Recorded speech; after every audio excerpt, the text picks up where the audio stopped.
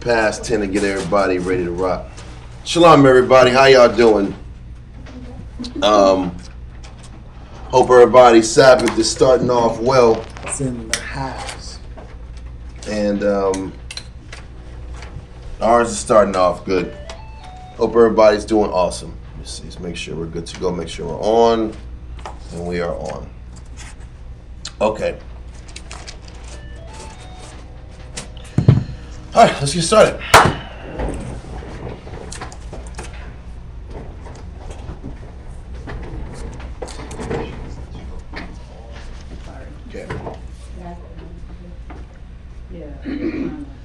Barakatah Yahweh Ba'Shem Yahushai. Barakatah Yahweh Ba'Shem Yahushai. Hahawa'ah. Hahawa'ah. Nathanawa. Awar. Zayawam. Thawada. Aman. Aman. Bless you, Yahweh, in the name of Yahushai, that gives us the light this day. Thanks. So be it.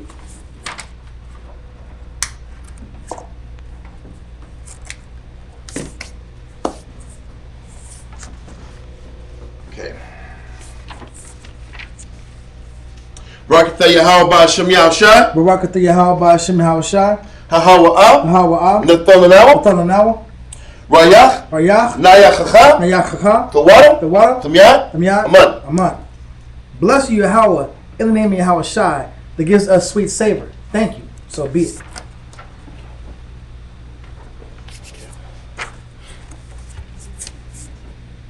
Back up, Susan.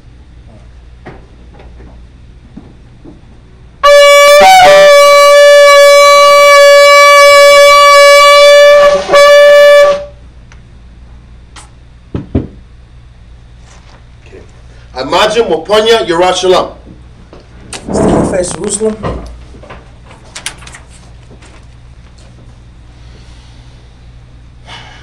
Barakatah Yahweh Ba'Shem Yahushai. Barakatah Yahweh Ba'Shem Yahushai. Hahawa'ah. Hahawa'ah. Nathanawa. Hashabat. Ba'Shalom. Thawada. Aman. Aman. Bless you, Yahweh, in the name of Yahushai, that gives us the Sabbath in peace. Thank you. So be it.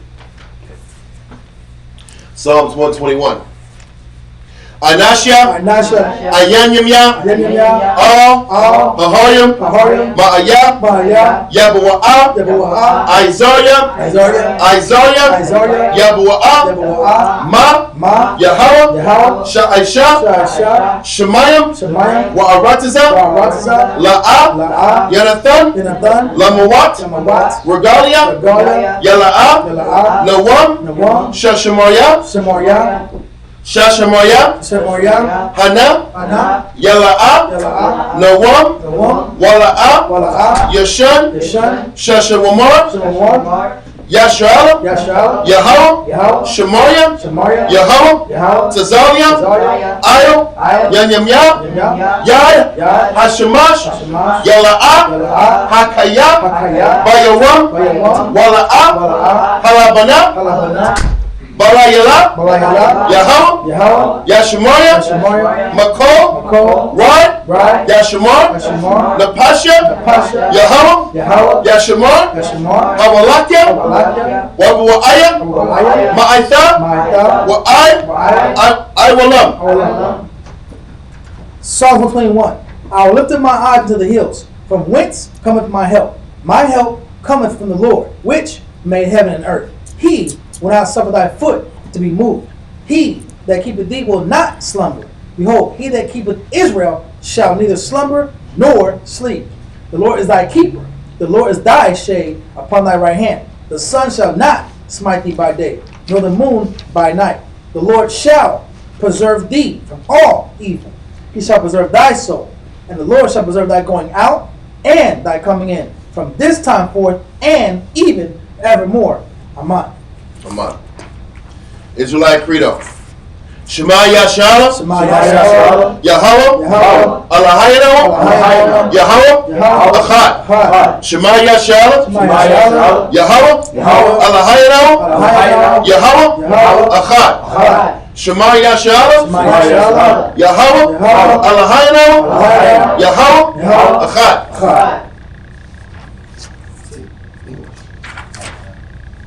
Hear Israel, Yahweh, our power is one.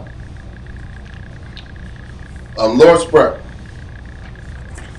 Abanawa, Shabbat Shemayim, Kodash, Haya, Shemka, Yahweh, Balakwathka, Taba'ah, Ratazaka, Haya, Aisha, Ba'aratazak, Kawa, Haya, Bashemayim, Nathanawa, Lacham, Kal, Yawam, Wasalachanaw, Chawabathinaw, Kasalachanaw, Chawabathinaw, Wala'ah, Tabianaw, Banasawan, Abo, Awashaynaw, Mayan, Wai, Haya, Lakam, Amalakwat, Waha'ara, Wataparat, La'ala. Amen. Our Father, which art in heaven, hallowed be thy name. Thy kingdom come. Thy will be done on earth as it is in heaven. Give us this day our daily bread, and forgive us our debts as we forgive our debtors. Lead us not into temptation, but deliver us from evil. For thine is the kingdom, and the power, and the glory, forever. Amen. Ten Commandments. La'a Yahaya. Laka. Alahayim. Achayim. Ayah. Panya. Thou shalt have no other God powers before me. Number 2 is God. La'a. Ta'ina. Laka. Pasal. Wala'a. Ta'ibada. Thou shalt not make unto thee any graven image, nor serve them. Number 3. La'a. Thalach. Sham. Yahweh. Bashawa. Thou shalt not take the name of the Lord thy God in vain. Thy power in vain. Zakar. Hayawam. Hashabat. La Kodashwa. Remember the Sabbath day to keep it holy. Number 5. Kabad. Abaka. Ya'amaka. Honor thy father and thy mother. Number 6. La'a. Tharatazak.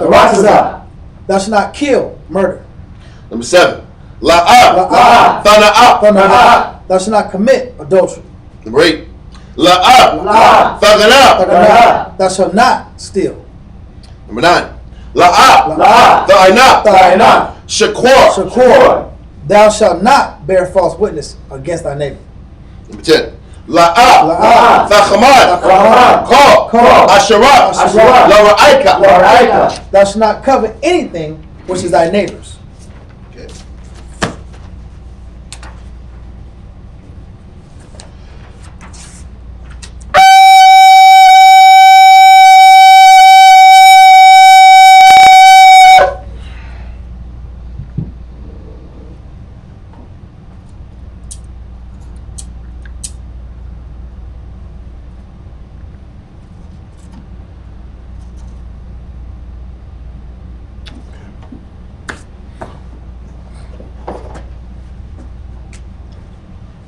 Barakatah Yahweh Ba'Shem Yahushai.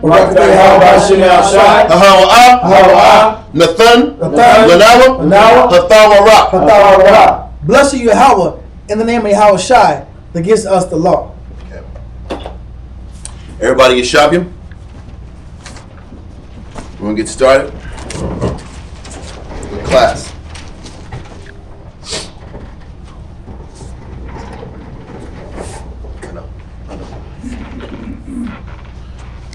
Give a shout out to everybody online.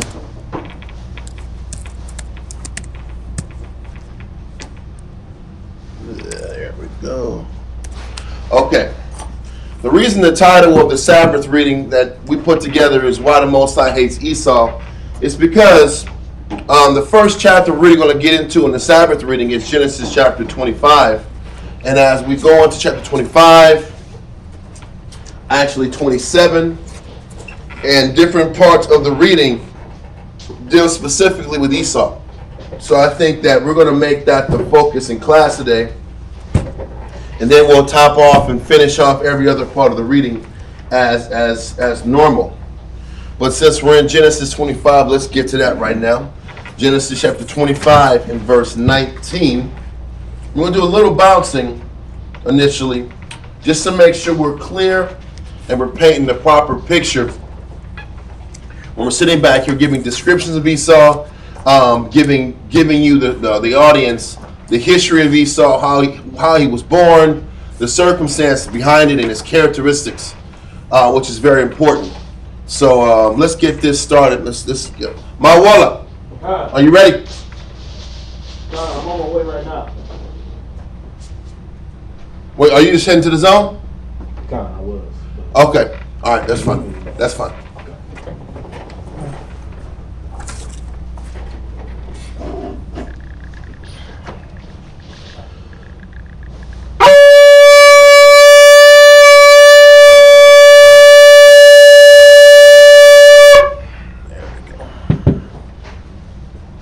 Dawiyat, Banya Hawda, Dawiyat, Shoshabata, Banya Hawda, Banya Shala. Dawiyat, Shah Shabbatah, Banya Hamada, Banya Shala, and Majum, right? Yahweh Shem Yashab Barakatah. All right.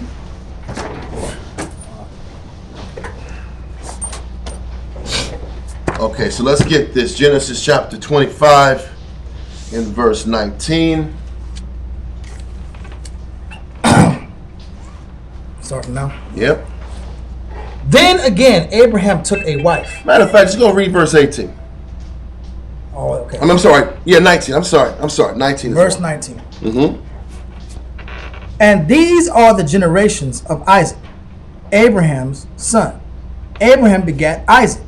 And Isaac was 40 years old when he took Rebekah to wife, the daughter of Bethuel the Syrian, of Padanaram, the sister of Laban the Syrian. Mm-hmm. And Isaac entreated the Lord for his wife, because she was barren. And the Lord was entreated of him, and Rebekah his wife conceived. Mm-hmm. So it says Rebekah was barren; she couldn't have any children. Okay, Isaac tried to pray to the Most High because she couldn't have children. Read on. And the children struggled together within her. And she said, if it be so, why am I thus? So let me slow this thing down. If Rebekah was praying and asking within herself, if having these two children, or having these children, I'm sorry, I'm leading things too early. If having children was a blessing, then why was she feeling the way she was feeling? Why was she having all these pregnancy pains? Okay, read on. And she went to inquire of the Lord. So she went to inquire of the Lord. Back in those days, when people would inquire of the Lord, they would go to a seer. Back in those days, they were referred to as seers, and the seer would intercede to the Most High, pray to the Most High, and get the solutions that the person was asking for. So Rebekah was just trying to find out why was she having such a difficult pregnancy. Okay? All right, let's go. And the Lord said unto her, 2 nations are in thy womb. 2 nations are in Rebekah's womb, and we obviously know these 2 nations aren't millions of people. These 2 children were going to be the progenitors or the fathers of 2 different nations. Okay, read on. And 2 manner of people shall be separated from thy bowels. So when you're sitting back here and you're reading through this, he says there's 2 nations, so these 2 children were going to be the fathers of 2 different nations, and they were 2 manner of people. There were 2 different types of people. They had 2 different spirits and mindsets about them. And on top of the fact that they had 2 different mindsets, 2 different ways of looking at things, they were also going to be separated from her bowels. So as soon as she has these kids, obviously they were living together, right? Yeah. So they were brothers. So they were going to sit back here and inhabit the same location and get raised and grow up. But what does the separation mean? The separation means that they're going to be going 2 different directions in life. Both of these children were eventually going to go 2 different directions, 2 different lives that they're going to have to live. And that's important to understand, because the Most High is setting up the dynamic between Esau and Jacob. He's setting it up. All right, shalom, brother. He's setting up the dynamic, and he's also, what he's doing is, he's showing in the scriptures that the Most High understood that everybody in life wasn't supposed to be just together on top of each other. He understood that certain people had to be separated. Certain influences had to be separate. Because the idea, when you think of the Most High, you think of, from a religious perspective, is that everybody is supposed to be kumbaya together. everybody was supposed to be in this big, huge melting pot, fixed around each other. But scripturally and biblically, he's showing you that not everybody was meant to be together. Not everybody was meant to co-inhabit into the same vicinity and same place. True. And this is an understandable thing when you're dealing with different nations and different peoples. Okay? So let's continue. And the one people shall be stronger than the other. And this is another thing. What this verse also explains in verse 23 is that the Most High understands that there's different tiers of strength. He said one nation was going to be stronger than the other. That also lets us know that there was a certain people that was made to be superior, and there was another set of people that was made to be inferior. And it will also indicate also that the concept of all men are created equal is not true. That piece of paper is not true, not according to the Bible. That's a nice Hallmark card, but that's not a reality. Everybody isn't created equal. The Most High made certain peoples to be naturally superior to other peoples, and there's no getting around that fact. And this is God's word. And God's not about integration off top. Don't forget, this is coming from a seer that relayed this information from the Most High to Rebecca. He said 2 nations, one was going to be superior to the other. They're going to be 2 different type of people, even though they're brothers. Different ways of thinking, different ways of processing things, different ways of handling and looking at life. Okay, the Most High is setting the stage to teach us about the fact that certain people in life were created, certain nations were created to be more superior than others. This is not an opinion. This is God's words. This is God's words we're talking here. And that's important to say. This is not a war interjecting himself into the story. We hadn't even figured out who was the superior nation and who was the inferior nation.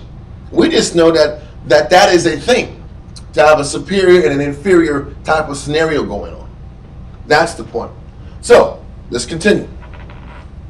And the elder shall serve the younger. The elder shall serve the younger, which means the first child, because they're twins, the first child that comes out the mother's womb was going to be a servant to the second child that comes out of the mother's womb. Now that's abnormal. It was prophesied. It was abnormal because normally the elder was the heir of all the blessings. He was entitled to all the first of everything of the fathers. The firstborn son was supposed to get it all. But so now we got to understand this. The firstborn son in this situation was going to lose everything to the second son. This is important to understand that this is prophecy, because when we get to Genesis 27 won't come off as so much as a cruel thing. Because when you hear the story of Jacob and Esau and how Jacob got the birthright from Esau, it looks like it's a really cruel, messed up thing that Jacob did to Esau. And add another point, when you go into like a Nation of Islam type of theology or opinion or ideas. We gotta go to Islam today, man. Well, I had to go there. They look at Jacob as the bad guy. Yeah. In their premise, from their premise and their perspective, Jacob is the bad guy. Yeah. And it may be from Ishmael's perspective, Jacob's the bad guy too. Echo? Hold on. No video, just audio. Well, okay. We're not connected right there, right? Yes, we are. We're good on that. Well, I can see. Hold on, Sam. I just want to make sure that we're good online before we continue. No, we're good. Now, let me make sure we're good on audio. 1 second. Yeah, we should be good.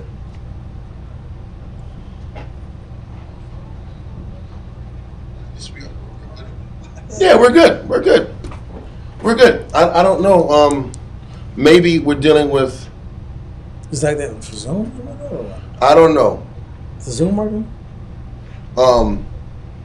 Let me just text this. Sorry, y'all. YouTube. Because there's a brother saying that that we're not online.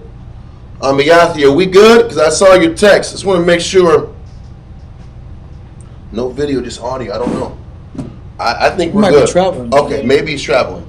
He may need to go out and go back in. Okay, but I think we're good though, right? Yeah, that's what I figured. Cool. All right, just want to make sure we're good on that. That's reiterating. Yes, from reiterating. From the perspective of Islam, or really Most people. people look at Jacob as the bad guy in the story. Yeah. He is a thief. I've even heard Christian, like evangelical preachers have been like, and God saved Jacob, who was a liar, who was a thief. I'm like, I can see why you say that, bro, because you're Edomite. That's crazy. But that's not biblically. He wasn't wrong, because it was prophecy. And we'll go into the details concerning this, but we're just trying to make sure we take our time. Yeah. And we lay the proper foundation. Okay. Don says we're good now. But okay. So we're trying to make sure we lay the proper foundation. Rebecca's pregnant. Yeah. Okay. She has twins that she's informed. There are going to be two different nations, two different manner of people. One nation is going to be stronger than the other nation. Okay. And the elder is going to serve the younger. Okay. So that's so far so good. Now let's get to verse 24. Verse 24 says, and when her days to be delivered were fulfilled, behold, there were twins in her womb. There we go. Now she had twins. Okay. Now we're going to find out when we sit back here as Israelites and we explain that Esau is a so-called white man. What we're doing is we're going off of characteristics.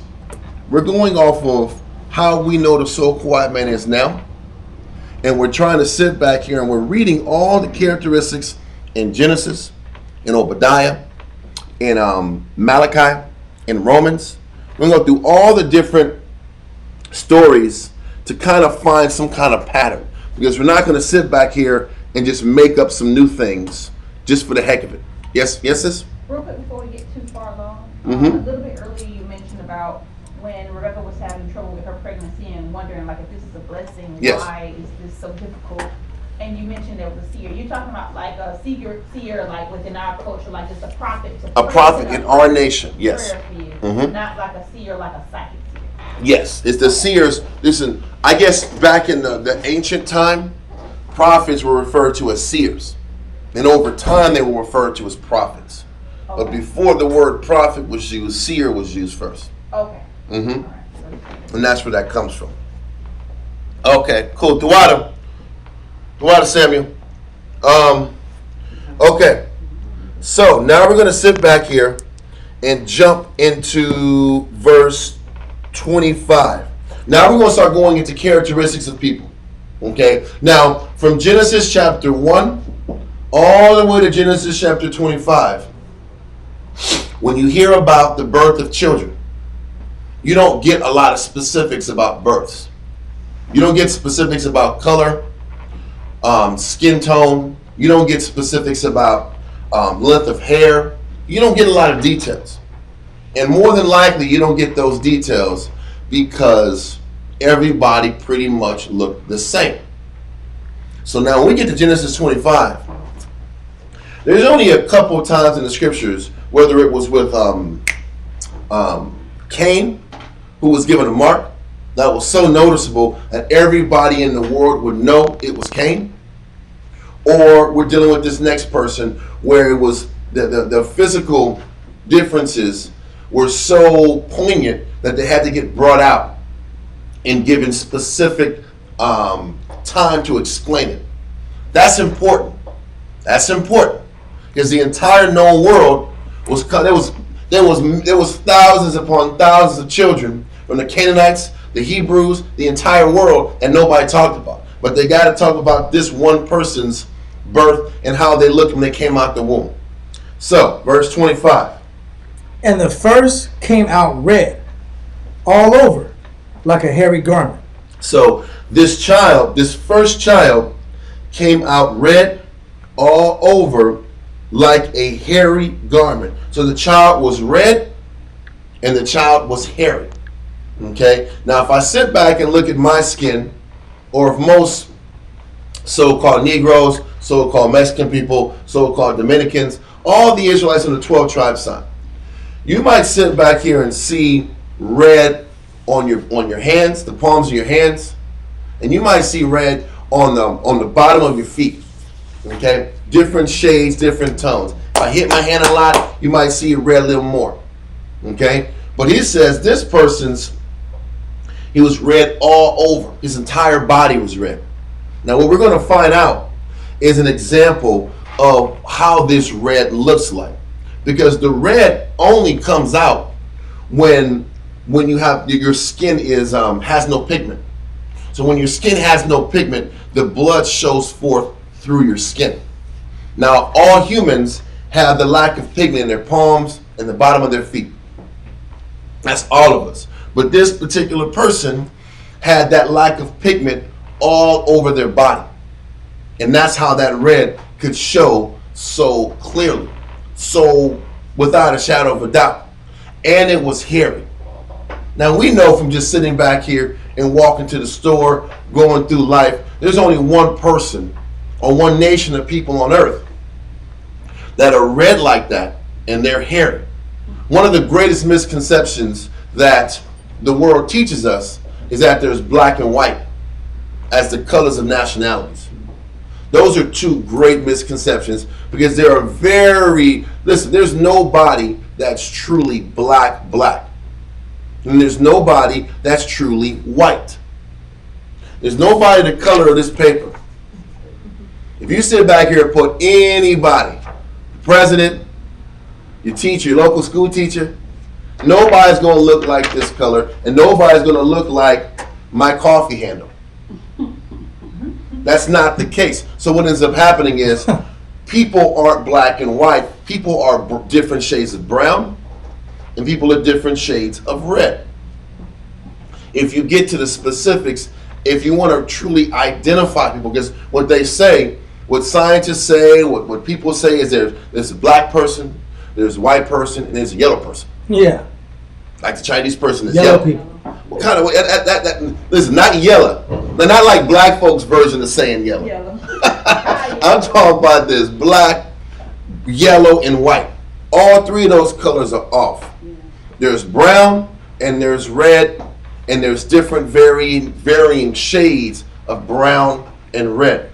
That's important. So as you're reading Genesis 25, this should make a little more sense. There's brown people and there's red people. So now we're sitting back here.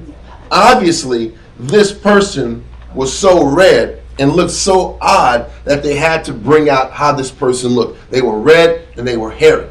Whereas everybody in the world that's been having children and babies since damn Adam, nobody was talking about their color. So this had to be something different, new, something that really hadn't been going on in the world at the time, for it to be talked about with so much specifics. So he was red and he was hairy. Now, if you also sit back here and deal with most Israelite men, they're not going to be as naturally hairy as a lot of the nations. Israelite men are for the most part, are more smoother on as far as hair. You're not gonna get these George animals still super hairy guys, hair poking out of their shirt, their t-shirt. It's gross. Or super hairy backs. Was that? The dude from the 40-year-old virgin. Exactly. Where he had to sit back here and get his chest waxed. Yeah. Most of us don't have to worry about that issue. We don't have to go and get no chest wax, bro. Wax the cars. Exactly. So that's the point. So what is the Most High showing us? Esau is red and hairy, like a hairy. Listen, it wasn't just hairy. It was like a hairy garment, like a fur coat. Like chinchilla. Like a fur coat. Can you imagine a baby come out? He's like his skin, his hair is like a fur coat. His whole body is haired up. This is an oddity. That was a legitimate human oddity. He was red and his whole body was like a damn I don't see hairy Chinese alpaca people. outfit. I don't see hairy A llama Africans. outfit. Can you imagine like a whole llama outfit? He came out with a coat on already. Top and bottom one, like a llama onesie. Yeah. He come out like a llama onesie. Gross. He's red and got a llama onesie on, or a sheep. I didn't want to say sheep. Don't say llama. Llama was one of those You know, the llama's good. Yeah, camel hair. Yeah, camel. But camel ain't even long. Their hair ain't long enough. You gotta have that long, stringy, like alpaca. What is this? The doctor's like, what is this? Listen, and that's what it says. It says the first came out red and hairy, and they called his name Esau. I say. Yeah. Esau, Esau is Aisha in Hebrew, and it means wasted away. His skin was wasted away, and he had a bunch of fur on top of it. He's saying that this guy was different.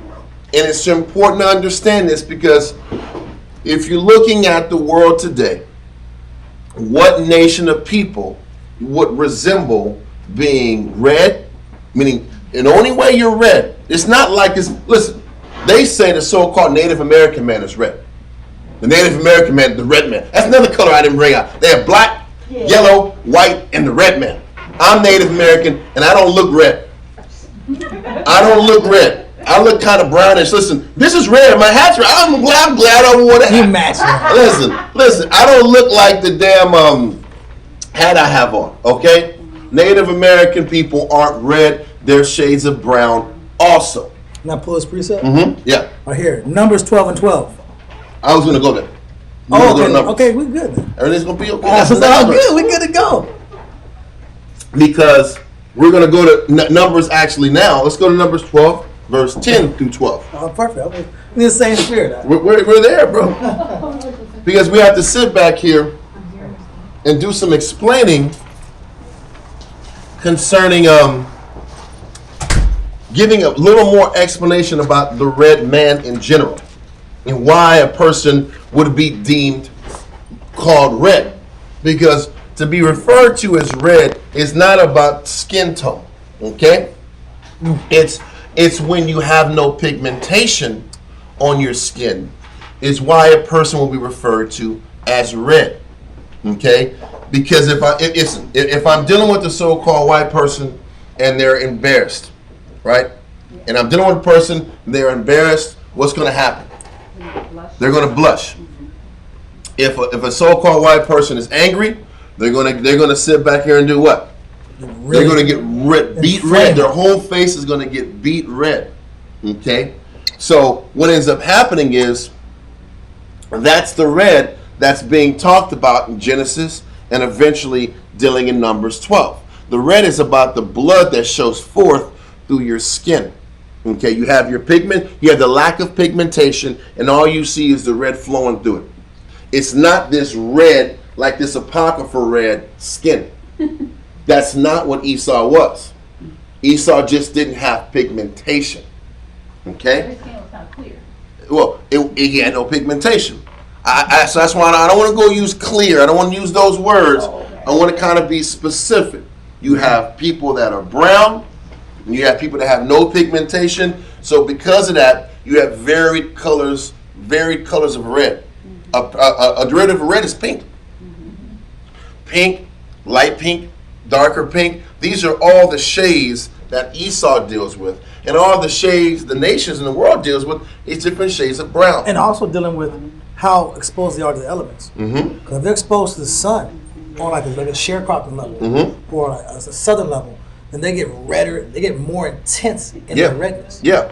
And then you'll have a little bit more of a tan on your skin, but that red is still going to be showing forth through your skin. Okay?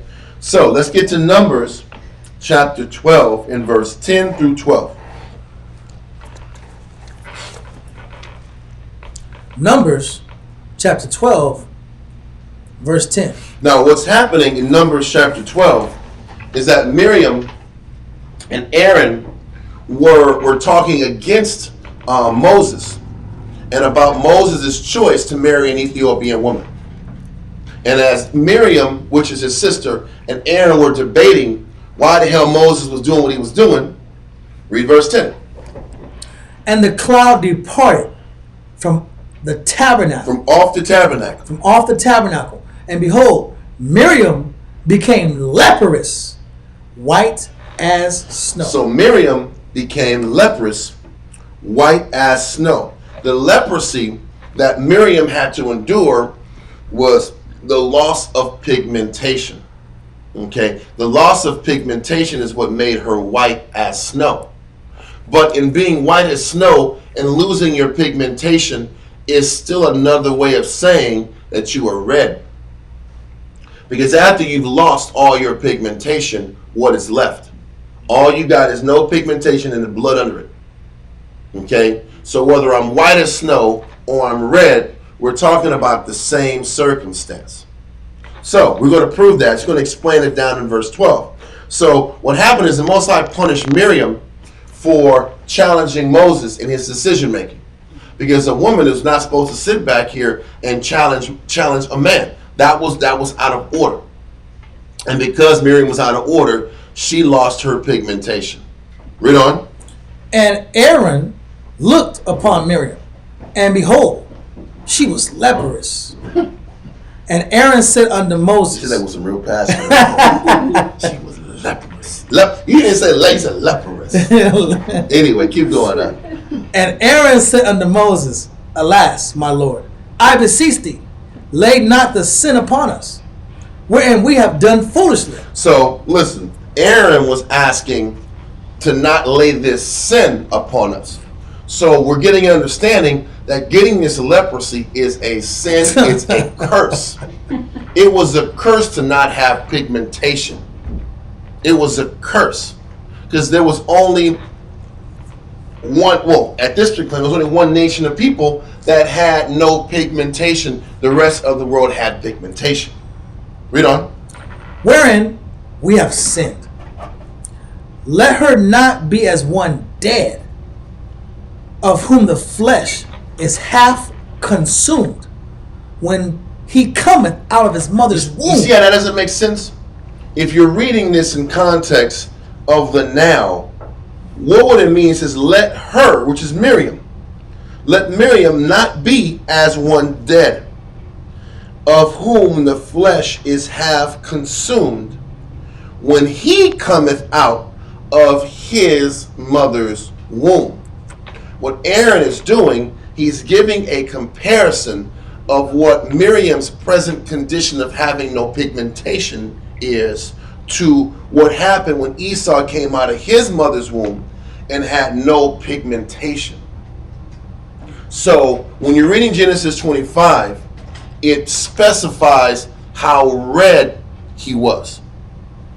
In Numbers chapter 12, verse 10 through 12, it specifies how there's no pigmentation.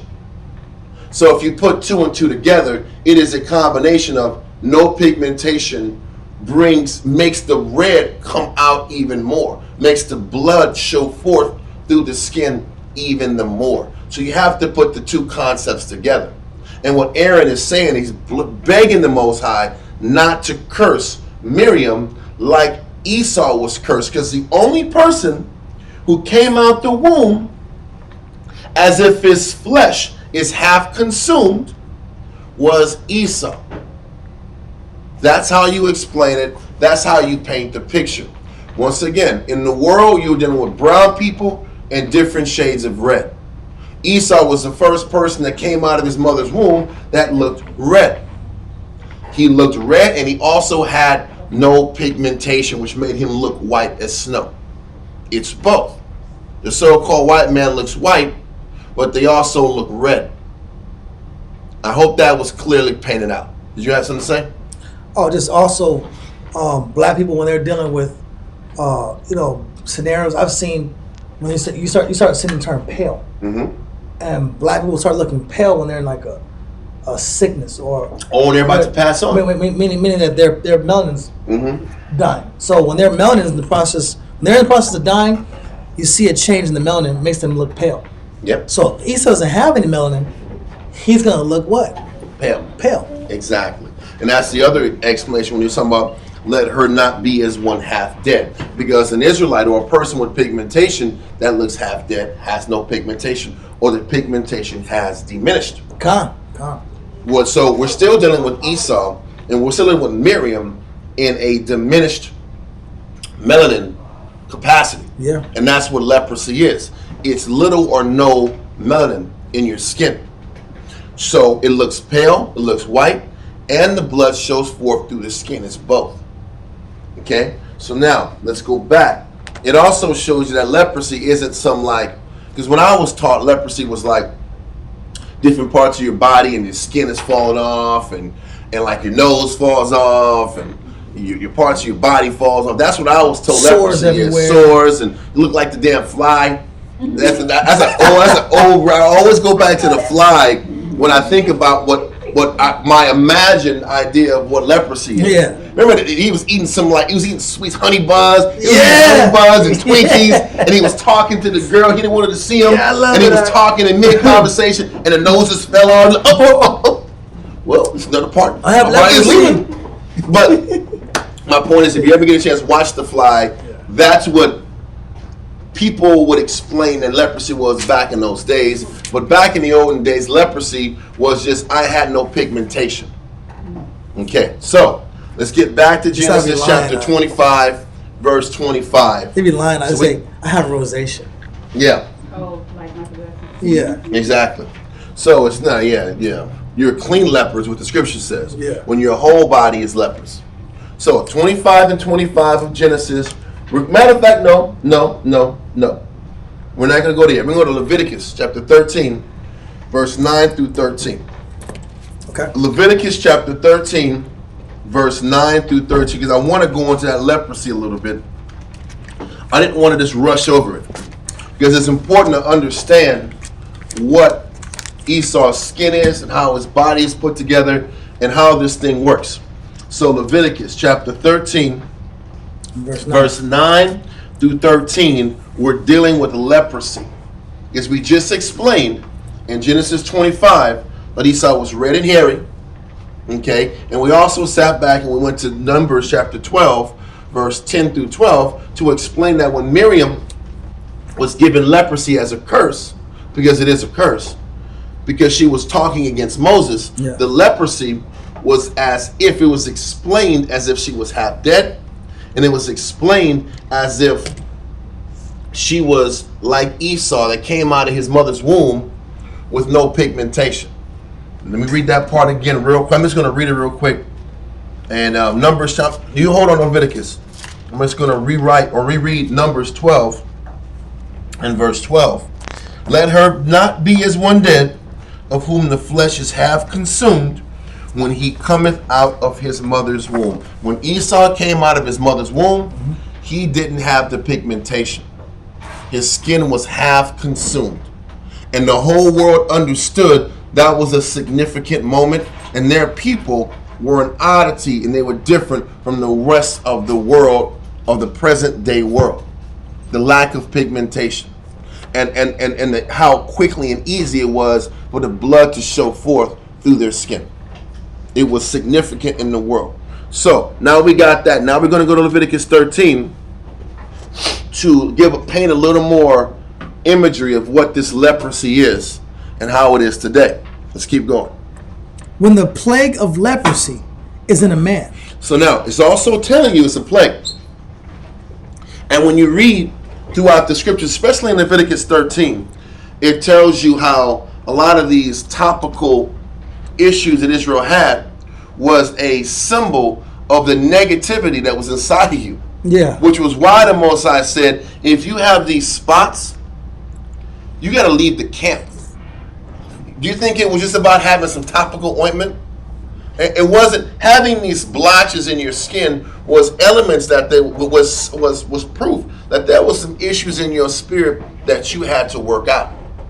And this is why it was like, you got to go for 7 days, leave the camp. Come back, let the priest check you out again. If it's still there, leave. You couldn't come back to the priest, or you couldn't come back to the camp until these skin ailments were resolved. So what could you really do? Well, do you think you were going to put some medicine on it? This was a spirit. Why go to the priest if this was a physical issue? Why go to the priest if it was just about giving physical medication on it? You went to the priest to deal with spiritual problems. So these blotches and these parts of leprosy on your skin was a proof that there was issues in your spirit that you had to work on. And that's why you had to get cleared through the priest before you came back to the body. So, Leviticus chapter 13, verse 9. Again. When the plague of leprosy is in a man, then he shall be brought unto the priest, and the priest shall see him. And behold, if the rising be white in the skin, and it have turned the hair white, and there be a quick raw flesh in the rising, it shall be an old leprosy in the skin of his flesh. So he says, if you see this rising, if there's a rising, be white in the skin, and it turned the hair white, okay, there be quick raw flesh rising, raw flesh in the rising. Read on. It is an old leprosy in the skin of his flesh. That raw flesh is what? There's no pigmentation. It's just red. It's just red. And it's old leprosy because who was the first progenitor of the old leprosy? It was Esau. Esau was the first progenitor of this old leprosy. Read on. It says, and the priest shall pronounce him unclean, and it says, and shall not shut him up, for he is unclean. And if a leprosy break out abroad in the skin, and the leprosy cover all the skin of him that hath the plague, from his head even to his foot, wheresoever the priest looketh, then the priest shall consider, and behold, if the leprosy have covered all his flesh, he shall pronounce him clean that hath the plague. It is all turned white. He is clean. He says it is all turned white. When the whole is from head to toe, if all your pigmentation is gone and it's white, and all you got is blood showing forth through your skin, then you're referred to as a clean leper. So even in the eyes of the Heavenly Father, Esau would be a clean leper because he has no pigmentation from head to toe. Now, if you had the blotches and splotches around your body, you're unclean and you had to stay away from the camp until the splotches were gone or your entire body was covered with them, was covered with no pigmentation. And just so it's not misunderstood, it's not genetic. Because twins have been born who have the same exact DNA code, and one twin will be a leopard, or white other twin will be brown. So if it was genetic, they will both have the same whiteness of skin. And my only point is, it was a curse. He tells you it was a curse to have this lack of leprosy.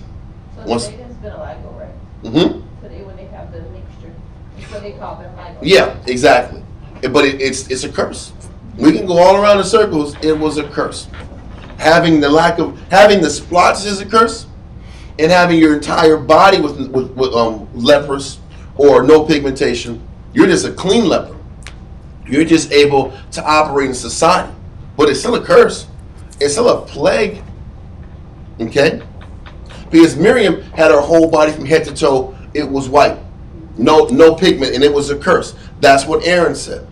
So once again, we're just painting a picture of when you're reading in Genesis 25, how impactful that is even to present day. Because the Most High gives us clues with certain people to make it easy to see who you are in present day today. Whether it's Ishmael, when you break down Ishmael's characteristics, he lets you know what he is today. You see Esau, their characteristics, as we keep going through Esau, it's going to be without a shadow of a doubt. We're going to be able to prove that, hey, this is Esau, this is how they roll, and their characteristics in the Bible match their characteristics in real life. That's how you sit back here and put two and two together. Even when we sit back here and break down the 12 tribes chart, it's the same concept. The characteristics that are talked about in the scriptures, do they fit the people living today? For the most part, they do. And that's how you kind of piece together nation to nation, people to people. Okay, let's continue. We're going to let Leviticus 13 go. We're going to go back to Genesis 25. Verse 25 again. I wanted to make sure I took my time explaining Genesis 25 because it's important to lay those foundations before we move forward. All right. So the first child came out red. That means this first child was going to be that servant. He was going to be that servant to Jacob because the older was going to serve the younger. Okay, read on. Says, red all over, like an hairy garment. And they called his name Esau. Mm-hmm. And after that came his brother Real out. quick, and Esau, once again, Esau in Hebrew is Aisha, which means wasted away is he. Wasted away is he is what Esau means in Hebrew. Aisha. Well, we'll get into that. 'Cause Edom, when you go into Edom, that's the nation. Esau is the man, Edom is the nation. Okay, so keep going. It says, and after that came his brother out, and his hand took hold on Esau. Let's stop. It said, and after that came his brother out. Why is that important to slow down and stop? Because they didn't explain how his brother looked. He was a regular person that's born in the word every day. Yeah, average. Jacob looked like everybody else in the world. They had to sit back here and give more credence and explain and paint the picture of how Esau looked, because he was significantly different than everybody else in the world.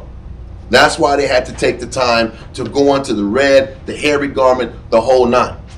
We still didn't go heavy enough into the hairy garment. That hairy garment aspect really explains Esau even that much more. But let's keep going. Jacob came out regular. Read on. And his hand took hold on Esau's heel. Because once again, they were constantly fighting in the mother's womb. So as Esau was getting out, Jacob had a hand on his foot, on a hand on his ankle, as they were coming up. Read on. And his name was called Jacob. Mm-hmm. And the crazy thing is, what it shows is that Esau and Jacob were fighting in the womb, and Esau and Jacob is fighting now. When it really boils down to it, it's always been about Esau and Jacob. It's always been about so-called black man, the Israelites, and the so-called white man. It's always been about them. About those two nations fighting it out and duking it out for power and control over this world. On a world scale, on a world stage. On a world stage. It was always been about those two. Okay, read on. And Isaac was 80 years old when she bare them. So Isaac was 60 when Rebekah had the twins. Read on. And the boys grew. Now we're going to go on to verse 27. It's going to give more specifics, clearly painting out who Esau is, what his characteristics, and what his nature is. The boys grew. Read on. And Esau was a cunning hunter. Esau was a cunning hunter. Listen, I don't know about you. Whenever I sit back here and I watch Naked and Afraid, and I watch all those hunting shows, it ain't Jake for the most part. All these National Geographic shows, all these Animal Planet shows. Who's sitting back here and studying the creatures to the maximum capacity to get the most out of the hunting experience?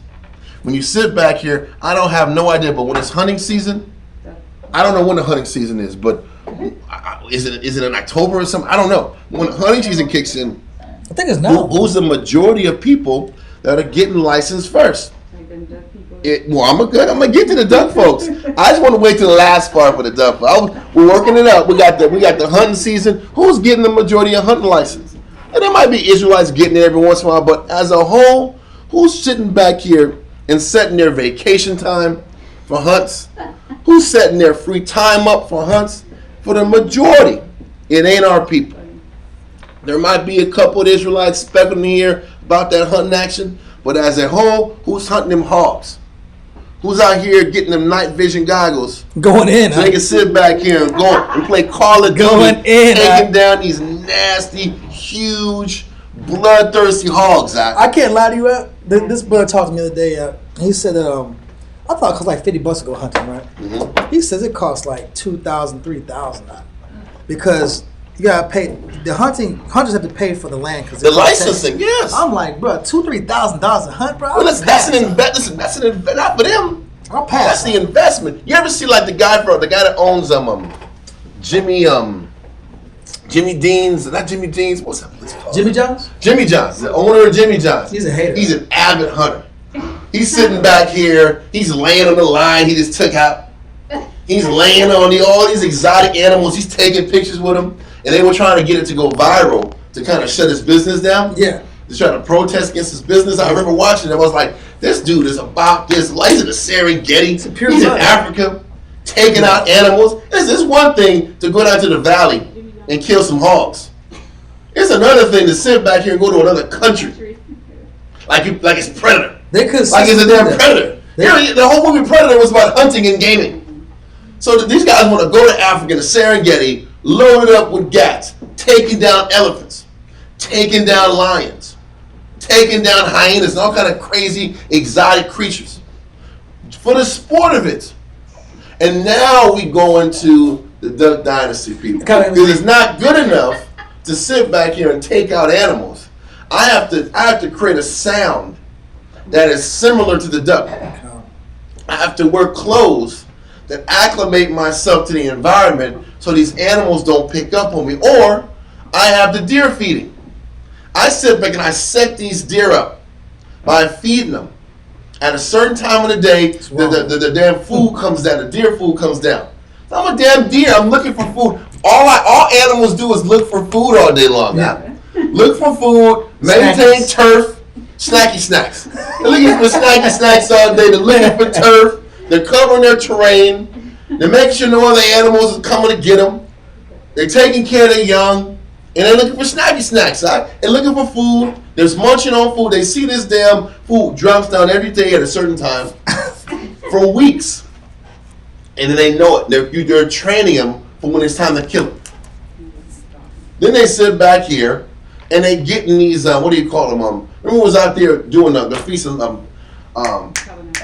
tabernacles, and there was a box. I don't know if you noticed it. On the far left-hand side of the land, there was like this room. It was like this elevated box where people just stay in there, and they just aim and they shoot. They're in there to shoot. So the animal can't see them. All they hear is a pow. They're knocked down. Sad. And it's not even a fair fight to the animal. Everything is set up to kill the animal, take him down. But once again, it was showing that Esau was one of the characteristics of Esau, but he was a cunning hunter, skillful, thought out, methodical, skillful hunter. It kind of converts this too. Yeah. And when you look at when it comes to his ability to trap or game what he's looking for. Yeah. Right? On another level, he has these satellites. He has computer technology. We can find anybody. Anybody's getting found. If he's looking for a person, he wants his man, he's going to find a way to get his man.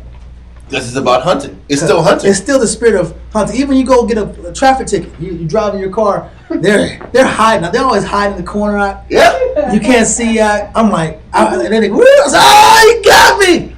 And they'll set up where you're going downhill, so you're going to go a little faster. So I'm going 25, and I start going downhill. It's going to go to 30. Yeah. And if I'm not alert, he's in the corner as I'm descending. Yeah. Got you. So if you're not hell bent on saying, okay, I'm going downhill, I have to slow down even more to neutralize it. Yeah. You're gonna get hit.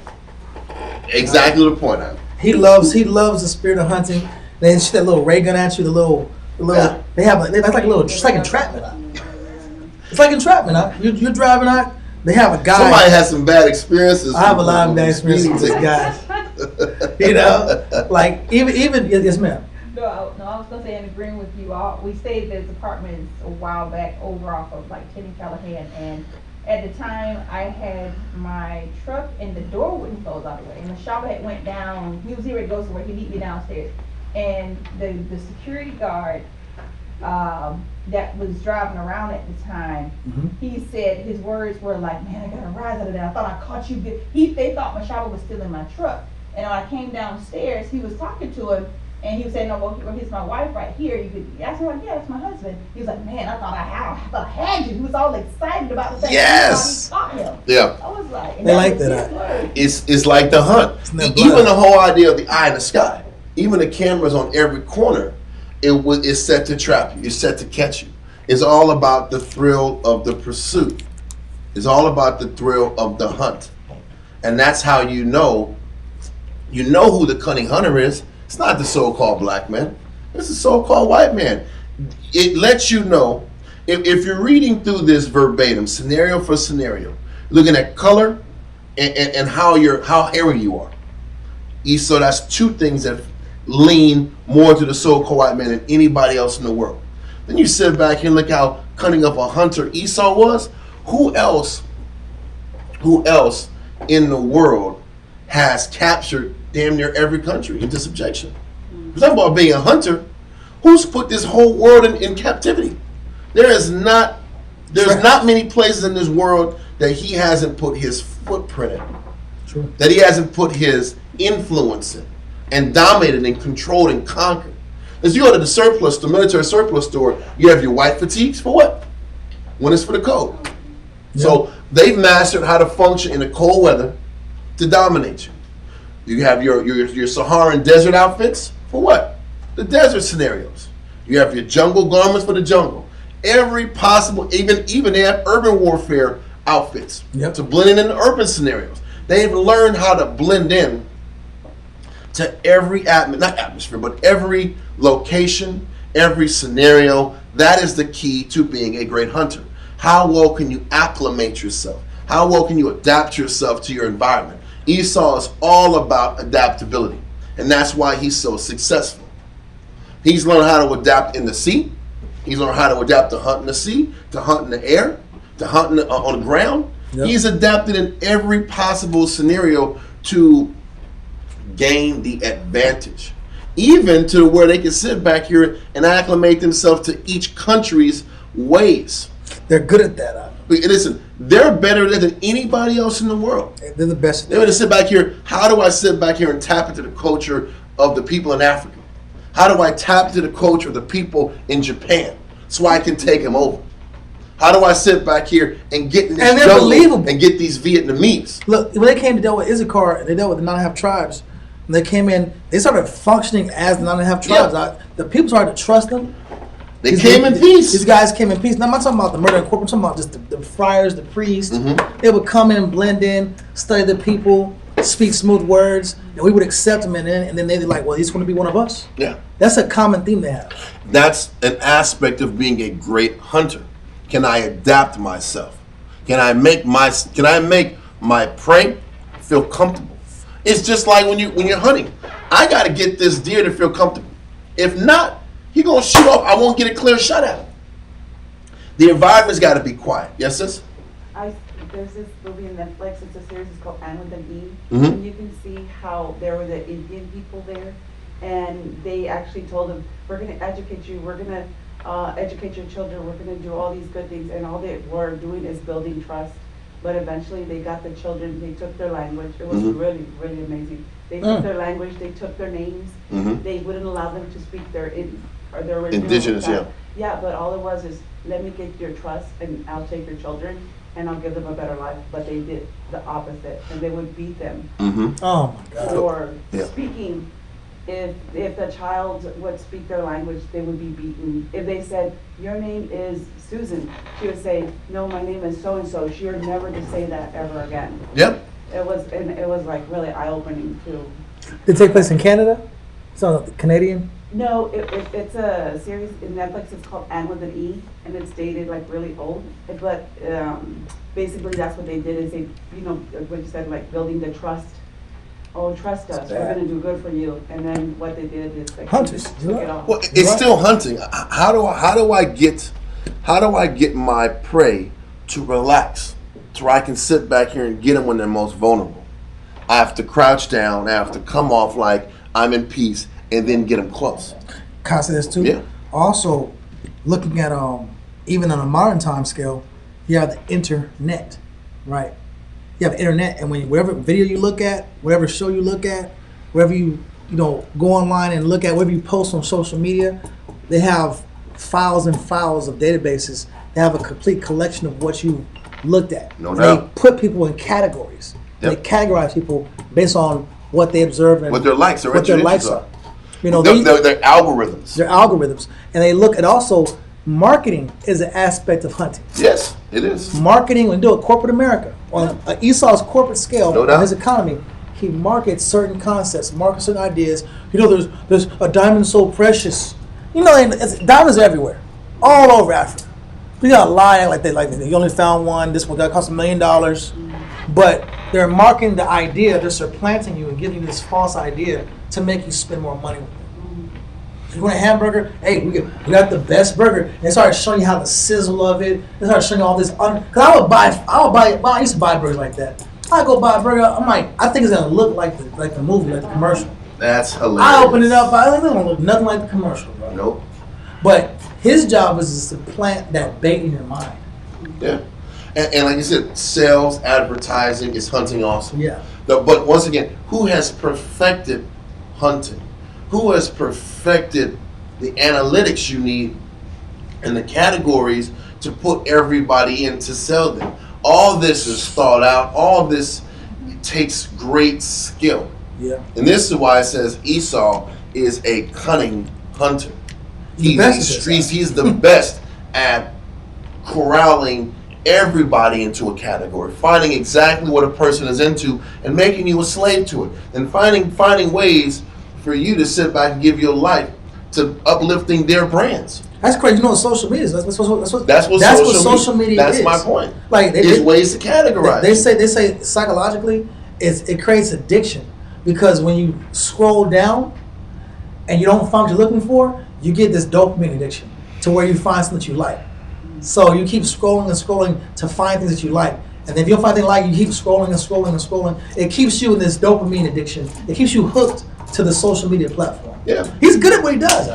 But it's still hunting. Con. That is hunting and gathering. Yeah. That's what it is. I'm hunting and I'm gathering. So, verse 27 again. Verse 27. And the boys grew, and Esau was a cunning hunter, a man of the field. A man of the field. Now go to Matthew, if you can. 13. 13:38. Matthew 13:38. It says Esau was a man of the field. We know he was a hunter. We know he was always out in the field, but to be specific, he was a man of the world. Now read that. Matthew 13:38. The field is the world. So he was a man of the world. And we just explained how Esau is a man of the world. This man is in Turkey. This man is in India. This man is in Africa. He's in Madagascar. He's in everywhere. South Pole, North Pole, you name it. He's everywhere wreaking havoc, getting his paws into things, trying to find ways to make money, trying to find ways to control the people, trying to find ways to control the animals, controlling everything with their hunter and huntress mindsets. Yeah. Okay, you had a question, sis? Okay, so make sure. So we already went into how he's a man of the world. He's everywhere. Okay. We're gonna go back to Genesis. So he said he was a man of the field. Now read the last part of 27. Verse 27. And the boys grew, and Esau was a cunning hunter, a man of the field. And Jacob was a plain man, dwelling in tents. Jacob just stayed at the damn house.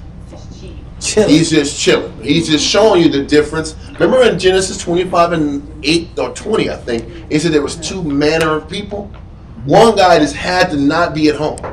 If you sit back here and look at Esau's characteristics, he's never at home. He's always in some other country, some other land. He's always never at the house.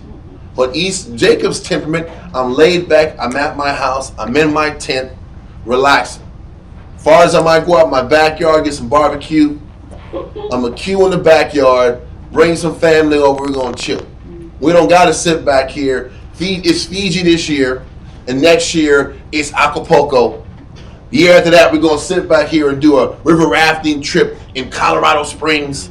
Then in the winter, we're going to sit back here and go kayaking some damn place. We ain't going to do all that extra stuff. That's just not in our nature. He's showing you there's just different personalities and manners to people. Esau's got to be everywhere. Jacob, our people, so-called black men, so-called Mexican, we're sitting here chilling, we're eating, we're barbecuing, we're family and friends, and that's as far as it goes. So the Bible is true. It says it's two manner of people. I know there's two men, and that's the point. There's two manner of people. They're different, and there's going to be one superior and one inferior. Okay. Let's keep going. And Isaac loved Esau. Now the funny thing is this. Isaac loved Esau because Esau was his what? His first. Firstborn. Because that's how it always works. That is how it's been from the beginning. The firstborn is the one that is loved. The firstborn is the one that gets all of the rights. That's just how it is. Okay?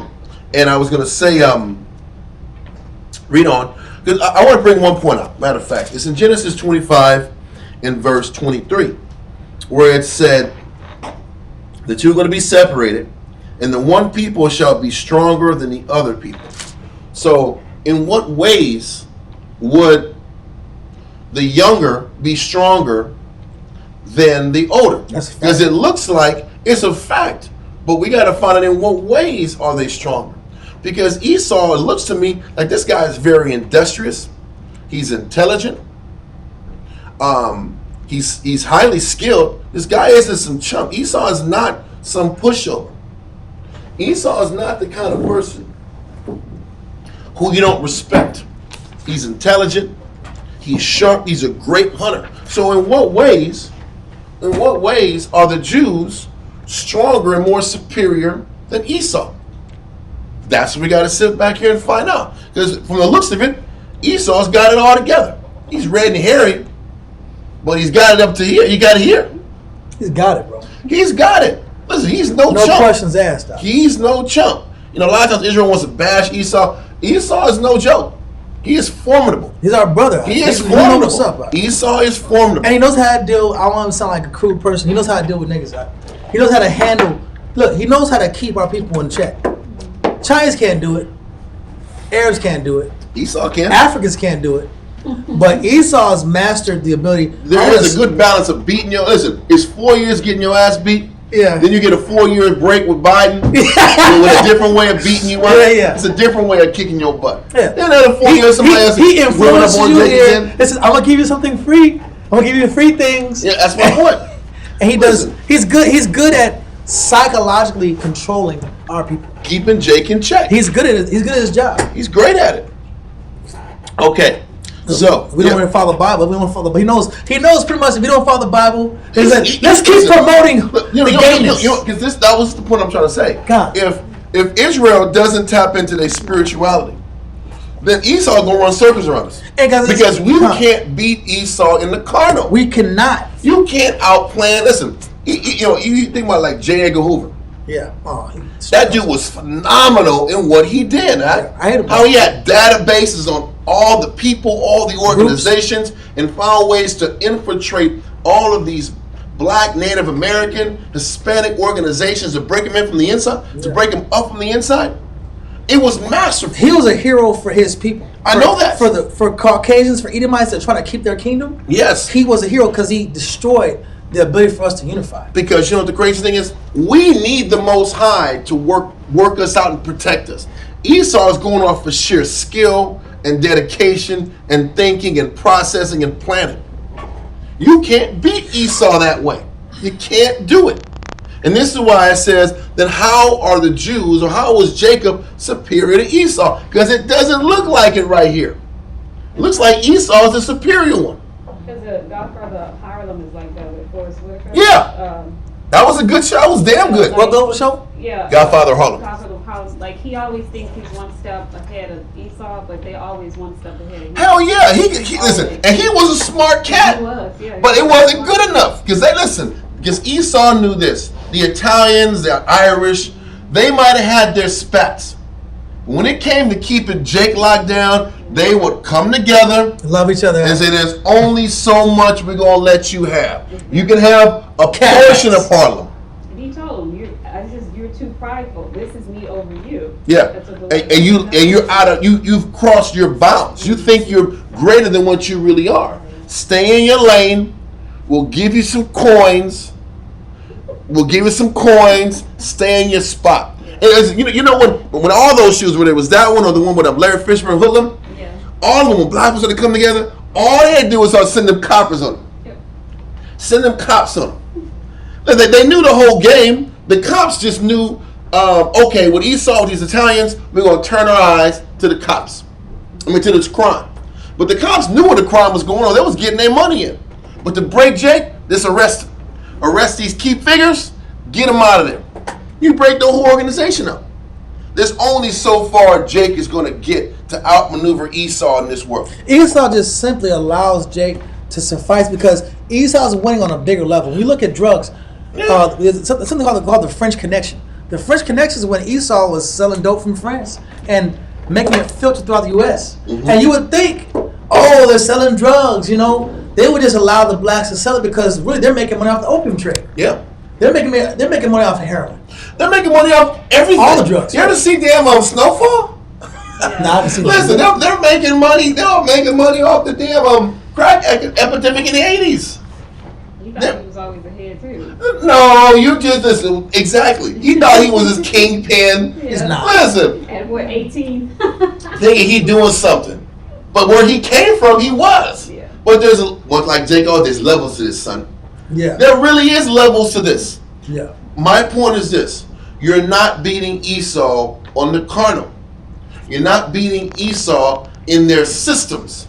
Because that's how they break you. Systemic racism. Their Why is it systems, systemic? Their They're systems systemic. of government God. and their systems of operation keep everybody perpetually in the trick bag. submission. You can't get out. You can't break the system because the laws are used and set up to enforce the system. Yeah. There's only so far you can go up. You have to pay the right people, and you got to lock into their way of doing things if you want to get on top. And they have think tanks. Well, but that's the point. You're not going to out-carnal them. God. Because we're going to even go into like why, because we'll go into it later on this topic. But in verse 28 tells us what? Shalom, y'all. I need you Daviya, to give me Genesis 25 and verse, what was it? It was 28. Mm-hmm. Genesis 25, verse 28. And Isaac loved Esau. Isaac loved Esau because Esau was the firstborn. Read on. Because he did eat of his venison. Yeah, they had a relationship. They had a bond. Okay, read on. But Rebekah loved Jacob. Rebekah loved Jacob, and Rebekah also remembered the what? The prophecy. What did the prophecy say? That the elder shall serve the younger in verse 23. It was a combination of both things. That's what we can't forget, even when we read about how Esau lost his birthright. God. It was prophesied to happen this way. And you're going to sit back here, the more you read, it's going to kind of make sense as to why the Most High wouldn't give Esau this birthright. It's going to explain it. Let's keep going. All right. It says, and Jacob sawed pottage. Mm-hmm. And Esau came from the field, and he was faint. So, Jacob was cooking some stew. We know it's stew. Some pottage, some stew. And Esau came from the field, and he was faint. He was fatigued. Okay? He was tired. He was hungry. His little tummy wanted some food in his belly. He was dehydrated. Whatever you want to damn say.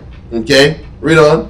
And Esau said to Jacob, feed me, I pray thee, with that same red pottage. Give it to me now. Yeah, now. I want that red pottage. Now we're going to kind of find out, are we talking about red russet potatoes? Is that the red pottage we're talking about? Red beans? Red beans and rice? Nah. What type of red pottage is this? It's important. We're going to hold this, and we're going to go to Hebrews chapter 12 and verse 16. Russet potatoes. I ain't never bought them in my life. I've had them before. They're good, man. Hebrews 12 and verse 16.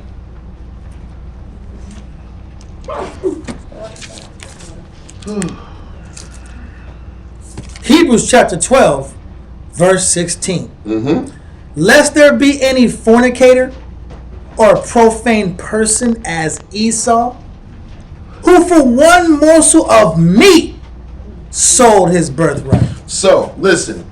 it tells you in Hebrews 12 and 16 that it was meat that he wanted.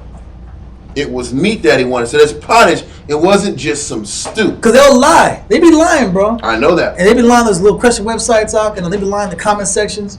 They be lying this in every day. Oh, it wasn't that. Mm-hmm. It was red food. No, it was not. Let me see. Okay, so we're going to go back to Genesis 25 and verse 30, real quick. 30. From the top. And Esau said to Jacob, feed me, I pray thee, with that same red pottage. So what it's saying is, Jacob was making this red meat. Mm-hmm. It wasn't ready yet because it was red. Yeah. Right? Yeah. Everybody knows if the meat is red, you don't eat it yet. Con. Esau was what? He was faint. He was hungry. Yep. He was sweating and grunting Yep. and doing whatever the hell Esau does. And he wanted his red meat. What does this show you about Esau's personality? Impatient. He's impatient. And he wants what he wants when he wants it. That's his How do you that was where I was going. That was one of his spiritual flaws and his weaknesses. How do you know that's the case? How has he developed this society? This society has been developed on a give it to me now type of zone. Even the mindset of processed foods. Why are processed foods so necessary to be used in this country or in this society? The only way you can have food on tap and readily available when you want it, how you want it, it has to be processed. There has to be ways that you can maintain and use preservatives to keep this food that's really dead accessible to you when you want it, how you want it. The whole idea of fast food. Fast food is based on what? I want this food now. Now. I don't want to wait for 30 minutes for a meal to be prepared.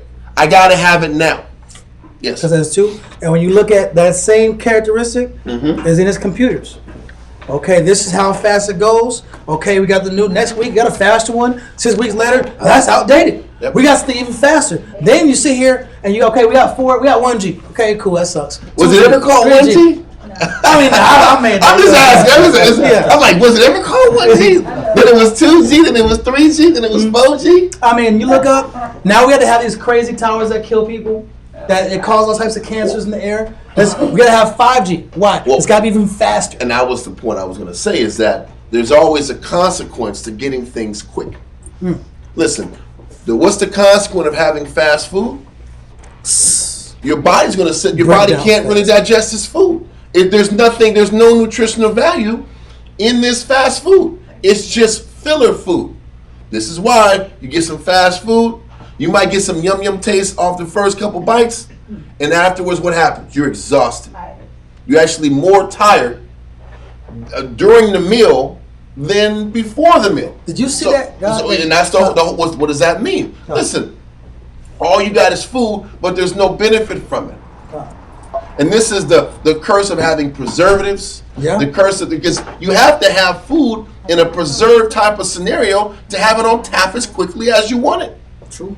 There's a consequence to having things fast. Just like it was a consequence for Esau to get that red meat so quickly. That's true. It's the same thing. There is a consequence to acting and functioning in haste. Yeah, that's true. There's lessons that are supposed to come from traveling from one state to another, one location to another. How life, everything is so fast. The faster that he's made life, the faster he's made communication, the less there is a connectivity between people now. You're sitting back here, I can't text like for longer than a yes or a no, or I'm going over here, I'll be back later. People be like, they're like this all day long. How do people do it? I know I'm older. Okay. I'm like a generation off of this age. But people, I was talking to somebody today, people are so lonely. People think that you're closer to you because I can sit back here, I can TikTok, I can do Instagram, I got all these different platforms where I can reach out to people. But I'm actually super, super unhappy, and I'm super lonely because I'm not connected. I'm living off sending pictures to other people. How many pictures can you take?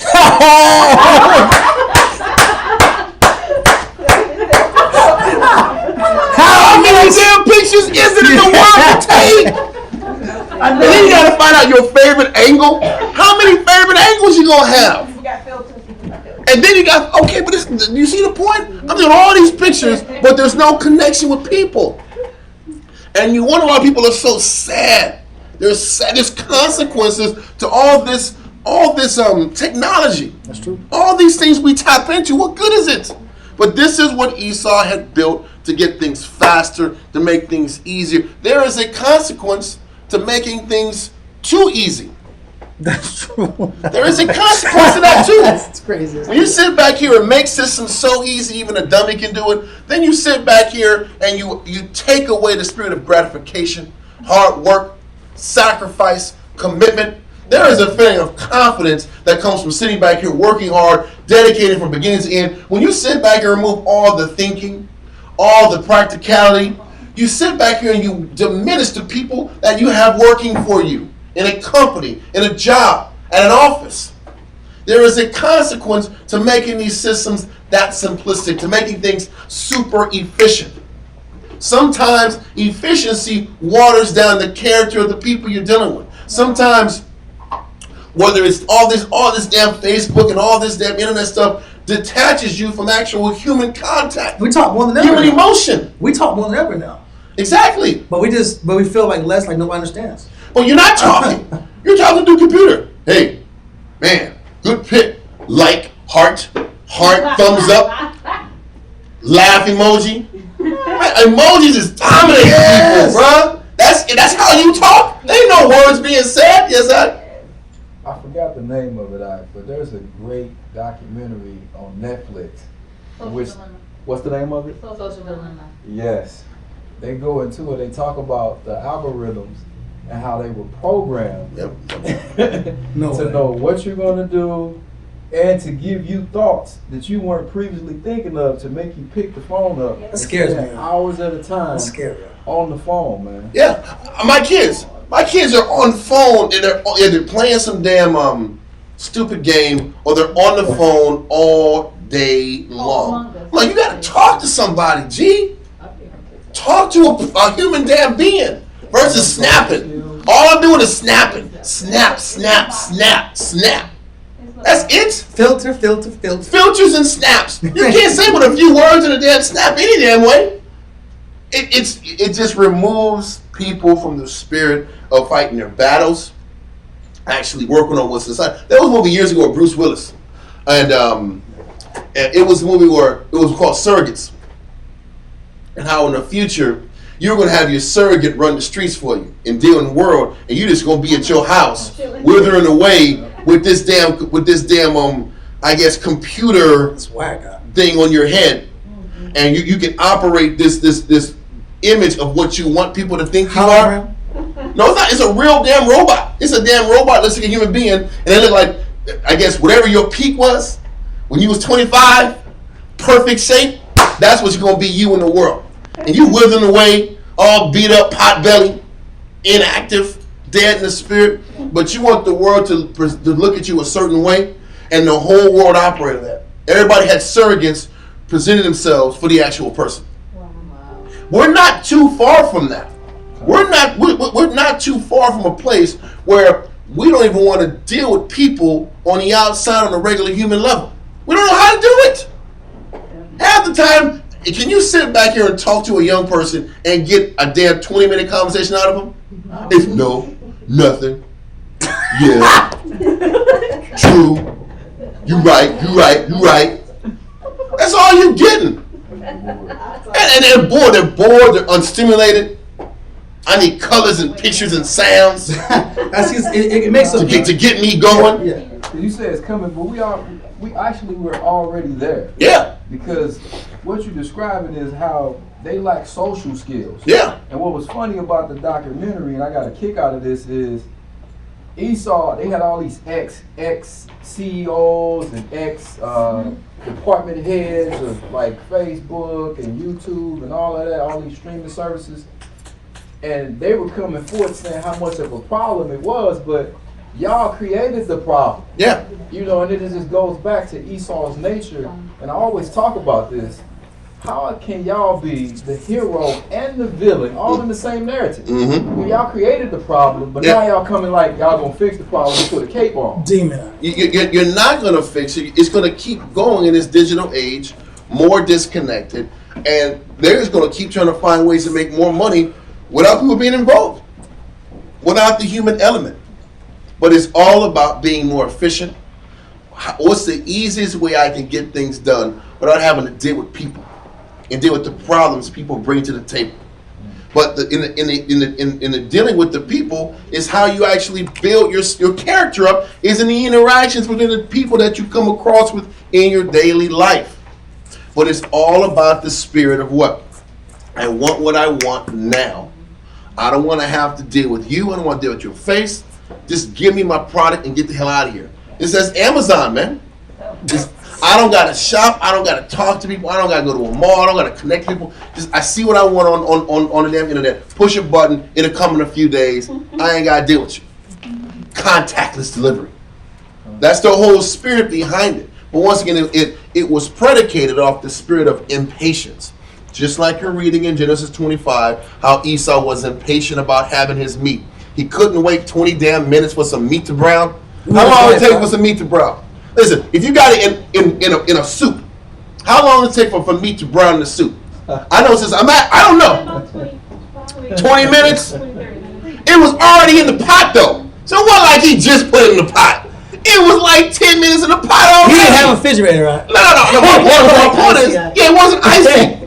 The meat's fresh. So listen, meat's fresh. It's room temp. You put it in the damn water. It was cooking. He had enough time to season it. It was already, the pot was stirring. So it was 10 minutes in. Okay, let's say 15 at the latest.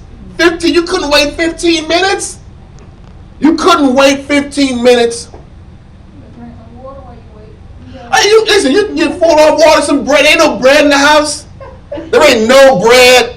There ain't no saltines. Ain't no saltines. Isaac got nothing going on. There ain't no crackers going. There ain't no crackers and all no Ritz. I'm messing with you on that. But you get my point. There was some bread. They had something on the side. It wasn't just meat and taters. Yeah. They had some stuff on the side to snack on. Come on, man. Well, listen, I bet you it was better than matzo crackers. They had something to munch on. That's insane. The idea, he's sweaty and he's got this llama hair all on his body and stuff, man.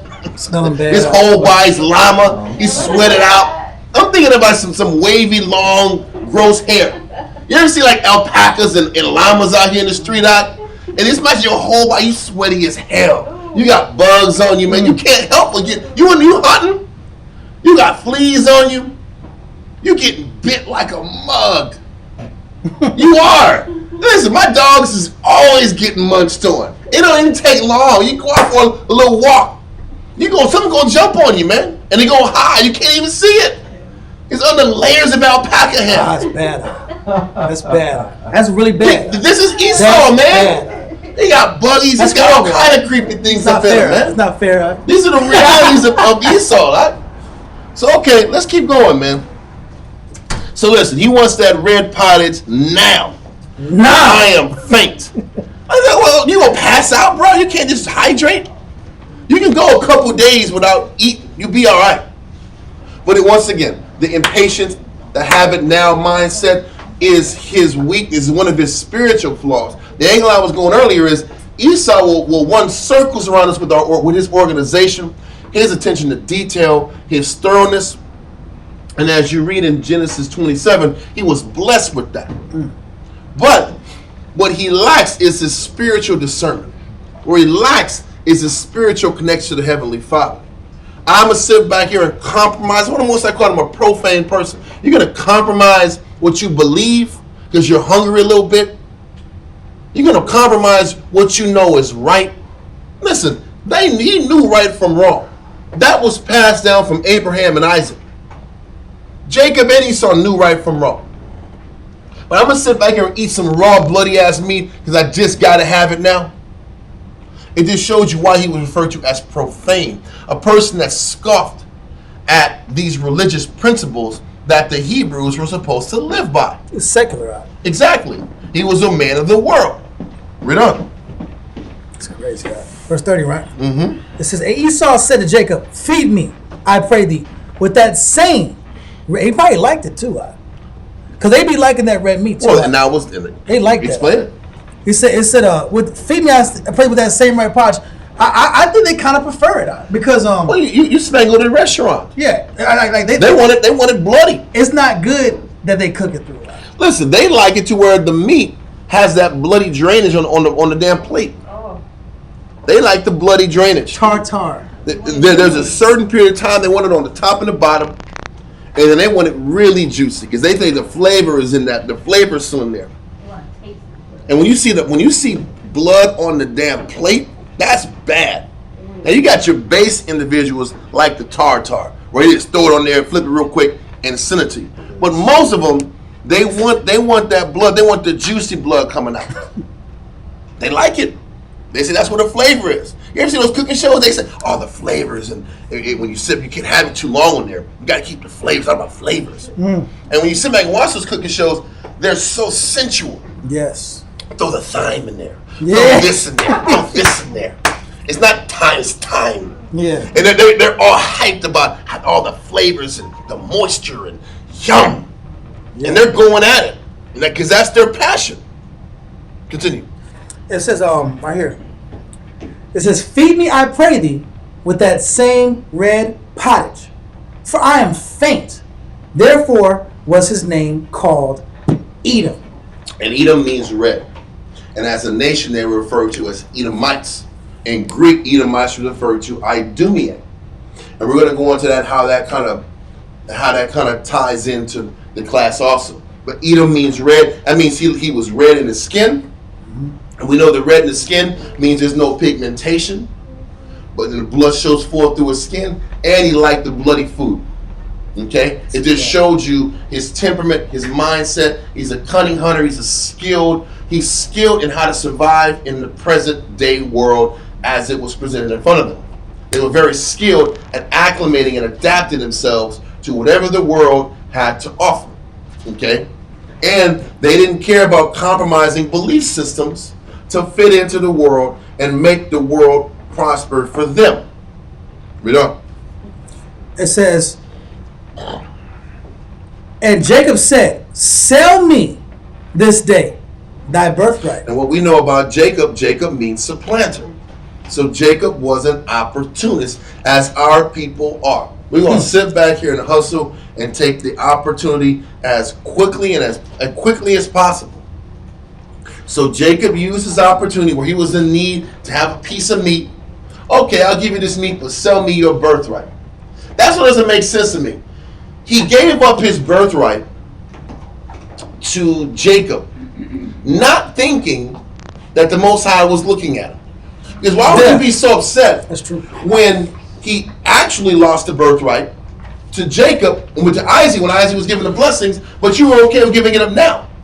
Get my point? What it showed is he never considered the Most High was looking at him at all times. What made Abel so great in the eyes of the Heavenly Father? When you're reading Josephus about Abel, he says he believed the Most High was present with him in all his thoughts, in all his circumstances. The Most High was always looking at him. Esau was like, listen, man, you want my birthright? Fine, you can have it. Let me get this food. And he didn't think that the Most High saw that. He didn't think that the Most High noted that, hey, man, you gave up this birthright for a piece of meat. Now you want to come back when it's giving time, blessing time. Now you're crying. This hairy-ass little Pakistan dude is crying like a little baby. He's funky. Because, you know, listen, Isaac knew him by his smell, bro. Yeah. You have a certain smell to you, son. You out here sweating and grinding. I can't even imagine sweating with hair like that. out there that he died. I can't imagine it. Like you know, dogs, you can't know, you don't know if they're sweating or not. But humans, if you were sweating out here, You know it. and you got this grimy ass hair going on, what the hell is that? Smell like outdoor. Listen, all I can think of is my dog when he goes out to go pee. My little baby dog. He go out to go use the restroom, he sniffs, it's only 5 minutes. I'm like, you smell, buddy, what's going on with you? That's 5 minutes. Imagine all day with this thick hide on your body. He had to put camel skins in his arms to determine if it was Esau or not. Point is this. The Most High called Esau profane because he never was conscious that the Most High was looking at all of his decisions. He didn't give a damn that if the Most High was looking or not. He was about the now. That's why he still wanted this blessing, because he was about the now. But he wasn't conscious that his decisions had consequences. His carnal decisions and his desire to survive and acclimate in the world had ramifications about his relationship with the Heavenly Father. He could give two craps about that. He can give two craps about what was the effect of him denying his birthright to his brother and giving it to him. Wow. This is why Jacob had no problem sitting back here and going through the whole kit and caboodle, putting the clothes on and the garment on and making the venison. It was already his. He gave it to him. You just sit back here and look at it like it was a dirty, rotten thing to do, but he showed through his conduct that he didn't value it. He only valued it when it came to getting what he wanted. Hitting something. But he didn't value it when it comes to, there's a responsibility that comes from being the older son. There's a responsibility that you got to be the spiritual strength of your brothers. You got to be the leader of your brothers. That's your responsibility. So he didn't want to be responsible spiritually, but he wanted the presence. And that was why he was referred to as a profane person. Let's continue. Verse 32. And Esau said, behold, I am at the point to die. Mm-hmm. Come on, he wasn't going to die, bro. He's one hunting. This dude hunts all the time. We can't go through no stress. You telling me you can't, you don't get a damn second win? You don't know how to sit back. You've done it long enough to not be able to sit back here and lose it. But like you said, he didn't have it up top. When it came to patience and discipline, he didn't have those type of gifts. Yeah. He had worldly survival skills, worldly ways to control his environment. But when it comes to sitting back here waiting, being disciplined, suffering. You don't have. You know why? Yeah. Suffering. Because listen, when the stock market crashed, what did Esau do? Pop. I'm jumping over a building just because I don't have. Just because I got to start at scratch again. Because that's all the stock market scenario meant. The stock market crashed. Everybody's starting at zero. Everybody's niggas again. Yeah. We niggas again. I can't do it. That was the problem. Yeah. I'm starting from scratch. How many times you start? Listen. When we get the bad news that we lose a job, we starting to scratch. You might drink a beer, man. You might get drunk that night. Sit back here and go to the club or something, man. Go out, get away for a little bit. You got to go back and then damn suck it up and get back on the grind again. That's how we do it. Even rappers. We might throw hands on somebody, beat somebody up, get angry, vent out my frustration somehow. That's what carnal cats do. You get my point? But we ain't sitting back offing myself. I can't face my family. What? What kind of shit is this? They do it. Listen, they do that. I'm not gonna name names. There was an Edomite guy that was in my kids' sports years ago. He was making some suspect business deals. He made some mistakes, and I guess he rolled crap eyes some investments. Snake eyes. Snake eyes. This nigga, you know he's over, bro. But listen, he went snake eyes out, and they couldn't find him out for 2 or 3 days. They're like, where is this guy at? Oh, that's sad. And then 2 or 3 days later, they found him at the park. He hung himself. Oh, whoa. In the park? At the park. Like, what kind of shit is that? The same park the kids was playing baseball in? No, not that one. He was in some he was in their hunting park. You know, you got the park for the kids. Okay. Then there's the hunting park where you can be white man. You can be a white man and kill animals. So, why would you want to go to the park Tap into where these animals start eating at you? If you stand, you gonna have these animals looking for you. You ever see those damn vultures perched up They wait. He ain't ripe enough yet. Yep. I need around 3 more hours, and I'm munching on him. But he wouldn't depart because he just couldn't hack it. He couldn't just hack and fess up to the issue and deal with the repercussion of making a mistake. They're just showing you his personality. He can't handle the pressure, can't handle that accountability, can't handle, to be specific, being out of control. Esau can't handle being out of control of the situation. As long as he can control it, he's good. But when you got to think on your feet and survive and live by the day, Nope. but the problem with Jake is we live by the day too damn much. I'll be alright. We live by the day every day. Like, that's not good either. You got to have some planning and organization too. It's back to the block. For the day too. For the now. That's a problem too. But it's showing you Esau's spiritual character flaws, and it all lines up to the so-called white man. Impatience, red, hairy men of the world, the cunningness in how he's a hunter. He is very skillful at how he's got this entire world on lock. All of his strengths is how he sustains this world. It's going to go into 27 Genesis, talk about his blessing with the sword and his controlling of information, his intelligence, his ability to adapt in every single country, have operatives in every single country, is how he secures and keeps on top of everybody in this place. Anyway, so let's keep going. Genesis 25. 25. Oh, yeah.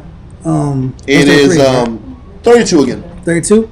And Esau said, behold, I am at the point to die.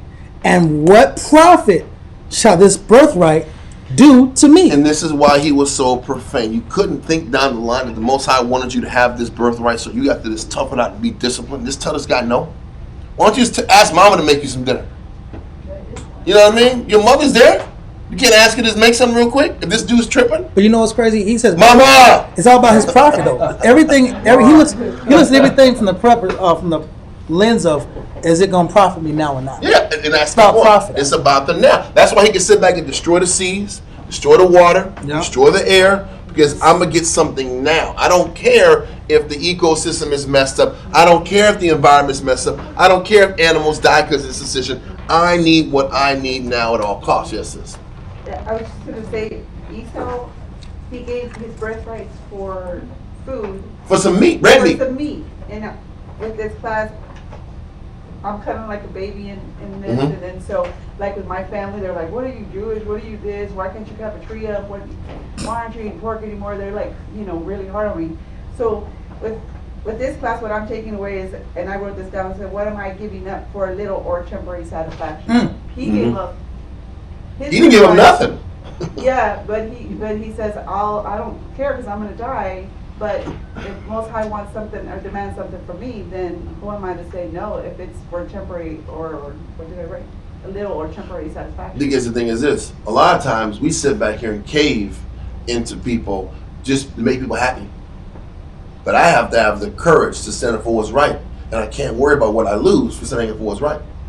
If Esau was being spiritual, he would have sat back and said, you know what, I'm just going to be a little hungry. I'm not compromising what I believe in just to get some food.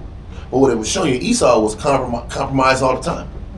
He compromised his belief system all the time. So him giving up this meat, giving up this birthright is another compromise. That's his course. Because the compromise is what will get me closer to a goal. And this is how this is how Esau functions. I don't have any rules. The less rules and restrictions you have, the more you can operate freely in each realm. True. And he understands that. You're going to sit back here and read about even his choice of wives. Why did he choose Canaanite women?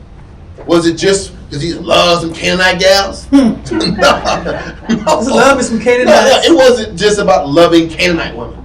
It was a reason behind it. Okay, let's keep going. That's crazy. That's a good point. Yeah, let's keep this. I hope so. Yeah. No. I just never considered. I never considered Esau's marriage choice because when he does deal with Canaanite. Like Abraham, we went to class. Abraham's like, do not marry those Canaanites. Yeah, listen. Canaanites were extra wicked even back then. There's a reason when you sit back and go in the Apocrypha, going into them. It was the scripture you pulled. I think it was Wisdom of Solomon. 12? Yeah. And how wicked Canaan was, and how overly wicked it was, and how this was why the Most High took Canaan from the Canaanites and originally gave it to Israel. He said, you know what the Most High said? I don't like these guys in my land, and I want Israel to have it, but I'm going to give Canaan an opportunity to prove to me that they deserve it. And they, without a shadow of a doubt, prove that they didn't deserve it. But he's showing that they, by nature, were more wicked than the rest of these people in the world. They were outlandishly wicked. And this is why the Most High didn't want them in that spot. But Canaan sat back here and said, I want them. Canaan. Give me Canaan. I want them Canaanites. I want 2 of them. He got 2 of them. Yeah. Not just 1, 2. 2 wicked. Yes. 2 wicked risen. But that means your whole life is about wickedness at that point. Whatever I got to do to fit in, we're going to try it all. I'm wearing my little Canaan hats. This is one white guy, these little African cats. He wearing kente clothes out here. Yeah, voila. He's sitting right here going into it. Anyway, I'm just being silly. I don't know if you saw in the draft a couple of days ago. All these athletes' wives are white. I mean, mothers is white. And there was this one athlete that made it to the league. They was at the house, took a picture of him. White woman had a kente cloth on. Yes! I was like, what the hell is this? What's she doing? You're attending. The whole house had kente cloths on. And she had this bright was like, yeah! That was my kente cloth! It looked so off. This doesn't even look right. Why is she rocking the kente? Anyway, it was bad. It was a bad moment. But anyway, it just shows you Esau's about fitting in. He's gonna do everything to fit into whatever culture they with. They don't have no stand. It's about they zone. That's why that blood guy calls them a no people out. Exactly. They don't have a culture. Their culture is everybody else's culture. That's America. The pizza. I don't know if your wife's Italian and nice, man. He's like, yeah, it's about America. He says, you know what, America, the pizza. And then the guy was like, Italian. With the chimichanga, Mexican. Everything you said as American isn't American. Get out of here, bro. It was just hilarious. That's funny. They just take all the stuff they like and mush it into one and make it a country. They call it cultural appropriation. Yes. Yeah. Yes. Culture vultures. This is Esau to the max. Anyway, let's keep going, man. Verse 33. Yep. Okay. Verse 34, right? 33. Oh, 33. And Jacob said, swear to me this day. And he swore unto him. And he sold his birthright unto Jacob. Well, he was a truce breaker. He broke that promise as soon as he said it. How do you know he broke the promise? Because he was expecting a blessing at the end. And he wanted to kill Jacob for taking his. Taking something that he already gave away. He couldn't keep his word, right? That's the first Indian giver. You gave it up and you wanted it back. Yeah, he's the first Indian. He's the first Indian giver, right? Like, he said, okay, promise. You know what he did? He stood up and said, promise with his fingers crossed. I swear, you can have it. You can have the birthright. His finger was crossed like a mug. Then he sits back here when it's getting time, he's crying like a little baby. Now he want to murk people. Smelling bad. I smell this. There's a mixture of sweat and crying and funk and shame. All mixed into one. Anyway, so he's getting all pissed, but you gave it to him last week, and now you tripping? Come on, man. Yeah, Listen. He had like Cain in the quote, oh, now I got Yeah, yeah. Yeah. Oh my goodness, man. God. So he was Indian giving. He was really faking him to get what he wanted. He was lying and cheating to get what he wanted, knowing he still wanted that blessing on the back end. He wasn't a man of his word. And we know Esau isn't a man of his word. He'll tell you whatever to get what he wants. Anyway, let's keep going. Verse 34. Then How many truces did he break with the Native Americans? Oh, we have a truce. He had that damn finger behind his back again. We promise we won't come in here. Wink, wink. Yeah, right. He's been doing this. Read on. Then Jacob gave Esau bread and red meat. of lentils. Mm-hmm. And meat. And he did eat and drink and rose up and went his way. Thus Esau despised his birthright. No, he despised the responsibility of leading the family. He still wanted that damn end blessing. He despised the responsibility of what it meant to hold the birthright, to be the son that was the leader of the family. That's what he despised. He despised the spiritual responsibility. Esau is responsible when it comes to gaining and getting and acquiring and taking. He just isn't spiritually responsible. He doesn't value spiritual sacrifices. Okay. I got a big point up right here. Yeah. That's a big point in the literary world, and also it's a big point, like a theme behind the background with Esau. It says the white man's burden, right? Mm-hmm. The white man's burden is, White man's burden. by definition, the alleged duty of the white peoples to manage the affairs of less developed non-white peoples.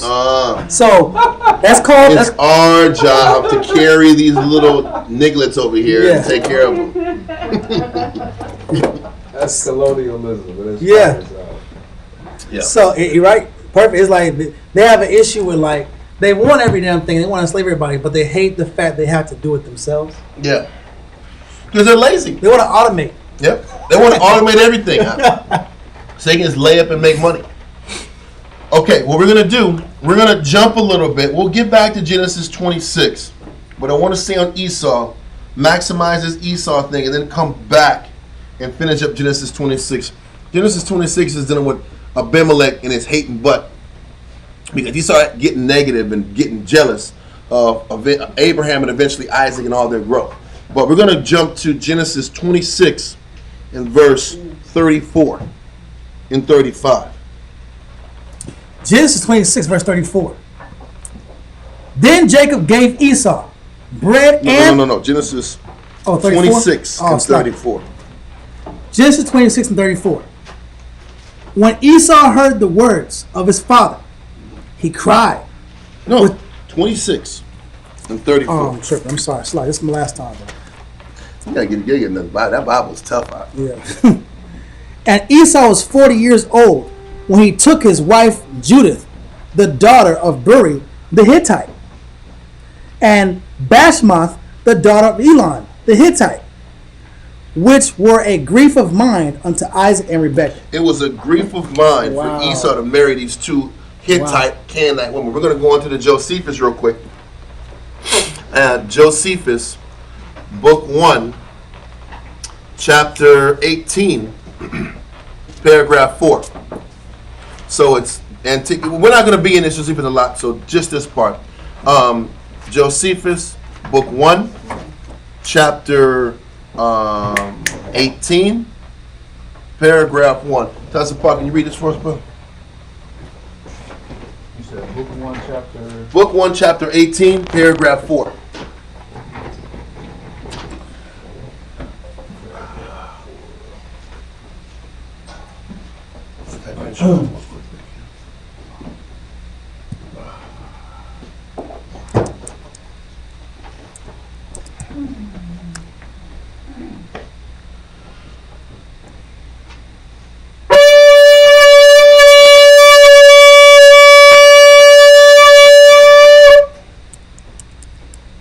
Tazapah, Shal Shabbatah, Ban Rahaban, Ban Yasha'Allah. Tazapah, Shal Shabbatah, Ban Rabban, Ban Yasha'Allah, Amajim, Rock, Yahweh Hashem Yashabakatah.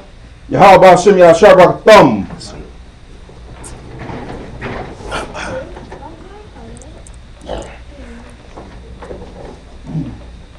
Okay. We're going to do the 4th paragraph. It's once again, it's book 1, Antiquities of the Jews, book 1, chapter 18, paragraph 4.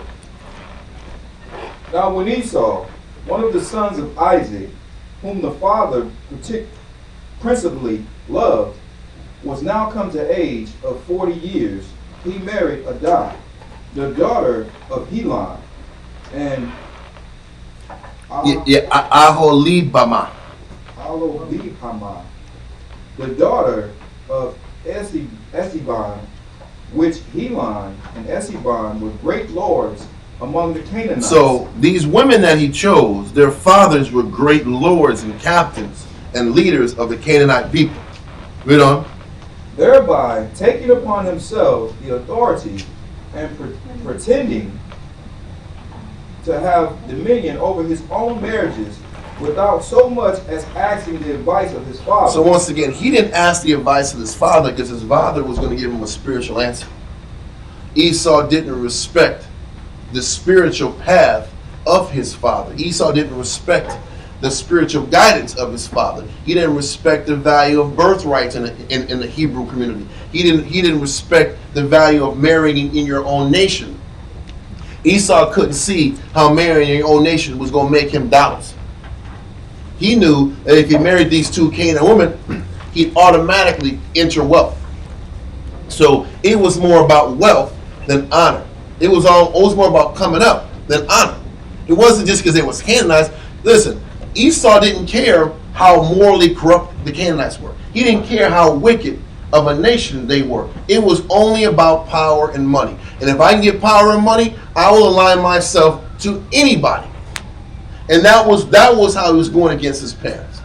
Read on. Well, had Isaac been the arbitrator? Arbitrator. Arbitrator. Yeah, it's arbitrator. Yeah, arbitrator.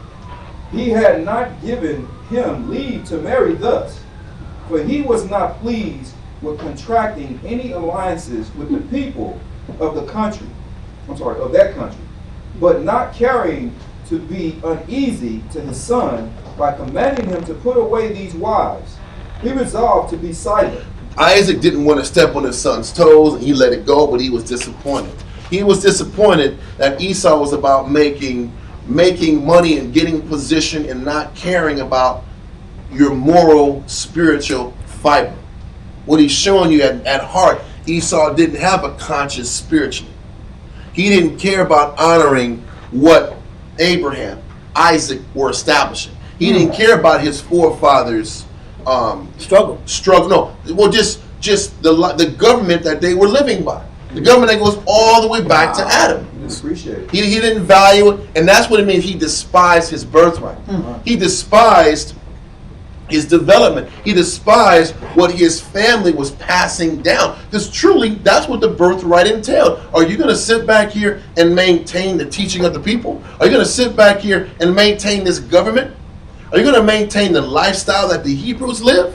Esau showed without a shadow of a doubt he didn't respect the government of the Hebrews. And this is how he was a profane person. It wasn't just about meat. He didn't respect what his family's teaching and their laws were about. That didn't matter to him. Okay? And that's why the Most High didn't want to deal with him. I'm done with that. I don't want to go much further on this. I might go back in a little bit on the hunting part, but I want you to go back to Genesis 27. All right.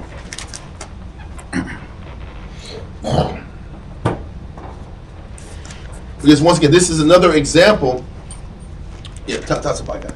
Okay. Another example, kind of showing and painting how we know Esau is Esau, and how we know Esau is so-called white man.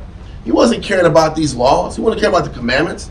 All he cared about is coming up, getting on top. He didn't care about his birthright. So why should the Most High honor him with the blessings of the guy that was the point man in birthright? He didn't earn it. His actions showed. So people are looking at the story and painting Jacob as a bad guy, but he was consistently showing that he didn't value the government that was passed down, obviously from Adam all the way to Noah, all the way to Abraham, Isaac, and Jacob. Okay, let's keep going in the Bible. Genesis chapter 27. And it came to pass that when Isaac was old and his eyes were dim, so that he could not see, he called Esau his eldest son and said unto him, My son. And he said unto him, Behold, here am I. And he said, Behold now, I am old. I know not the day of my death.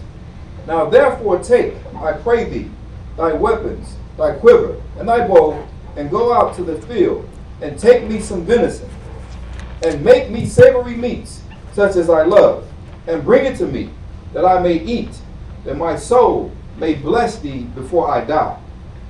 And Rebekah heard when Isaac spake to Esau his son, and Esau went to the field to hunt for venison, and to bring it. The crazy thing is, what this shows also is there is a human element to fathers and son relationships, mother and daughter relationships, and a lot of times we want the best for our sons, we want the best for our daughters, but sometimes we don't just see the signs.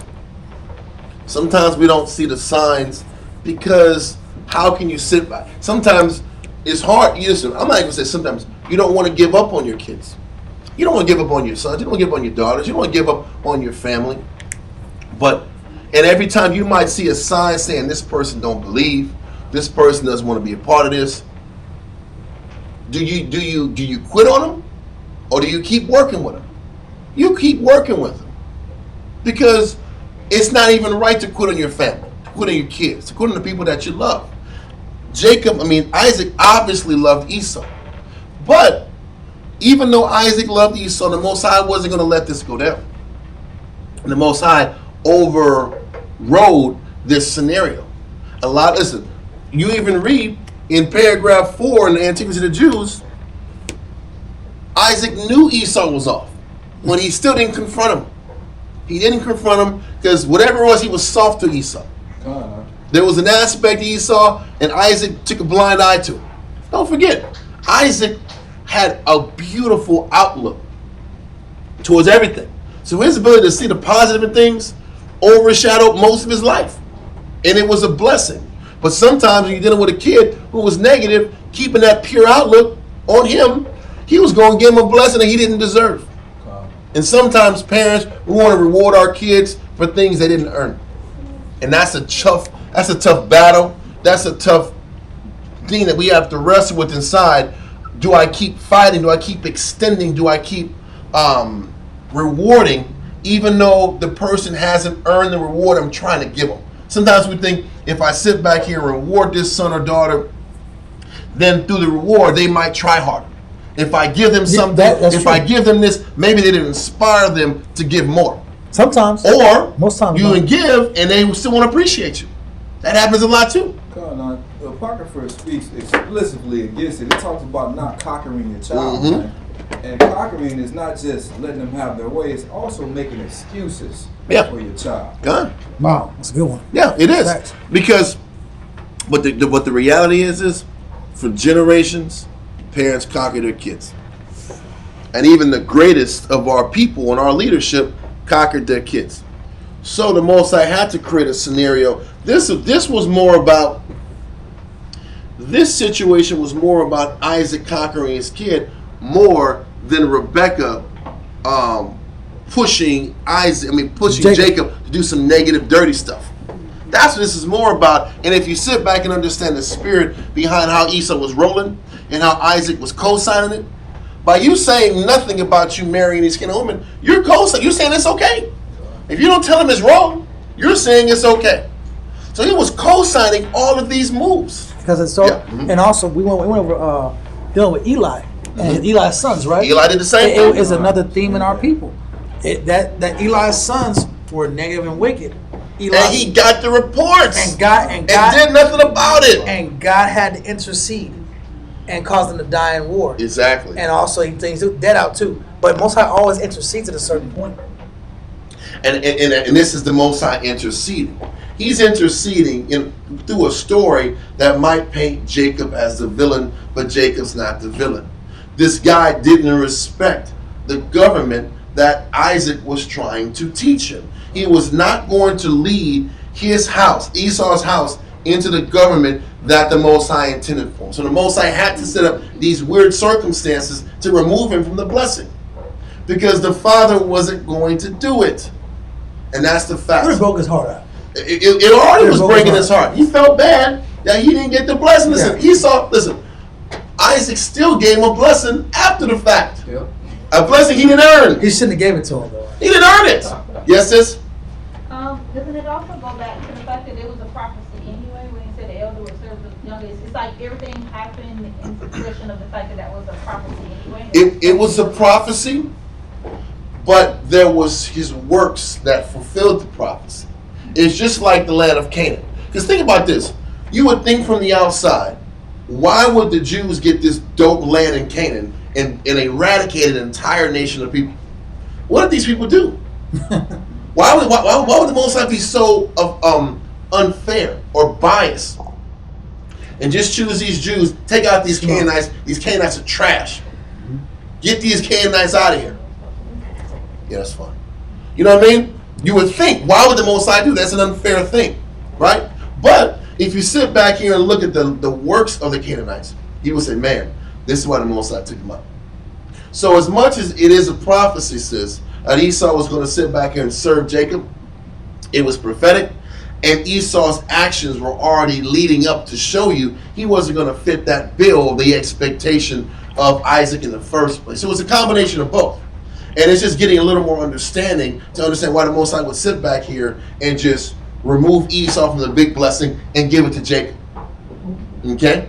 Because the funny thing is, even Jacob was flawed at this time. Jacob wasn't this potent, great man until he had to fight the rest of the angel. Jacob was flawed and Esau was flawed. But Jacob had a greater capacity to do righteousness than Esau did. Esau just didn't respect it at all. Okay? Okay, let's keep going. Verse 5. And when Rebekah heard when Isaac spake to Esau his son, and Esau went to the field to hunt for venison, and to bring it. And Rebekah spake unto Jacob her son, saying, Behold, I heard thy father speak unto Esau thy brother, saying, Bring me venison, and make me savory meats, that I may eat, and bless thee before the Lord before my death. Mm-hmm. Now therefore, my son, obey my voice according to that which I command thee. Go now to the flock, and fetch me from thence 2 good kids of the goats, and I will make them savory meats for thy father, such as he loved. And thou shalt bring it to thy father, that he may eat, and that he may bless thee before his death. So like you said, sis, Rebekah understood the prophecy, so she advocated for Jacob. But once again, that happens in the house too. Listen, in the perfect world, you want to have both parties to line up together. That's just not always the case. Rebekah saw it one way. Isaac was partial to Esau. Rebekah was partial to Jacob. But the crazy thing is, Rebekah was in the right. This is why the Most High didn't punish Rebekah. Wow. Every time you'll see something that was quote unquote deceitful, wouldn't the Most High sting a person for that? God. Whenever you read about this, even at the top of the Bible caption, Jacob's stolen blessing. Was it stolen? It wasn't stolen. Somebody felt some type of way. It comes off like he stole it. He didn't steal it. But it was prophesied even back in Genesis, the 25th Yeah. chapter, at the beginning of the chapter. It was heard that the Most High was speaking to, like, hey, 2 kids in your womb. Yeah. 2 nations are in you. And the eldest don't serve the younger. Yeah. So she knew this already. Yeah, but you know what's sad? Isaac knew it. Yeah, so it wasn't like she was just rogue and just being disobedient to her husband. Exactly. And that's the point. And for the fact that Most High didn't punish her lets you know that it wasn't wrong and it wasn't a stolen blessing. It was just Rebekah's actions set things right again. Set the patriarchal line right again. Because it would have went through Esau. Don't forget, it would have went Abraham, Isaac, Esau. That's how it would have went. But he said there was 2 manner of people. Esau just didn't roll the same. He didn't have the same belief system. It wasn't in his heart to serve the Most High. He was a man of the world. He was going to thrive in any worldly position he was put in. And if you sit back and look at Esau, he has thrived in every single worldly perspective he possibly could. He is a survivor too. He acclimates. He adapts himself better than anybody. He adapts himself way better than us. We still like sore thumbs. Esau can sit back here, adjust, understand you, talk your language, start rapping. What the hell is this? Rapping, singing soul music, gospel music. They got Adele out here making records, making millions. They put a white girl sing some black music. She's to the top. Just all they're doing is following this. You got damn Elvis. He just did this. They interviewed Bob Costas. He's the king. Bob Costas interviewed Ray Charles. He's talking about great musicians, and they said, "What about Ray? What about the king, man? What's his name? Elvis. Ray Charles. well, Mr. Costas, you gonna try to get me in trouble. You gonna try to get me in trouble. He knew it. He knew it. He was like, you gotta get me in trouble and try to sit back here and act like this dude's the king. He said, man, this guy, he said, I didn't see a lot of guys do what he do, when he was white, So he blew up. What he said? He was white, he blew up. He said, but it's been dude. He said he stole all the black man's moves in Memphis. And he blew up. But the point is, Esau will sit back and acclimate and adapt and succeed. Jake can't do that. Jake, his whole spirit's different when he's around all these other nations. He corrupts himself. Even our own people. I'm from New York. I mean, you living in Texas, bro. You gotta change, bro. This Yonkers stuff. I got an NY hat. I'm not changing nothing. I'm trying to see the bodegas. There ain't no bodegas out here, bro. Let the bodega spirit go and go to QTG. There ain't no bodegas anymore. I swear to you, there was a brother in Florida, man. Corner store. Yeah. There was a brother from Florida, and he couldn't hack the culture shock. He was like, man, he was outside. Listen, first of all, New Yorkers, I guess they don't stay in their apartments. They always walk in the streets. But you can't walk the streets in Miami. There's no way to go. You go in swamps, bro. You go further. Ain't nothing to go. So he's like this. He's like, oh, man, this is, I don't know how to do with this, man. I'm just going to bodegas. And I'm like, who's this goddamn? What's the goddamn bodega? What's so magical about this store that you got to hang out the damn corner store all damn day long? Get out of here.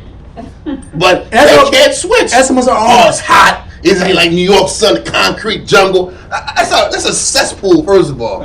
Anyway, anybody from New York, I'm sorry. I'm just not a big New York fan. You ain't going to sit back here and listen to New York, huh? A little bit. Like, if I was given a call to go to run a New York here, I'd be like, hey, y'all, spirits with y'all. Listen, Most High's waiting for you. He's anointed. He's anointed. Send the anointed to New York. Listen, y'all can have New York, bro. No thanks. Listen, I have to be like Jonah. You have to put me in a whale lot. You have to force me to New York. There's going to be some serious repercussions. I do not want to go there, bro. But our people have problems adapting like this. Esau can adapt like this. That's one of their skills and their blessing. Okay? So, let's keep going, man. Verse 11. Whew. And Jacob said to Rebekah his mother, behold, Esau my brother is a hairy man, and I am a smooth man. So once again, he's like, I don't know how I'm going to pass this guy. I can't put alpaca. This is going to work, Mama. I'm going to put Mama, ain't going to work, I ain't got alpaca hair, Mama. I don't smell like outdoors. I'm not hair like my brother, Mom. I'm smooth. Man, let's keep going.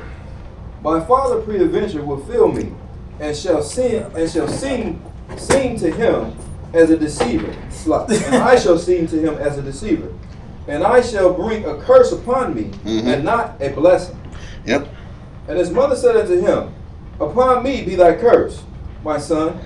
Only obey my voice, and go fetch me them. And he went and fetched and brought them to his mother.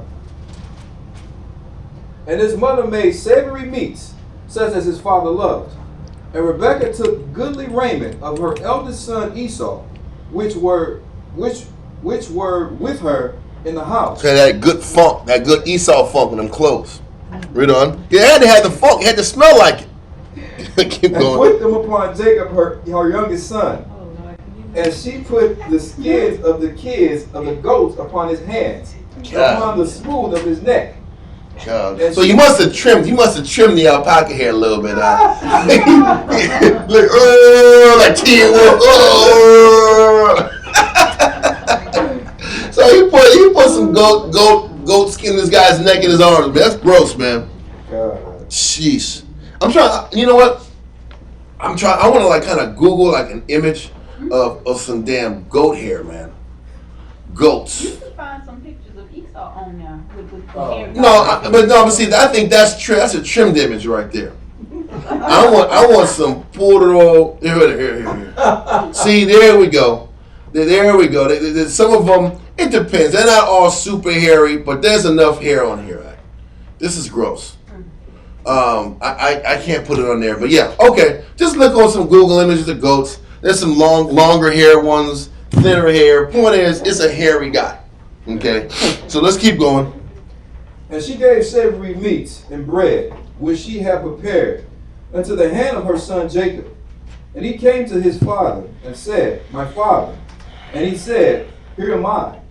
Who art thou, my son? And Jacob said unto his father, I am Esau, thy firstborn.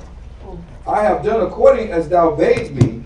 Arise, I pray thee, sit and eat of my venison, that thy soul may bless me. And Isaac said unto his son, How is it that thou hast found it so quickly, my son? And he said, Because the Lord thy God brought it to me. And Isaac said unto Jacob, Come near, I pray thee, that I may feel thee, my son. So we like, is this guy's voice a little off? Let me kind of fill this cat real quick. 'Cause, I can't see, but I don't know. Read on. Whether thou be thy very son Esau or not. I got to double check, man. Your voice sound kind of suspect. Read on. And Jacob went near unto Isaac his father, and he felt him, and said, The voice is Jacob's voice, but the hands are the hands of Esau. So he's like, man, I think, I don't know. I'm in a betwixt spirit right here, man. I'm going to go with the hair, man. I'm going to go with the hair because the voice might be off, but this hair is real. This is my son's hair.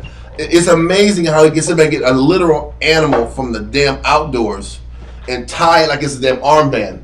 And say, it's a whole forearm band right here, man. And you can, this is Esau. What's up, son? He had to like wrap it around all the way. Yeah. That's gross, man. Anyway. Yeah, read on.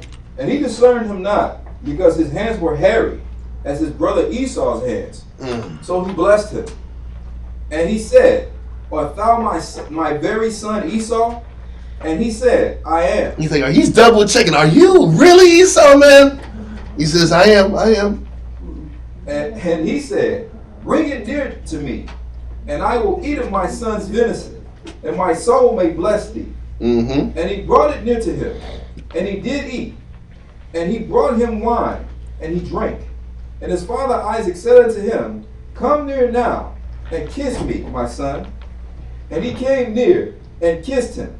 And he smelled the smell of his raiment, and blessed him, and said, See, the smell of my son is as the smell of the field. That was some strong funk, man. That was some P-funk right there, man. It was some really nasty funk that was coming off this guy. Goodness. And why didn't this guy wash his clothes, man? Outdoor. Damn, that's bad, man. Anyway. Just imagine wearing it though. You're not used to that smell. Yeah, he's thrown up in his mouth a couple times. And you got animal body on. You're like, oh, this is gross, man. He was all out of his comfort zone. Jacob had no confidence right there. That exchange. Read on. Which the Lord had blessed. Therefore, Most High giveth thee of the dew of heaven, and the fatness of the earth, and plenty of corn and wine. Let people serve thee, and nations bow down to thee. Be Lord over thy brethren, and let thy mother's sons bow down to thee. Cursed be everyone that curseth thee, and blessed be he that blesseth thee. And it came to pass, as soon as Isaac had made an end of blessing Jacob, and Jacob was yet scarce gone out from the presence of Isaac, his father. He got the hell out, man. He like, first of all, I gotta get out before he catches on, and I gotta get this goddamn garment off.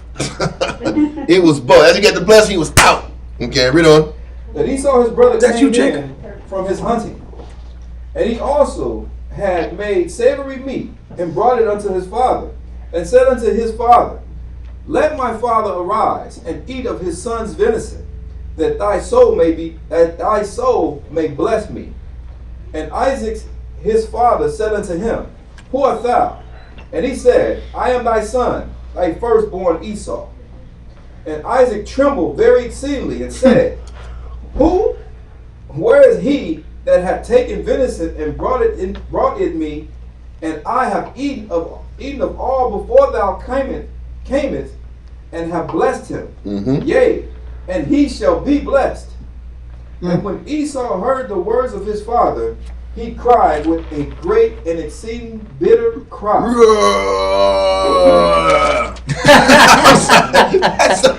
That's bitter. Listen, he was crying. But you know the crazy thing is, he was crying, but he didn't appreciate the spiritual aspect of the birthright. He didn't care about it.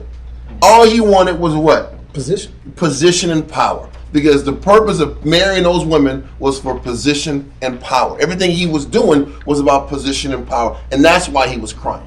He was crying because he lost out on power.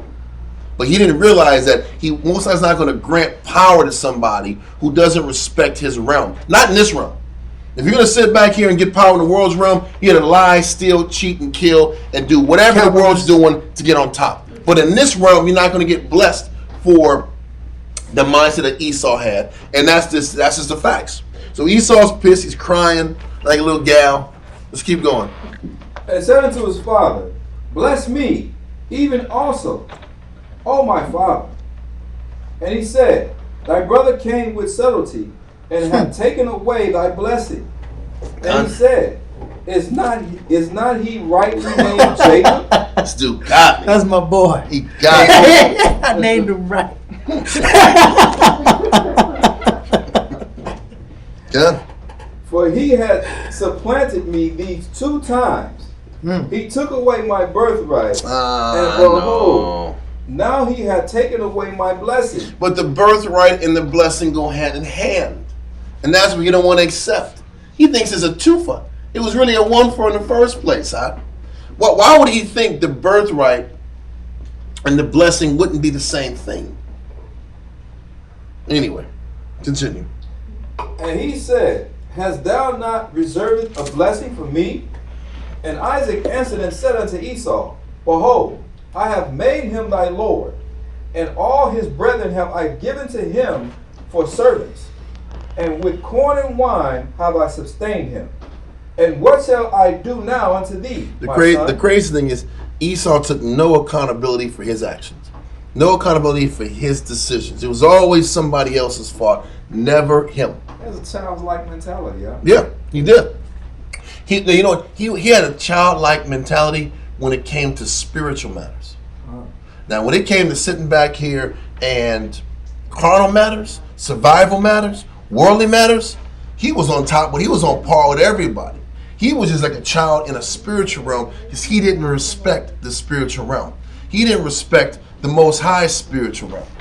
And that was his weakness, and that was where he was inferior to Jacob. Okay? Read on. And Esau said unto his father, hast thou but one blessing, my father? Bless me, even me also, my father. He asked him to get blessed 3 times. Bless me, bless me, bless me. But he's pressing him. He was pressing to get his blessings. He wanted in. Because it was always about the blessing. It was always about the come up and getting something. It was never about giving anything spiritual up. It was about taking and acquiring and getting on top and having more things. It was always about, that was his nature. Read on. And Esau lifted up his voice and wept. And when Isaac his father answered and said unto him, behold, thy dwelling shall be the fatness of the earth, and of the dew of heaven from above, and by thy sword shall thou live. And that's exactly how he's lived. Through his wars, through his war ingenuity, through his weaponry. Think about this. When the Romans were at their peak, what made the Romans so potent, so powerful? It was their military weaponry. It was their size of army, but it was their weaponry, their ability to sit back here and ransack countries, ransack lands. There was this device that they created. It was like 4 stories high, and it had wheels. And they would sit back here, and they would have military guys on every level, and they would just go up the stairs. So they would push this thing all the way to the gates of the damn building, of the castle. They would push it, then the guys from the top would start shooting arrows and fighting the guys up top. They go on, and then the 3rd floor would go to the 4th, and they would just keep leveling and getting up on top, and they'd ransack your building. Their ingenuity was years in advance of the rest of the world. And that's how he stays on top of people now. He was blessed with the sword. He was blessed with the ingenuity. They say in China men created the gunpowder, but Esau mastered it, man. Perfected it. Esau perfected it. Esau perfected his weapons, because his weapons is his strength, is his weapons and his intelligence. Because his intelligence is all about blending in. That's why he has operatives all around the world doing their bidding. They have eyes everywhere. They have their big brother, they have their cameras, they have all their satellite systems that keep, and like we said earlier, it's an aspect of his hunting. You can't get around this guy. He's a master hunter. He's a master with the sword. This is how he has dominance over the entire world. And it's how you know for sure Esau's talking about the so-called white man. The Most High left some fascinating clues that's just dead on, man. Because he said that he was going to be blessed with the sword. And you look at the modern day sword, which is the gun. All the guns are named after who? Smith and Wesson. Smith and Wesson. The Mossberg. Hector Koch. Right. The Aristocross AK-47. The Uzi. All the guns is named after him. Because he was blessed with it. You can't be talking about nobody else but him. Exactly. No doubt. Keep going. You got something to say? He's just the best killer, bro. Yeah. He's really talented and skillful at what he does out. He has to be commended for being as negative and wicked as he is, but he's very mature when it comes to spiritual matters, and that affects his children. Okay. Because this earth gets polluted, the air gets polluted. He rapes the ground. You look up, his children are suffering behind his bad decisions. They hate him too. Yeah. Okay. All right. Let's keep going. And by thy sword shall I live, and shall serve thy brother. And it shall come to pass, when thou shalt have the dominion, that thou shalt break his yoke from off thy neck. And Esau hated Jacob because of the blessing wherewith his father blessed him. Exactly. And Esau said in his heart, the days of mourning for my father are at hand. Then will I slay my brother Jacob. Because when Esau can steal and kill from everybody else, but if he feels he was wrong, he gonna kill you for it. His whole mindset is, I can sit back here and have manifest destiny, take over the entire United States, rape, rob, pillage Native Americans, so-called Hispanics, take out all their land. But because the so-called Issachar man took out people at damn Alamo, we're gonna sit back here and posse up and tear you guys down. Just because they defended each other, they defended themselves and took down some Edomites. Now we're gonna bring the whole damn nation the wrath of God against you. We will never forget. We'll never forget. That's one. 9/11. They won't forget 9/11. How about the countless 9/11s and bombings? You were sitting back here bombing all around the world, all in Baghdad, in Iraq. I'm talking about all the countries who established dominance. Esau says that. They always say it was a long time ago. But you'll sit there and forget about your situation, or the Holocaust. Don't forget the Holocaust. Don't forget 9/11. Don't forget the Alamo. But we can sit back here and steal and kill all day long, and if we throw it back in your face, you're sitting back here, you're in the past. You have hate. We talk about this damn slavery for 400 years. You're living in the past. That's the whole mindset. There is a hypocrisy in this guy's mind. I'm going to kill Jacob for stealing something that I gave away. I don't want to think about it like I gave it to him. But I'm going to kill him, but I can sit back here and I'll be in this quest for world domination, and it's cool. Anyway, let's continue. And these words of Esau heard, verse 42, and these words of Esau, her eldest son, were told to Rebekah. And she sent and called Jacob, her younger son, and said unto him, behold, thy brother Esau, as touching thee, doth comfort himself, proposing to kill thee. Now therefore, my son, obey my voice, and arise. Flee out to Laban, my brother, to Haran. And tarry with him a few days, until thy brother's fury turn away. Until thy brother's anger turn away from thee, and he forget that which thou hast done to him. Then I will send and fetch thee from thence. God. Why should I be deprived also of you both in one day? And Rebekah said to Isaac, I am weary of my life because of the daughters of Heth. If Jacob take a wife of the daughters of Heth, such as these which are daughters of the land, what good shall my life do me? So what she's saying is, listen, somebody has got to sit back here and pick the right wife Somebody's got to make the right decision and maintain this family line versus sitting back here and polluting it with all these nations. Because all these nations are going to sit back and try to, if I get one of the daughters of Heth to marry my son, they're going to try to kill me. Because this is how corrupt these people were. That these women were killing mother-in-laws or mothers. God. And what I like about it too, in verse 45, she said, I don't want to be deprived of you both, which shows that what she did to her oldest son Esau was not personal. She still loved him. Exactly. She didn't want both of these. I don't want to be deprived of both of y'all. I don't want to lose both of y'all. She still loved her son. Because she knew she lost her first son. She lost her son when he chose to marry those Canaanite daughters. Because what did it do? It polluted the birth. It polluted the family, man. Yeah. It introduced an Corruption. influence Done. that he couldn't turn back from. Like I said, can you imagine the genealogies, Abraham, Isaac, and Esau, and the Canaanite kids? And what that would have done to the whole genealogy and the birth line? Don't forget, Jacob was right after Jacob. Jacob's kids were the progenitors of all the Israelite nations, all the Israelite tribes. Yeah. So imagine Esau and his Canaanite women, what that was going to do. It was going to pollute the whole batch. And she understood that she lost him then. And she wasn't going to lose this son. This son had to be the one that maintained the family genealogy and the government. It had to be Jacob now, because Esau showed he didn't want it, and he showed it through his actions. And all these actions give you pictures and images of how we know Esau is a so-called white man today, by his thinking, his decision making, and his look.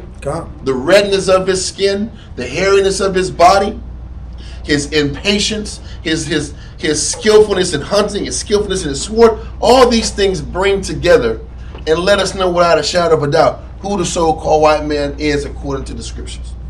Then I want to quickly go to Maccabees. First Maccabees chapter 4 and verse 61. Now, for those of you who are familiar with First Maccabees, from chapter 1 to chapter 4 deals with how the Greek Empire came into power and how evils began to multiply on the earth when the Greeks came into power, and how the Greeks came down to Israel and was forcing the Israelites not to follow the Most High's laws, not to follow the commandments, so forth and so on. And from chapter 1 to chapter 4 explains how the Greeks came in here, tore down our temple, broke down our constitution, our land, was trying to eradicate even the Bible from being written back in those times. And Maccabees and his sons and the father Mattathias established a coup and a rebellion against the Greeks. And eventually it gained enough momentum for us to regain our temple and rededicate our temple, and we overthrew the Greeks from the land. Okay, with that being said, the end of chapter 4 expresses how we're dealing with the Hanukkah and where Hanukkah came from. But I only want to focus on verse 61 because from verse 1, chapter 1 to chapter 4 deals specifically with the Greeks versus the Jews. The Greeks versus the Jews. Now we explained that Esau or Edom referred to the Edomites or Idumea. The Esau is referred to as the Edomites or Idumea in Greek. Idumea is Esau or Edom in Greek. Okay? So, with that being said, read 1 Maccabees chapter 4 verse 61. 1 Maccabees chapter 4 verse 61. And they set there a garrison to keep it. So, the Jews set a garrison around the temple of the Most High after they rededicated the temple. Read on. And fortified Beshera to preserve it. So they fortified an outgoing city to protect the temple even that much more. Read on. That the people might have a defense against Idumea. The people would have a defense against Idumea, but the only people that were actually in the middle of this battle were the Jews and the Greeks. Yes. That's a garrison. Garrison is like a fort. Yeah, like military base. So these forts and military bases were established to protect from Edom, from Idumea. Okay, and Idumea were the Greeks. And this is a verse to kind of connect Edom with present day Greeks or Romans. Okay, so just so we understand that we're not just talking about this mythical Edomite red people, and we can't bring Edom into present day. Idumea was referred to as the Greeks. Okay, just so we understand that. Can you read 1 61 again, just to make sure we recap it? Make sure everybody gets it. If y'all didn't understand it, let me know. Read verse 61 again. 1 Maccabees chapter 4, verse 61. And they set their garrison to keep it, and fortified Basharah to preserve it. So they fortified Bethshura, and they set a perimeter around the temple to make sure that the temple was protected from the Greek invasions. When you get a chance, we'll be going over it in a few weeks about Hanukkah, but it was really about the Greeks and the Jews fighting to maintain their culture and their temple. It was just about those two people, those two nations. So they're refortifying Bethshura. Read on. That the people might have a defense against Idumea. That they might have a defense against Idumea. Idumea is so-called white man. Okay, and the Greeks are the so-called white people. It wasn't broken up in America and American Caucasians and British Caucasians and Spanish Caucasians and Portuguese Caucasians at the time. It was just Greece, and then later on Rome. It was Greece and Rome, and those were the Edomites. That was it. And that was as far as it went. And that's how we know that we're reading in Genesis, it's talking about the so-called white man, that Esau is the so-called white man. I wanted to make sure I brought that part up to kind of like tie it together. I also want to go to 2nd Ezra. Not there yet. I don't go there yet. Let's go. I get this real quick. What's that, sir? What you got? Zondervan. Yes, sir. So this is out of Zondervan. This one right along with we just brought out in Maccabees, page 239. This is the definition for Idumea. Nice. It says pertaining to Edom. Yep. Greek and Roman name for Edom. There we go. Without a shadow of a doubt. It's right there. Yeah. So we understand Idumea is Greek. They even know that Idumea is Greek and Roman. They know it. They just don't want to admit it. Zondervan Compact Bible Dictionary. In case it didn't come up on this, it's a Zondervan. That's what Tazapal put out. The Zondervan Bible Dictionary of Idumea. Idumea. Idumea. It says Idumea? Yeah. And Idumea means, they said that Idumea comes from Edom. Yeah. Those red guys with the damn alpaca hair were Greeks and Romans. And there's no doubt about it. So this is how we can confirm that Esau is Edom, and Edom are the Idumeans, and Idumeans are the Greeks and the Romans. Did he post it? Not yet. He didn't post it yet. Because Support has a book out. Can you post that book? Yeah. Edom. It's just Zondervan, huh? No, it's a book. Yeah. I got that book. I got that book. Yeah, bro. Hold that real quick. Yeah. I got it. I didn't do a lot of reading because it didn't go heavy into a lot of things. It's bad. You gotta jump around.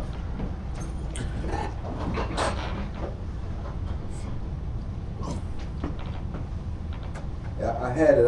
I gave it back to him reluctantly. I want to give it back. God, I get it. Yeah, he had actually two of them. Yeah, it's that one. It's another one he got. That's bad. Another one? Yeah, that one's hot. The Empire of the Edomite, right? Yes. Well, yeah. Well, I have this. We have this one. It was Roman Empire, the Empire of the Edomite, and there's another one. You said the brother has it. Yeah, Support got the other one. I forgot the title. Is the Mask of Edom? Yeah, that right Yeah, there. page 27. And I think there's 4. Okay. Well, we'll go over the ones that I marked. If there's another one, well, let me know. Or Bayad, if you have another one, bro. We're gonna sit back here and go in this book. It's called the Roman Empire, the Empire of the Edomite. Okay. And page 27. Now we read about how Esau was blessed with the sword in Genesis. So on page 27 it says, and by thy sword shalt thou live. The Romans were perhaps the very people of whom it might most justly be predicated that they got their living by the sword. War, said the elder Cato, is the business of the Roman people. So once a war and the sword was the business of the Romans. Esau calls that the military industrial complex. Exactly. That's his new time for it. But that's what they do. They always make money off of killing people. Mm-hmm. That's why they're always in Iraq, always in Afghanistan, always overseas. Because when they're overseas, they're getting those resources. Yep. The poppy fields, they're getting the lithium from the lithium comes from there's veins of lithium in Afghanistan. And lithium is used for making batteries. So for laptops, the new, industrial revolution for the cars being, based on electricity, the whole green movement, it comes from minerals. You have to still rob the earth of minerals to even do the greener movement, quote unquote. We're doing things greener. You're going to the earth and you're robbing the minerals and destroying the earth to create those green machines. Yep. So there's a couple more statements. And this is page 25. And by thy sword shalt thou live. The bishop remarks, Esau himself might be said to live much by the sword, for he was a cunning hunter and a man of the field. And he and his children got possession of Mount Seir by force. Didn't know that. And by violence, by destroying and expelling from thence the Horites, the former inhabitants. So Esau even got to the point where they took over Mount Seir by force. It's showing you that their whole nature is about taking over things by force. Another thing we're going to go into in Obadiah, if we have the time, is that Esau likes to live in high locations or mountainous regions. This is why, as soon as, matter of fact, give me Genesis 36, verse 1, 8, and 9. Genesis chapter 36, verse 1, 8, and 9. Genesis chapter 36 and verse 1. Mm-hmm. Now these are the generations of Esau. Who is Edom? Okay, I'm sorry. I was just reading what Bayath was sending me. So it says, these are the generations of Esau, who is Edom, meaning red. Esau, meaning Esau's name is Aisha, which means wasted away is he. Edom means red. He ate red meat. He was red. Now we jump to verse 8. Verse 8. Thus dwelt Esau in Mount Seir. So we just read in this book, the Roman Empire, the Empire of the Edomites, that even the Romans could sit back and trace their lineage back to Mount Seir. The same Mount Seir, once again, I'm going to read it again. And by the sword shalt thou live, the bishop remarks.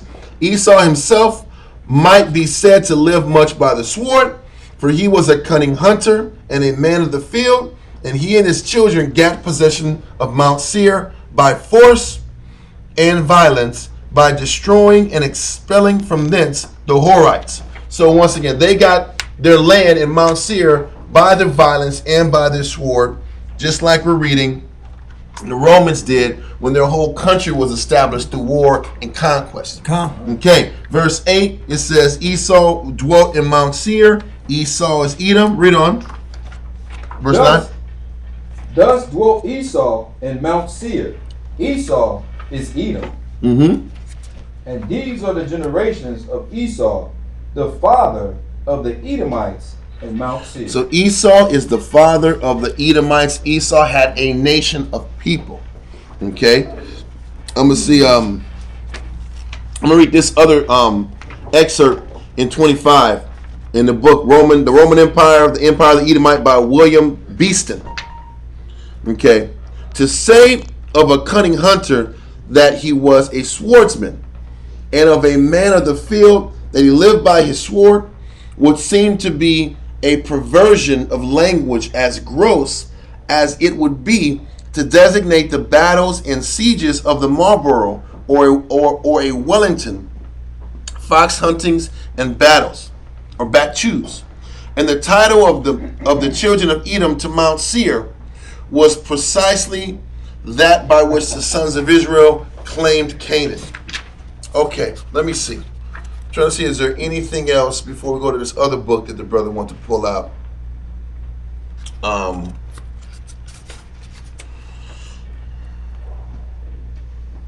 Okay, listen. Not that we read this, but in the Jewish Talmud, it tells you that the Romans came from Esau, who was Edom, and Italy is the Idumea, Rome, the Basra of the Hebrew prophets.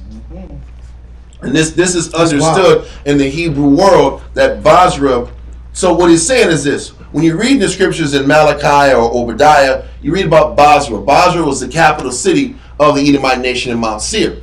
The equivalent to Basra will be anywhere that Edomites have their capital city congregating, whether it's Washington, D.C., or Rome or Italy back in the time of the Roman Empire, or in Greece. Yeah. It's wherever Edomites were congregating, or London, anywhere that they have all of their power and their senate and their governments established would be classified as a Basra, and that's what the Talmud was talking about. We don't read the Talmud, it's just information, but it lets you know that the whole known world knows that Esau are Edomites. They know it, we're the only idiots that don't know. This is why all these people like Madonna and all these power figure people, they know, they read the Talmud to tap into their power. They know they're Esau, and they take all the information they can to tap into their strength. Now I want to go into real quick. There's another book that Bayaf brought out. It's The Jews of Khazaria by Kevin Allen Brooke. No. Before we go there, there's a book called The Edomites by Mary L.T. Witter. The Edomites. It says their history as gathered from the Holy Scriptures. Mary L. Witter, the Edomites, and in this inscription, I think this is page 14. Yeah, because I can't see the page on there. It says 14. The Edomites too, like Seir's original inhabitants, became troglodytes and even excavated rather than built it where they lived in southern Palestine. The Nabateans were the first builders of the land of Edom. Troglodytes. Let's go get that fancy word out here. He posted it? Well, I don't think so. I got it. Well, maybe he did. I'm sorry. Maybe he did. I just missed it. Yeah, he did. I'm sorry. Yeah. Troglodyte. That sounds derogatory as hell. Troglodyte, especially in prehistoric times, a person who lived in a cave. So there we go. Cavemen. Ooga booga. Like this. I remember when you was reading, it said that they excavated. Yeah. Meaning they just built the cave up. They got deeper into the cave. That's hilarious. They furnished the cave rather than to go out and actually create something. It creates something. We're just going to sit back, go deep in the cave, eradicate all the creatures inside, kill the animals inside, and just put markings and write on the damn cave like it's their house. Come. He says they became troglodytes. These Edomites. This is a great word. This is a great one, actually. I might have to pick this one up. He says the Edomites became troglodytes. So they went from sitting back here trying to connect with the Canaanites and build their zone, and they became cavemen. They just went hitting and just start acting. Listen, when you go into caves, like you're turning into a damn animal at that point, man. That image of Cro-Magnon man is Esau. Nobody else was becoming cavemen. That wasn't the end thing. The end thing was to sit back here and be a caveman. The rest of the world was going out, building kingdoms, building empires, and Esau sat back here and just went in the damn caves. It lets you know that this was how Esau's nature was. High settings in the mountains, deep in caves. And this is why they're called Caucasians. Caucasians from the Caucasus Mountains. Then we go into the book, The Jews of Khazaria, which the Khazar Edomites were the ones who actually lived in the Caucasus Mountains in Europe. But they've always had a habitation for the mountains. It was Mount Seir with Esau. Then they had their next mountainous spot, which was in the Caucasus Mountains, and they were referred to as the Khazars. Okay? Now what we know from the 13th tribe is that when they were in the Khazarian Empire, and they were in the middle of the Punic Wars and the wars for I guess between Christendom and Islam. The Christians from the West were pressuring these Khazars to be Christian, and the Arab people from the South were pressuring the Khazars to be Islamic. They chose the religion of Judaism to be neutral in these wars because they understood in Khazaria that pathway would be a strategic military position to get the Christians to Islam and the Islamic people to get to the Christendom. So they became Jewish by religion so they can be neutral in these wars. But let's see what this book, advantage. It was to protect themselves. Before you read that, can I get this out? Yes. This is the definition of a Caucasian. It says, and this definition number 5, anthropology, no longer in technical use. Wait, say that again. I missed it. Say it from the beginning. I'm sorry. That's my fault. Anthropology, Okay. no longer in technical use. It says a member of the peoples traditionally classified as the Caucasian race, especially those peoples having light to fair skin. Then it reads, a white person. And wait. What was the first word you used to explain it all? Caucasian. Well, it was Caucasian. Anthropology. Yeah, and then anthropology. Mm-hmm. He's telling you Caucasians, white people, Mount Seir, Edomites, it's all together. So there's no guesswork. There's no more guesswork. There's no more questions. Esau is the cursed man. Okay. So now we're going to get this Jews of Khazaria by Kevin Allen Brooke. And it says, Khazars, Turkic people who established a large empire in southern Russia during the early medieval period. Perhaps the most interesting aspect of the Khazars' history is their adoption of the Jewish religion. We just explained it, why. It was for strategic and military purposes. For centuries, the Khazar territory was a major reason of settlement for Jewish refugees escaping persecution. The Khazar people adopted Judaism in large numbers. So once again, they were referred to as Jewish, and Jewish means like or pertaining to. Not the original. They weren't Jews by birth, they were Jews by religion. Yes, sir. And they use the term Jewish, but they're really talking about Jews. Mm-hmm. They're talking about us as we were fleeing persecution. We were going to Wadi's land. To these white folks, Mm-hmm. and we gave them our tradition. Mm. This is how they converted. It helped give them the execution. This is how they converted. Because they were sitting back here still being cave dwellers. Because you're going to read on, it's going to tell you how they adopted the Hebrew alphabet. This is why they added it to their language, and they call it Yiddish, which is also known as the so-called modern Hebrew. Uh-huh. Well, it's not on what the page your brother gave me. So I'm going to say this, just to get some better clarification and more depth in the topic. The Jews of Khazaria is a good book to kind of use, to kind of build on top of the further proof that Esau is aligned with, that Esau is Edom, and they're the Greeks and the Romans, and they're the Edomite nation or the white nation or the Caucasian nation. But we would need more. We would need more of the book to kind of go into it. But it does show that the Edomites, when they were in Mount Seir, they began to be troglodytes, cavemen, and that mindset traveled over to the Khazarian Empire when it was in the mountains, in the Caucasus Mountains. They were still being troglodytes, and then when it came down to it, they had to be taught the religion of the Jews, and that makes perfect sense. They're not going to sit back here and start reading and coming from being a caveman. They would have to get taught and developed and classed So up who civilized to even who? be competent. Who civilized who? Well, the Jewish culture civilized them. No different than when you sit back here and read in Babylon Timbuktu. Our culture wrapped up some of Ham, so they learned how we did things too. We talked about how some of the Hamites got caught into the autochthonous culture of the Jews. We sat back here and through our culture and how our standard kind of brought people into our standard, like our standard would sit back here and elevate the nations or Esau in the Caucasus Mountains. Okay? And those Khazars, the area, the region that they lived in was known as Euro-Asia.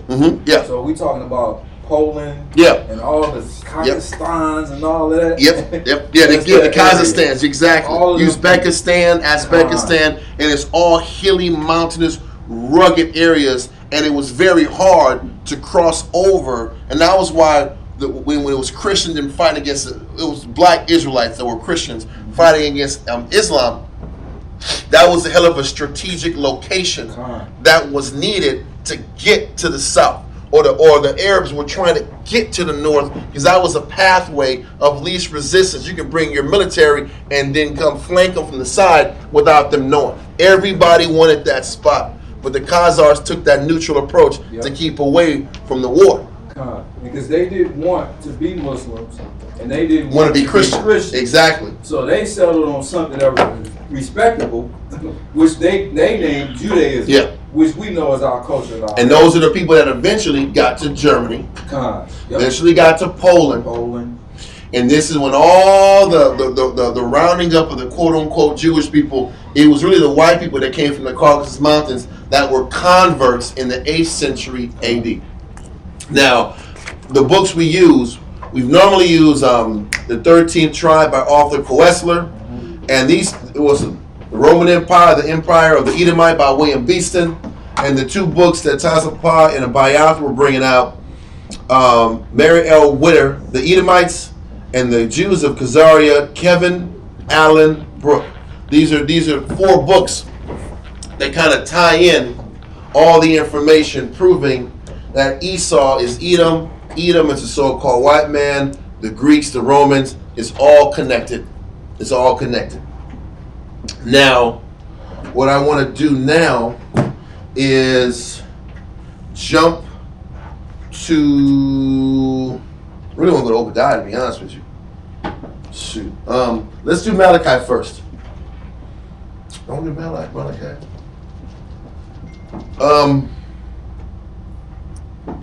Let's do Malachi. Malachi chapter 1, verse 1. Then we might go to Obadiah afterwards. Maybe, if we get the time. Malachi chapter 1, verse 1 through 4. Listen, we're skipping the majority. I'm not going to say the majority. Some of the Sabbath reading. We'll get back to it on the back end. What we're missing is Genesis 26 and like 3 to 7 verses in 28. But it's not that much. But let's get Malachi chapter 1. Verse 1. We might as well make this Esau day, man. You know what I mean? You're winning today. Listen, it's good information, and all these concepts stack anyway. So Malachi chapter 1, verse 1, down to verse 4. Then we're going to probably jump to. We'll figure it out. We'll just do this for now. Malachi chapter 1. You can start at verse 4 or start at 1. 1 and 1 down. 1 and 1. The burden of the word of the Lord to Israel by Malachi. Mm-hmm. I have loved you, said the Lord. Yet ye say, wherein hast thou loved us? Was not Esau Jacob's brother, said the Lord? Yet I loved Jacob. So this chapter is starting off saying that Israel doesn't feel that the Most High loved him. This chapter is starting off with the impression that the Israelites feel that the Most High isn't there for them. But the Most High is saying, listen, man, was not Esau Jacob's brother? Meaning Esau was supposed to be the oldest son that gets the birthright. He says, but I love Jacob. I still chose Jacob. I chose the second son over the first son. That's just an example to the Most High is showing that, hey, he really gave a crap about us more than the other nations. Read on. And I hated Esau. So he's telling you he hated Esau's spiritual morality. This is what he hated about Esau, his spiritual morality. The fact that he hated serving the Most High. He hated putting the Most High first. And that's why he hated Esau. Read on. And laid his mountains and his heritage waste for the dragons of the wilderness. Mm-hmm. Whereas Edom said, we are empowered. So at this particular time, Esau was low. Esau was still a bottom feeder when it came to the nations. Don't forget, when you sit back and go to Daniel's 2, Kyle started it off yesterday, you had Babylon was the gold standard. They were referred to as gold because of the caliber of their nation. Then you sat back here after the gold being Babylon. Then you had the silver was what? Persian and Mede Empire. They were still a high caliber kingdom, and how they carried themselves and operated their empire was still top line. Then you had your Greeks. Then you had your Romans. It was rounding off the lower caliber aspects of the kingdom.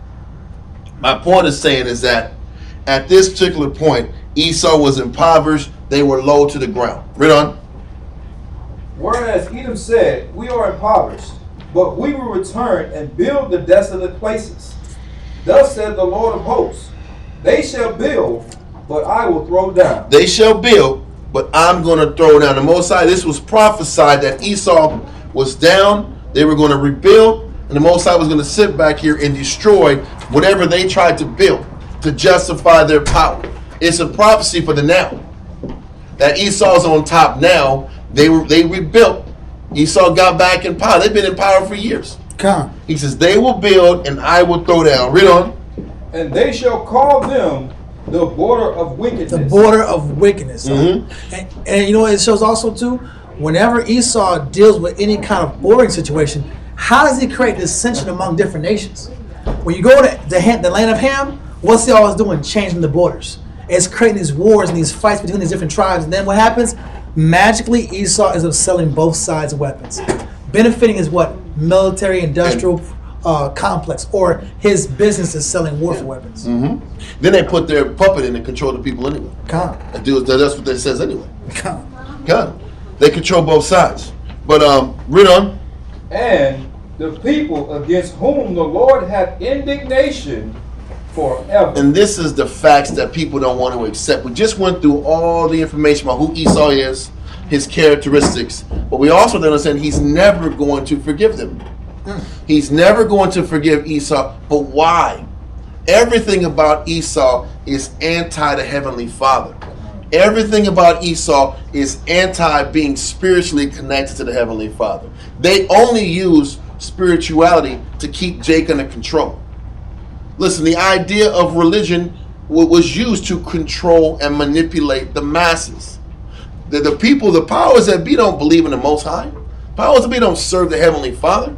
But they allow the institution of religion to be instilled to maintain control, to keep the money flowing, to keep the control. But the people that really run this place don't follow the Heavenly Father's way. They don't follow God's words. Okay? So the Most High has indignation, meaning strong, fiery hatred for this nation, and it's going to be forever. It's going to be in perpetuity. This is not going to stop anytime soon from the lens of the Heavenly Father. Once again, this is not a war's opinion. My opinion don't mean nothing. It's not Dawiyata. It's about anybody's opinion. This is the word of the Heavenly Father. And that's all that matters. We're going to let this go and go to Romans chapter 9, verse 13. Romans 9, verse 13. Romans chapter 9 and verse 13. Okay, Romans 9, verse 13. Dawiyata, go on outside, help us. As it is written, Jacob have I loved, but Esau have I hated. As it is written, Jacob have I loved, but Esau have I hated. Read on. What shall we say then? Is there unrighteousness with God? You know what? We're going to have to hit this up.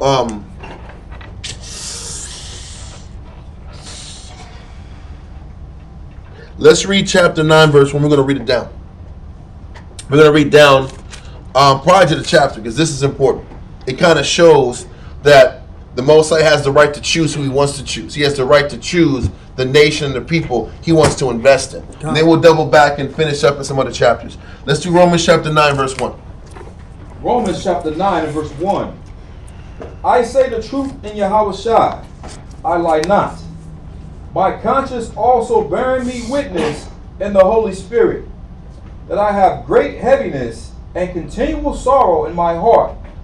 For I could wish that myself were accursed from Yahweh Shai, for my brethren, my kinsmen, according to the flesh. What Paul is saying is that he wished that he could sit back here and take on the curses that Christ had to take on for his brothers, his kinsmen according to the flesh. He's getting specific now. He's specifically talking about having to take on the curses for his people. His people is a personal possessive pronoun. This is not talking about the entire world. Just because we're in the New Testament doesn't mean God is here for the whole world and his entire mindset has changed from the old to the new. Okay, read on. Who are Israelites, to whom pertaineth the adoption. The Israelites were chosen and were adopted to be brought close to the Heavenly Father. They were brought. Because don't forget, the Most High said your mother was a Hittite and your father was an Amorite. He's like, you guys, I chose you to come close to me. By nature, you guys were in your own filth in the first place. I brought you to me. I adopted you to me. So he's like, the Israelites were adopted to the Heavenly Father. Read on. And the glory. So he says the glory, the adoption, read on.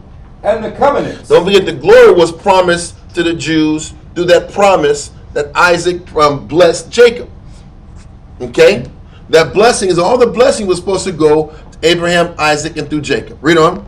And the giving of the law. It says the covenant, the contract, which was the law, or the covenant was the token of the law, which was the circumcision, was given to the Jews.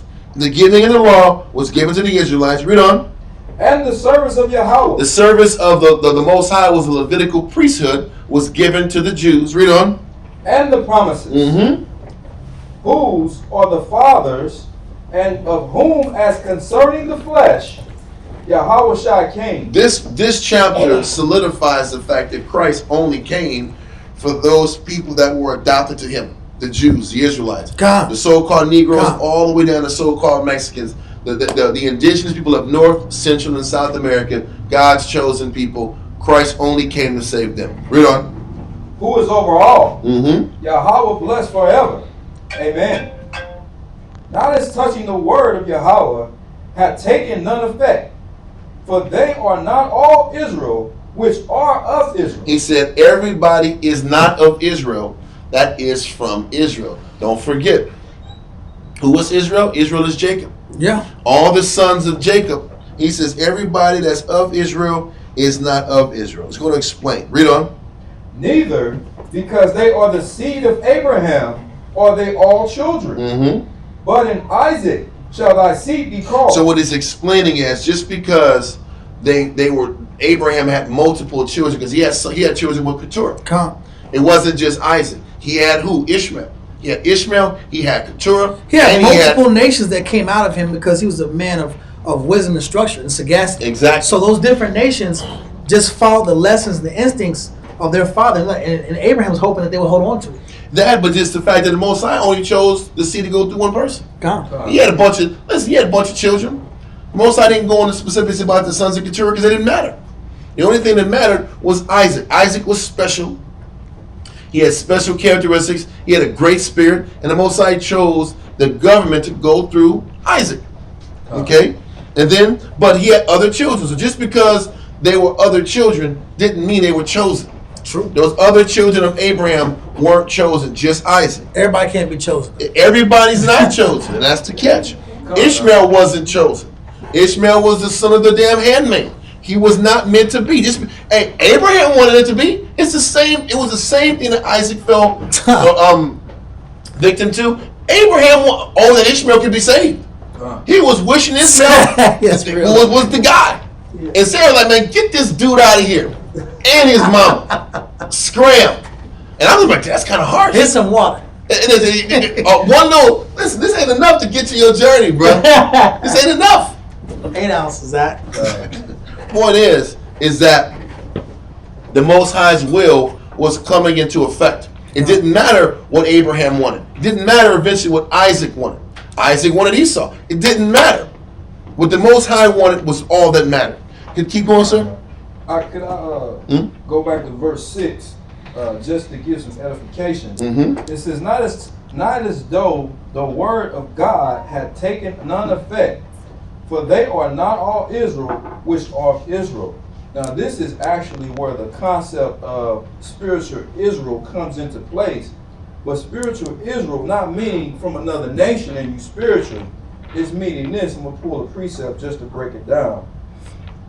This is 1 John chapter 1 and verse 11. It says, he came unto his own, and his own received him not. And they like to use this verse to say that we didn't receive Christ, we turned our back on him, so the gospel and all the blessings was going to the other nations, which is not true. Because verse 12 comes back and says, but as many as received him, meaning as many as received Christ, Yahushua, to them gave he power to become the sons of God, or the sons of Yahweh. Yeah. Even to them that which believed on his name. And that's what it's talking about in Romans chapter 9 and verse 6, when it says that all Israel are not Israel. Because you had Israelites that didn't believe in Christ, and they weren't counted as the sons of the Most High because they didn't believe in Yahushua. So to clear that up, it's the same concept. Because people think right now Esau or the Jewish people, they don't believe in Jesus. So now there's a new line of Edomites or Jewish people that says, well, we are Jews for Jesus. We are or Messianic Jews. We now do believe that he is the Son of God. It's a little too late. It's a little too late, and you're not of the same bloodline. God. But you want to push a narrative on people, and you got a lot of pastors pushing a lot of ties to Israel. A lot of people don't talk about that. Even out here, we have congregations out here of, Baptist churches that they get funded different ways by the Zionists. As long as they keep perpetuating the narrative that those Caucasians are the true Jews. And the funny part is the pastor knows he's a Jew. He knows the Jews are black. He's just doing it because, you know what, he's getting funded. God. He's getting funded, and he's also part of what they call the clergy response team. Yep. Who the government uses all the time to get the political views of the people thinking the way they want them to think, to get them to vote for who they want to vote for. But once again, this spiritual Israel is talking about those that believe in Yahushua and ain't operating carnally. Mm-hmm. That's what it means to be a spiritual Israelite. I'm not carnal. Come. And as we're going down in the chapter, he's narrowing down all the different people and children that came from our forefathers, because it was about narrowing down to get specific. It was a specific family line that the Most High was dealing with. You have to understand from the beginning, from the very beginning, the Most High was always working with one particular family line, and the rest of the world can do what the hell they got to do. From Adam to Seth to Lamech, Noah, Shem, Palal, not Palal, what's his name? Just all of the individuals, the family line that kept the government. It was always about that. Even now, it went from Abraham, then it was to Isaac. Now, he overshook Ishmael and all the sons of Keturah, the children of Keturah. It wasn't about just implementing everybody. You have to understand how the Most High thinks.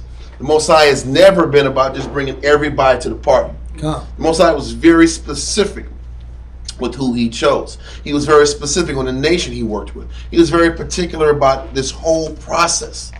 He wasn't just sitting back here picking people or drawing names from a hat. It wasn't how the Most High dealt. It wasn't randomized. So, okay, so it says, give me read verse 7 again. Verse 7. Neither because they are the seed of Abraham are they all children, but in Isaac shall thy seed be called. Exactly. It was Abraham and Isaac. The rest of them weren't part of the plan. Read on. That is, they which are of the children of the flesh, these are not the children of Yahweh. Exactly. Read on. But the children of the promise are counted for thy seed. Mm-hmm. For this is the word of promise. At this time will I come, and Sarah shall have a son. Mm-hmm. And not only this, but when Rebekah also had conceived by one, even by our father Isaac. So what he's saying is that the promise had to be done the right way. That's what it means by the children of the promise. It was ordained, it was established. The Most High said it was going to happen, and then it happened. Any of the children that was established just by desire and flesh, the Most High wasn't working with it. These chosen children, this chosen line, had everything. Moses says he wants everything done decently and in order. Okay, so let's keep going. So it was Sarah. Sarah brought forth Isaac. Rebekah brought forth Esau and Jacob. We're going to find out who the Most High chose. Read on. Verse 11. For the children, being not yet born, neither having done any good or evil, that the purpose of Yahweh according to election might stand, not of works, but of him that calleth. Listen, the Most High said it was about election. Yeah. It wasn't of works. The point is this: the Most High chose Jacob to be the one. But the funny thing is, why did the Most High choose Jacob to be the one? Why didn't the Most High choose Esau? Why did the Most High choose Abel and not Cain? Listen, it was election, but the Most High already knew what was in a person's what? He knew what was in a person's spirit. So yes, time had to happen for these issues to be exposed and revealed. But it was already in him, and the Most High knew what he was doing. He knew who he chose, he knew who he dealt with from the beginning. Read on. It was said unto her, the elder shall serve the younger. As it is written, Jacob have I loved, but Esau have I hated. And this verse lines right back up to Malachi. Jacob have I loved, but Esau have I hated. Read on. What shall we say then? Is there unrighteousness with Yahweh? Then the question will be, why is it fair that one person that didn't do anything was established for everlasting destruction, and one other son was promised the kingdom? Yeah. You would think from an outside perspective that it was unfair. No different than he would think that Esau losing his birthright was unfair and Jacob was a thief. If you're on the outside and you're not in the know. But if you understand the Most High, he's going to explain, he's going to choose who he wants to choose because it's the truth. But also, the Most High is always right. And every time he chose one person, you would see why the other person wasn't chosen. You would see in their characteristics what was wrong with this person and why the Most High discarded him and didn't want to deal with them. What are you going to say? And you know, it shows that the war that people have with God, people don't take the time to get to know the Most High. Come on, Israelites, our people, our nation, those that are not in the knowledge.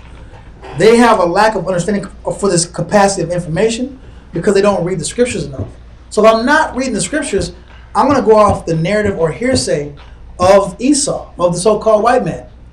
It's like going to high school, you got a whole bunch of rumors going on, but you don't go talk to people. Well, what really happened? And as you start talking to people, you're like, oh, this is what really went down. It wasn't this whole telephone story that we got where the rumor seems like out of proportion and it's blunt. The information was distorted. What you said is people want to hear one side of the story, but they don't want to hear the whole understanding. They don't read enough to get the whole story. So they just go off of, if you look at Esau doing Noah's Ark, the movie Noah, it gives you a bad perspective on the Most High. Like the Most High is this bad guy.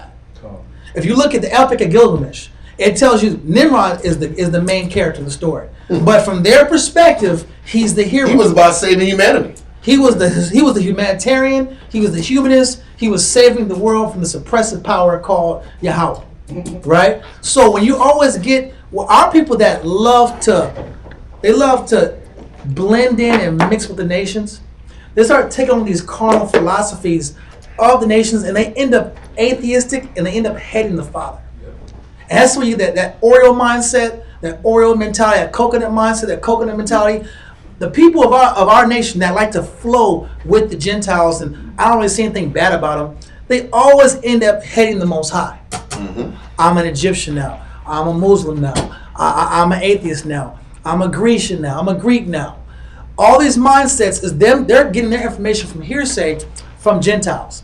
They don't take the time to go into the scriptures and get it from the Most High's mouth alone.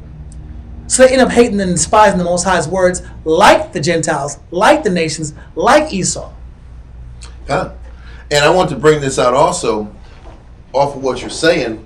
It's the same reason why people who are serving the Most High end up being bitter with the Most High. Because even amongst Israel, people are angry about their life.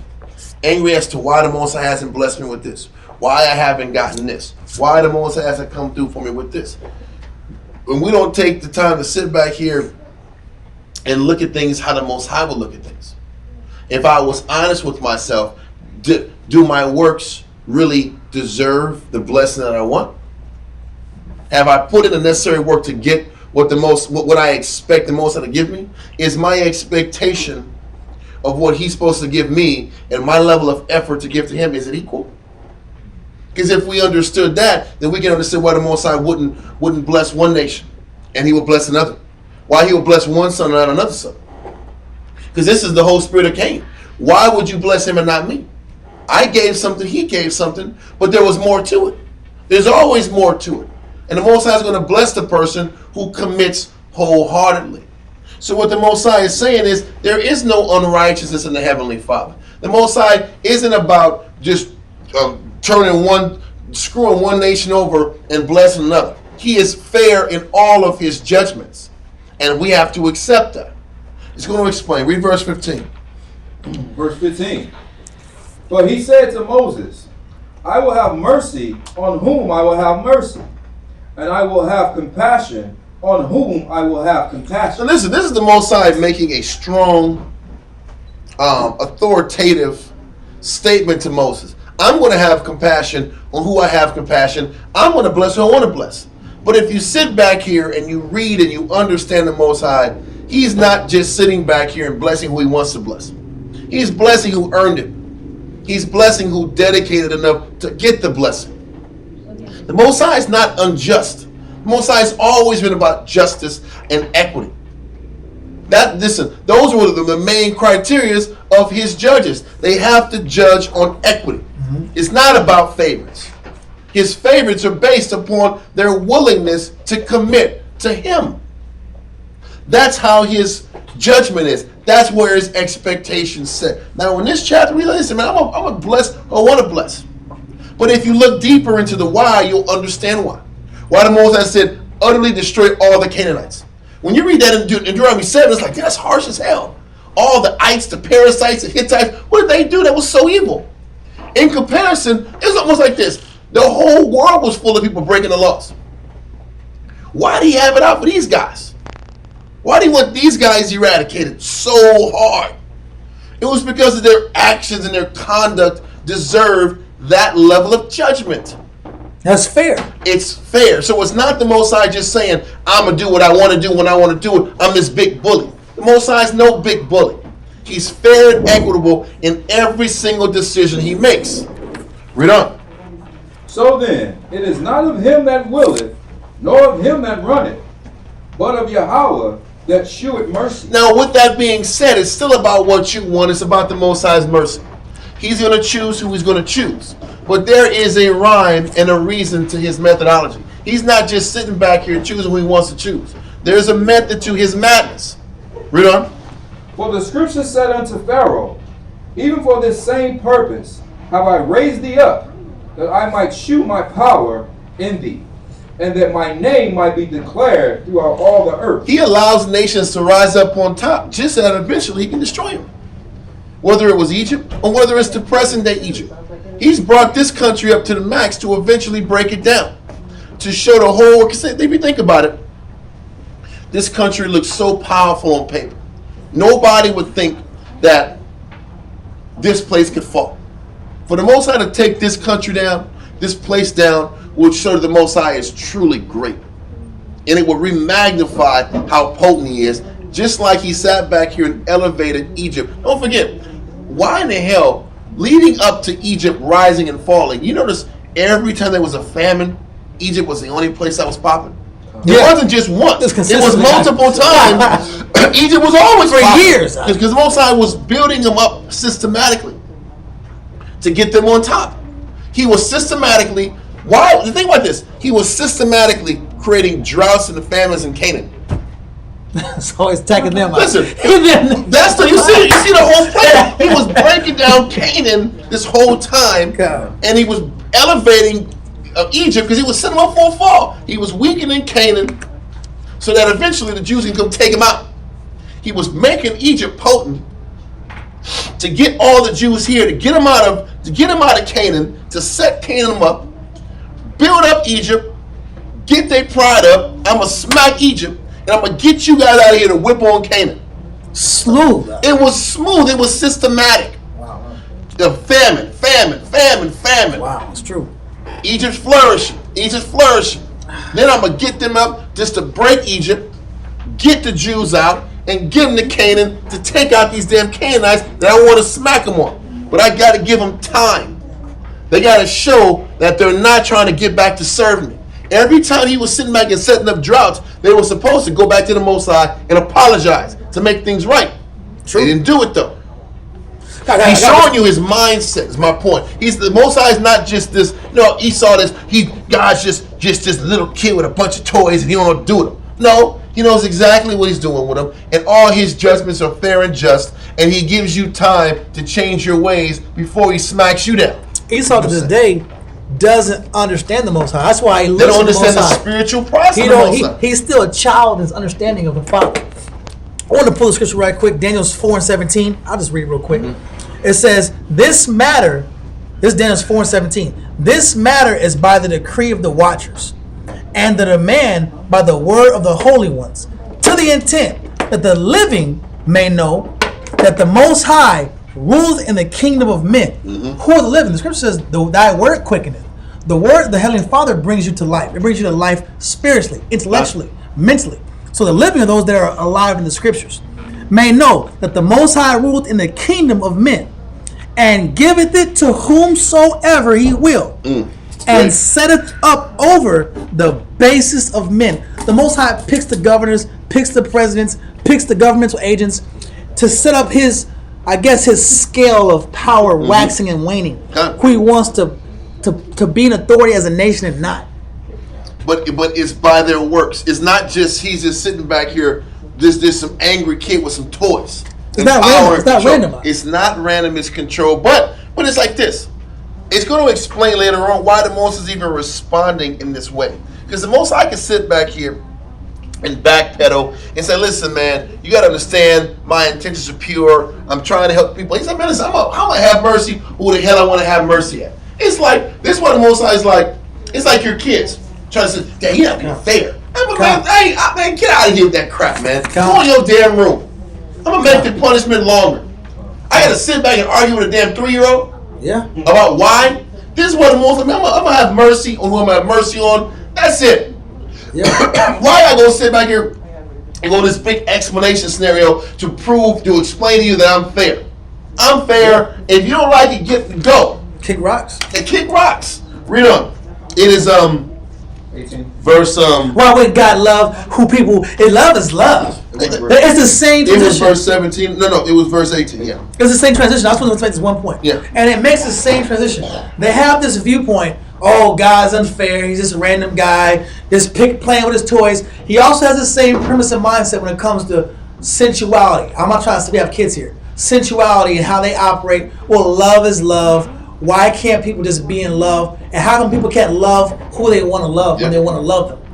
Why is God so... I don't think that's fair. Why is God so... Esau's premise, Esau's viewpoint and lens against the Most High is very adversarial. Yeah. He can't see why he can't have what he wants to have, when he wants to have it, how he wants to have it, why he wants to have it. Basically, why do I have to obey the Most High's law? Why do I have to yield myself to the Heavenly Father? That's the main theme behind a lot of things Esau does, is to defy the Father, to defy the elements, to defy nature, to defy the order, to defy his brother Jacob, to defy the laws of nature. I'm gonna go out of space and do a vacuum, and I'm gonna build a whole city outside the earth.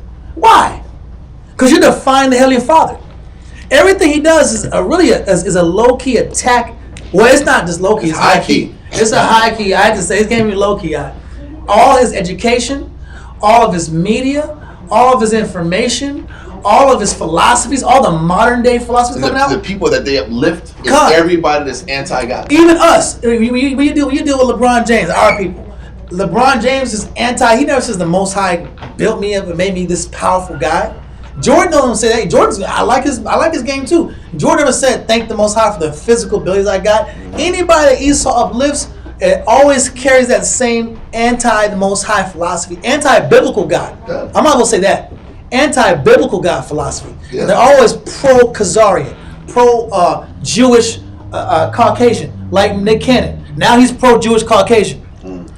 had his own show, said the wrong thing, lost his show. He said the right thing. He said the right thing. He said the but you see how bad it is?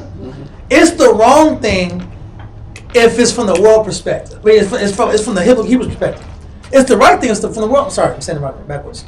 What Kenneth said was that we're the true Jews. That's right biblically. But in the world, Kenneth became what? He became the villain. So it's always the societal idea that Esau propels, and it keeps our people. You have to choose. Are you going to fit in with the world, which is Esau's viewpoint, because he's the prince of the power of the air?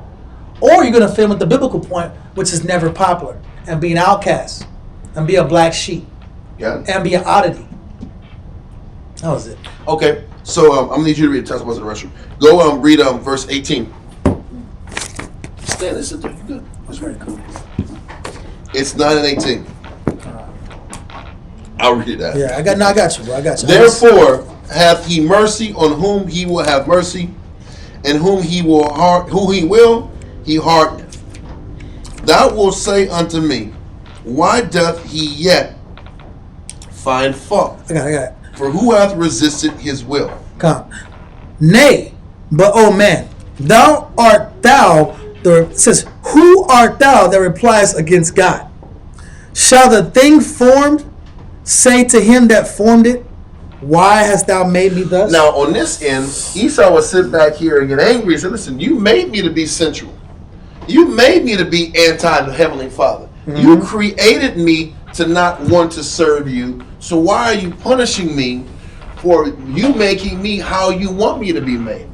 And the Most High is like, listen, I'm going to sit back here and have mercy on who I'm going to have mercy. And you don't have the right. Nobody in this world has the right to be angry at the Heavenly Father for creating things the way that they are. He chose a villain. He chose a protagonist and antagonist.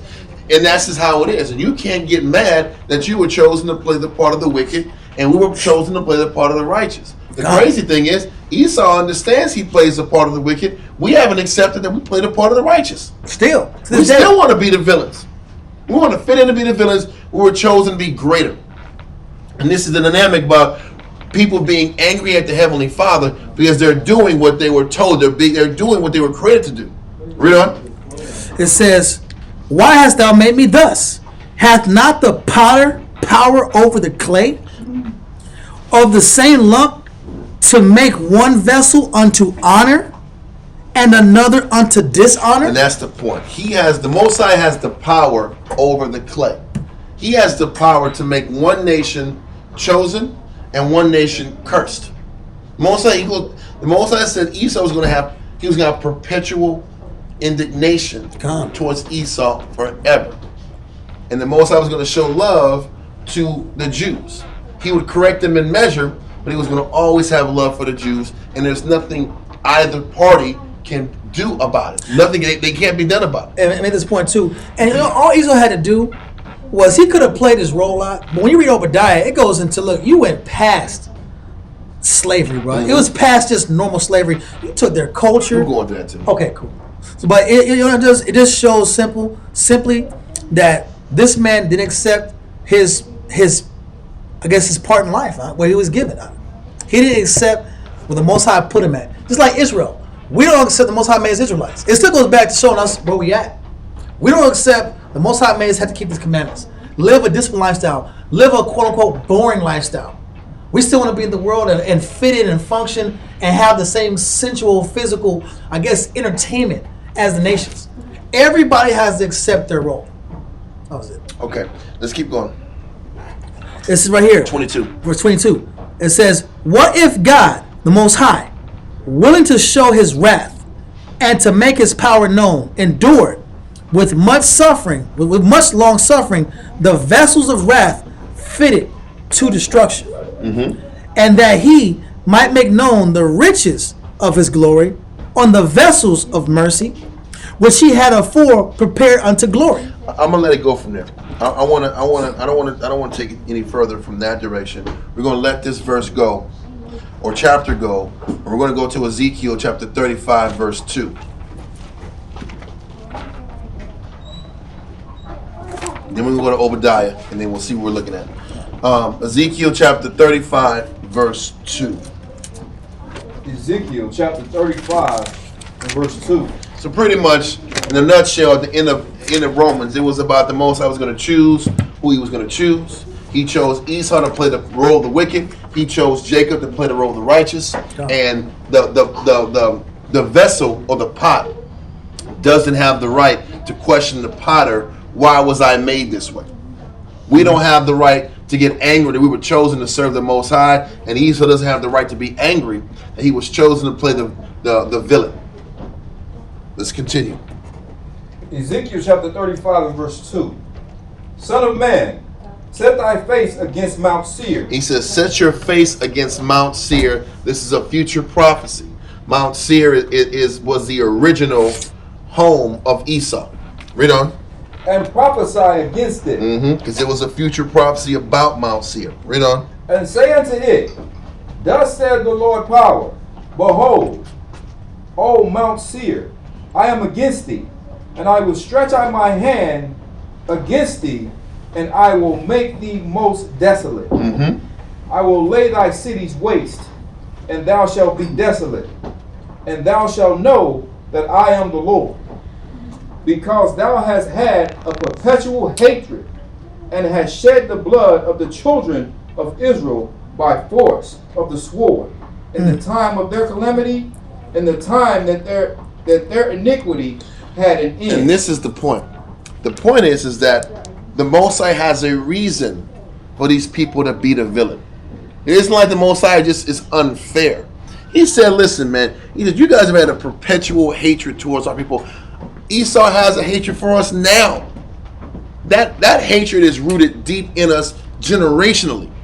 He said there was a perpetual hatred and has shed the blood of the children of Israel by force of the sword, which is his strength, in the time of their calamity, in the time that their iniquity had an end. What he was saying is, at this particular time, it's talking about when the Babylonians took over the Jews.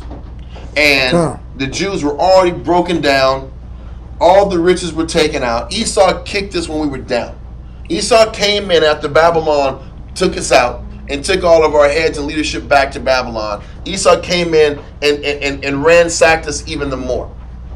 It talks about in Psalms 137, verse 7, what it said, raise to the foundation thereof. This is when Esau sat back here and pillaged and looted and robbed and violated us even that much more after we were already taken out by the Babylonians. Don't forget, the Babylonians at least had class in how they took us over.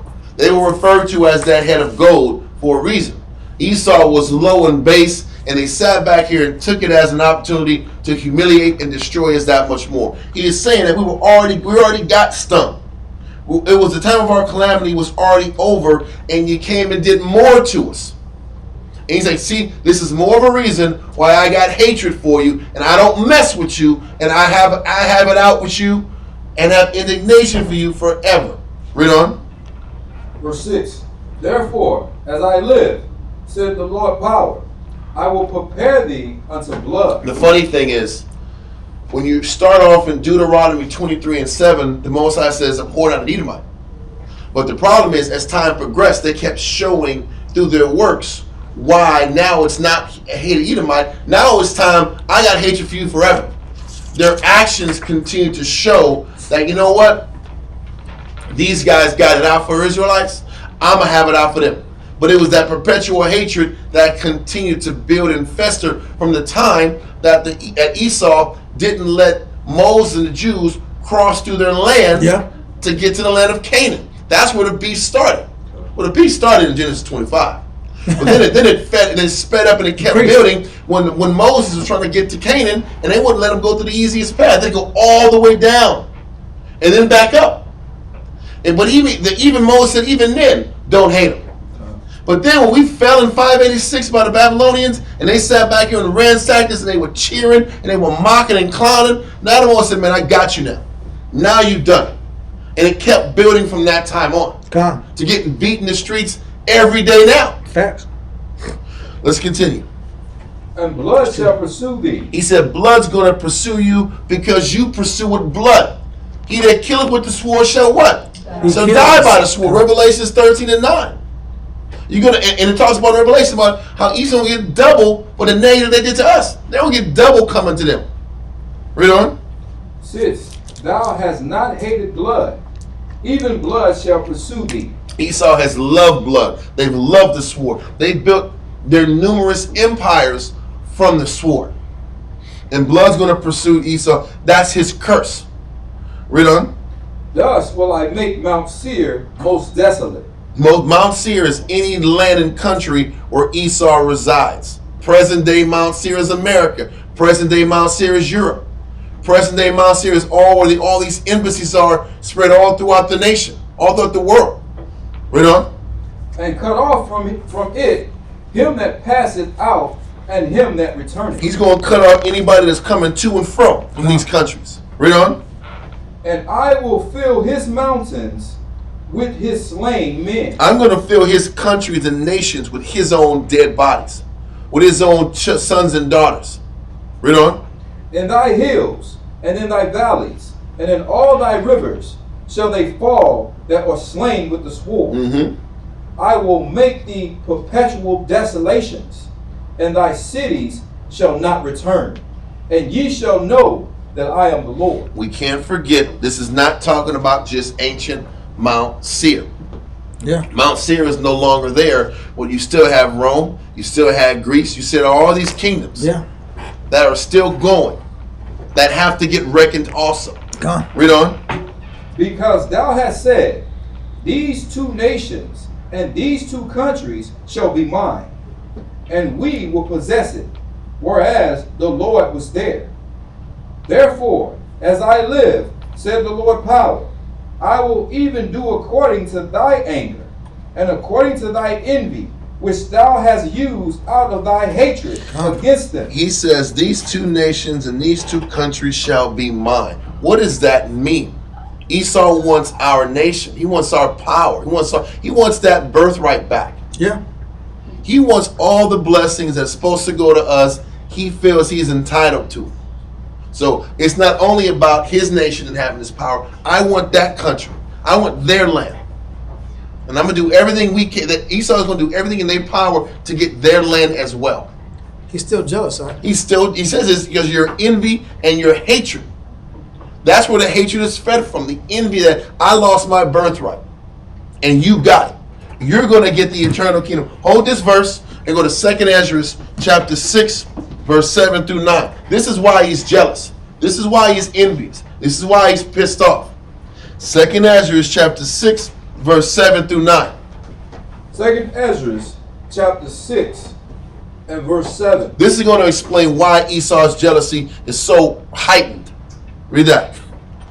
Then answered I and said, what shall be the parting asunder of the time? What's going to be the end of times? How am I going to know when the end of times is close? Read on. Or when shall be the end of the first, and the beginning of it that follows? How am I going to know when the transition's coming? When the end of the world's coming and the new kingdom's coming? Afterwards. Read on. And he said unto me, from Abraham unto Isaac, when Jacob and Esau were born. What is funny, he's saying you're going to know the end of times by going back to this particular time in the world. You got to go back to find out the end of times. You got to go back in your history to figure out the dynamic between Jacob and Esau.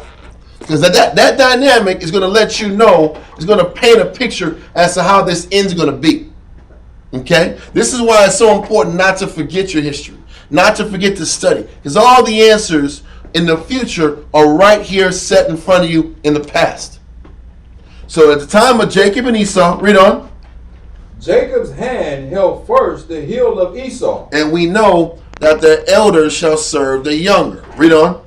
For Esau is the end of the world. So just like Esau was going to be a servant to Jacob at that time, it's the same in the end. Esau is the end of the world. When Esau is at the height of his power is when you know the end of the world is near. When Esau is on top. And I don't see how Esau can get any more on top than he is now. And if you think about it, if you look in the totality of history, Kingdoms don't last but for like 200 years. Great, powerful kingdoms last around 200 some odd years. Whether it was the Roman Empire, the Greek Empire, 200 in the 200 range, little higher, little lower, is how you know the strongest kingdoms were able to sustain through history of time. Esau is at its on its decline. Its pinnacle was in the 50s, 50s and 60s, and it was in their peak. They're on their decline, but they're still powerful as hell. But their decline is going to let you know when the end is coming. Read on. And Jacob is the beginning of it that followeth. Because now the Most High is going to reward the people who live spiritual. He's going to reward the spiritually minded people over the carnally minded people that are being rewarded now. All that's being shown is that in this world now, the carnal minded person rules. The most worldliest man over the world succeeds. That's how this world dynamic is set up. Spiritually minded people, this life is meant to be hell on you. But the next life, the spiritually minded people that God chose will rule. And he's letting you know when Esau falls, we're coming up. And this is why Esau's so jealous. That's why he's so angry. That's why there's so much hatred and venom coming from him. Because he knows it's over for him. He's only has so much time left. So he's going to take it out on the Jews as much as possible. He's always been doing it. Yeah, I said this. Now I think amongst Esau, there's this warfare about they're fighting to choose what method they're going to try to dominate us by. One method, which is the left hand, which is being liberal, they want, okay, let's go more into attacking their children, attacking the idea of taking away the idea of. I just want to bring a point. You're right, because the battle is this. What people don't understand, when you take it Trump's approach, you're poking the bear, man. The Most High talks about that lion. We're that lion. We're that lion that's sitting back here. Who shall rile up Judah? Who shall rile up Israel to get them fighting? Why sit back and poke the bear and get them aggravated? What's worked so long is just pacifying Israel. When you pacify them, they don't fight. When you pacify them, they give in. And this is where take it off welfare. And that can make brothers come back together like, man, I need to work with you, brother. And this is where that liberal approach comes in. The liberal approach is about, you know what? Let me sit back and placate. Yeah. Give them things. Bribe them.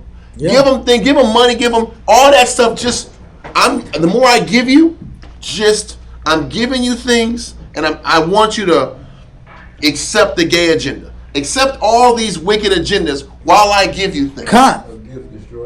Exactly, but that way has been working for Jake the longest. Give him a job. Give him some money in his pocket. He ain't gonna be all. I'll never forget. I'm gonna get you sucking.